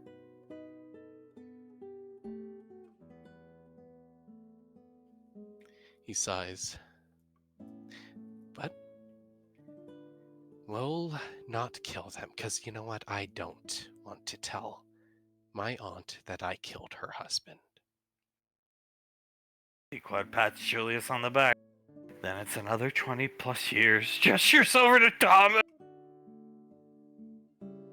They're gonna be a fun 20 years. One of these days they're gonna pull some. You think this is surprising? One of these days they're gonna pull something out of their pocket that none of us expect. Then we're really gonna be in trouble. God, we'll cross the bridge when we get there. I don't have the fucking courage to kill the man and look Suletta in the eye ever again. Anybody else feels up to it? Pull the trigger. Looks down at her feet. Julius. I can't do it. Looks at Julius. Can't do it. Shakes his head. Never forgive myself. Frederick shakes his head. Even if I was Fred Pesci, I couldn't do it. Colt? Yeah, fuck that. Sorry, Mom. Looks away from Pico. Soul's just watching the screen. She shakes her head. I can't do it, so I wouldn't even ask me, Mom. I know you can't. Memory Ann, I can't. Carter? Carter will do it. No, he won't.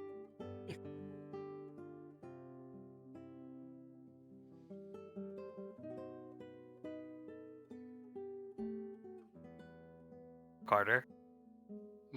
I can't do that to Suletta. I can't. I just can't. You up for a job, Sylar? Lorelai, no. Putting her arm around Sylar. Not on this one, and well, maybe the mistress would have been able to 25 years ago, but I don't think any more, madam.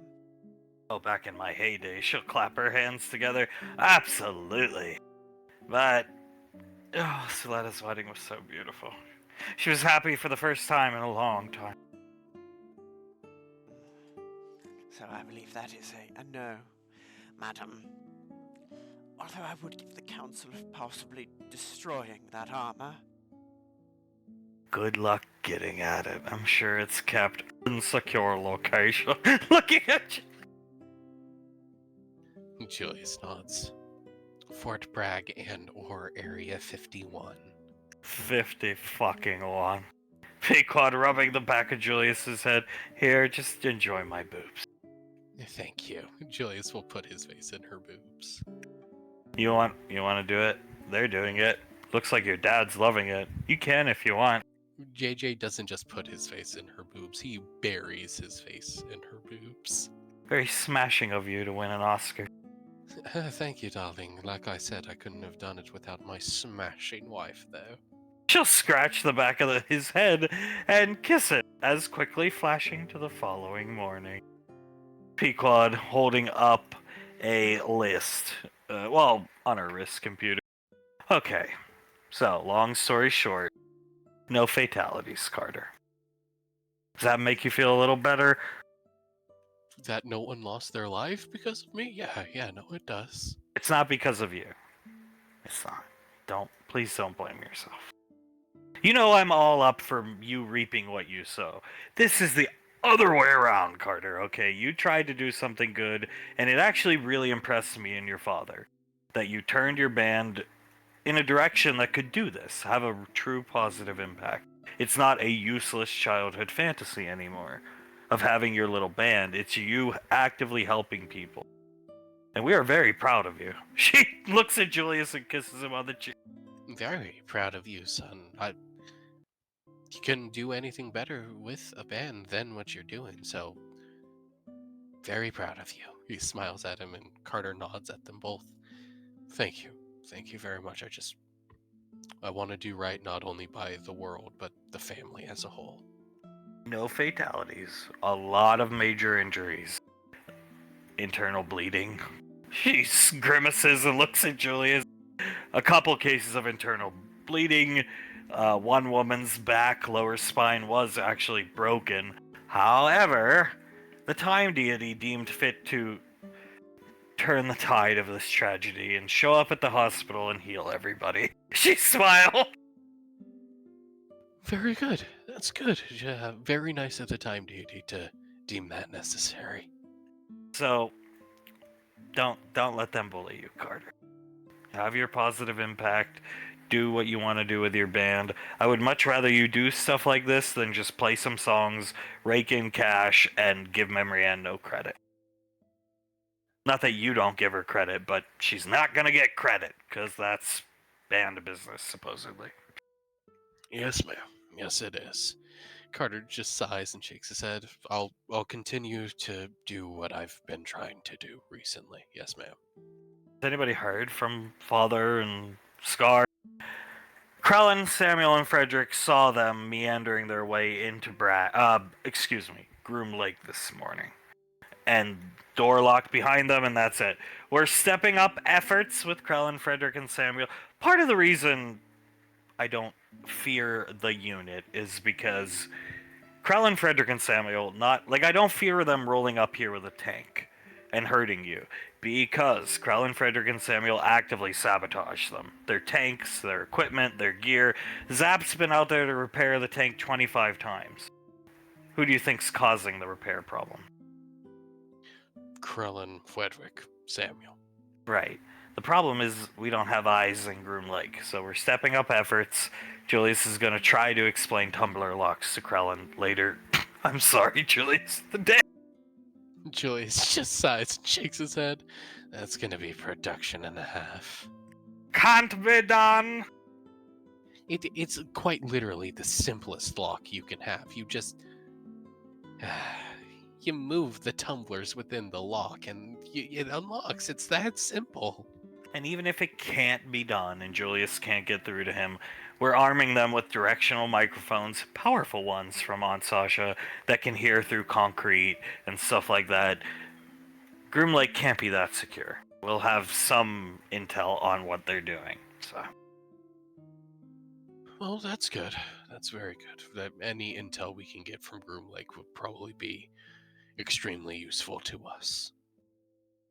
Don't like to say this, but there is an old saying, sometimes they got the bad guys have to win. She shrugs, and yesterday the bad guys won.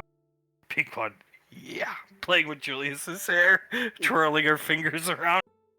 Carter lets out a chuckle. Well, they certainly fucking did. Against the UCF. He just shakes his head. I've been angry at Clive and stuff before. I really have. Even though it is my fault that he is the way he is. This time I'm just disappointed in him, honestly. That Karen woman was the woman who told me nobody would want to see my face on the billboard, and I feel god awful for her. Carter tilts his head. Suddenly I feel slightly less bad for her. As do I. Looking at Julius. But, yeah. Julius clicks his tongue and shrugs. Everything's gonna be fine. It's all gonna turn out okay. He gestures towards the list that Pequod was reading.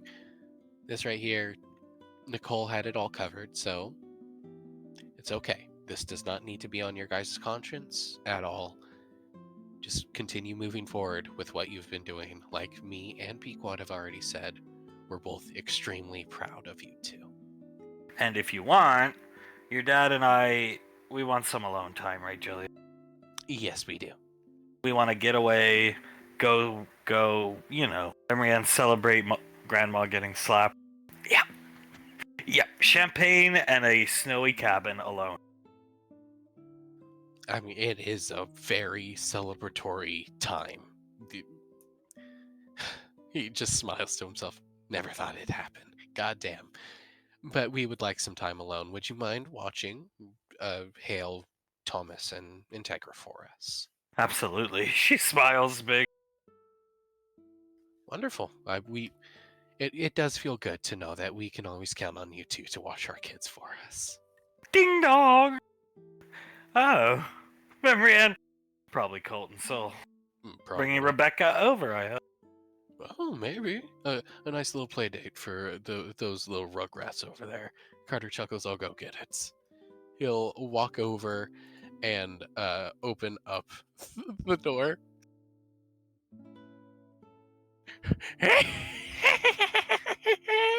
As Clive riding the back of Scar, as Scar is riding on all fours, both of them butt-ass naked, running away from Carter. Well, Julius better do something. Pequod starts falling off of his lap. Julius catches a hold of her and holds her close to him. What the fuck was that? What did I just see covering Integra's eye? Am I blind? I might be blind. I don't... No, you saw it? She looks at you. I saw it. I didn't want to see it, but I saw Scar's dick hanging and flopping around while he was running on all fours. Carter? She's shaking Carter! Carter is stuck frozen, staring out from the doorway. She moves Carter in, shaking his shoulders, looking right at him. Carter! Son, are you okay? I've seen things that no mortal man should ever see. Is that Father Nude? Riding Uncle? Yes. They had everything hanging out. I saw all of it. They rode off into the fucking mountains. I saw Clive stick his ass out and spank it. Scar. While he spanked Scar and they were running away from me. Oh, my poor Carter. Putting his head in her neck, rocking him. Carter hugs around her. Why the fuck would they even do that? What the fuck was that? Hell, Integra didn't see it because Pequod covered her eyes quick enough. I don't know. What was it? Thomas, just shaking his head. Something I hope you never see, Integra. Dude was butt-ass naked riding Uncle Scar. Oh, God. Why was he riding Uncle Scar? Why did they do it nude? Why did they ding-dong ditch Carter? I think it's called psychological warfare. He puts her finger up. Well, Thomas gestures over to Carter. It's obviously working. Look at him. I probably wouldn't react much better either. Sit down, Carter. Remember, will sit down and sit on his lap and stroke his head. Yeah, so we need to get the fuck off this lane for the weekend, Julie. Yeah, no, I definitely think we do. I wouldn't go out there just yet. They could still be prowling the area. Oh, she sits back down on Julius's lap. That is true. That is true. We shouldn't go out just yet. You doing okay over there, Carter? Carter nods. I'm fine, other than seeing my father-in-law's brown starfish. But, you know, I'm okay. Thank you for that, Carter. Almost upchucked my eggs and bacon your dad made for me this morning. Yeah, no problem, Mom. I'm sorry. Why don't you guys go, she'll shrug, spend the weekend at Soul and Colts where there's these things called attack dogs. I think that's a good idea. Carter points over to the kids. You guys want to spend a couple nights with Rebecca? Dale starts clapping. I think that means yes. I think that's a wonderful idea. Good. We'll give it a few minutes, maybe a little more, and then we can go. Julie's shaking his head. Pequod sees him look over to the side and let out like a cough, but it's a cough hiding a laugh as he looks back at Carter. I'm so sorry you had to see all that, son. Really, I am. Poor boy. Pequod, fake sad look on her face, but looks real to Carter. It's okay. It's okay. I just, whew, you never think you're gonna see something like that. You really don't. Well, sometimes the bad guys have to win, my handsome man. Kissing Carter on the cheek. I suppose they won this time around. And we will cut on that.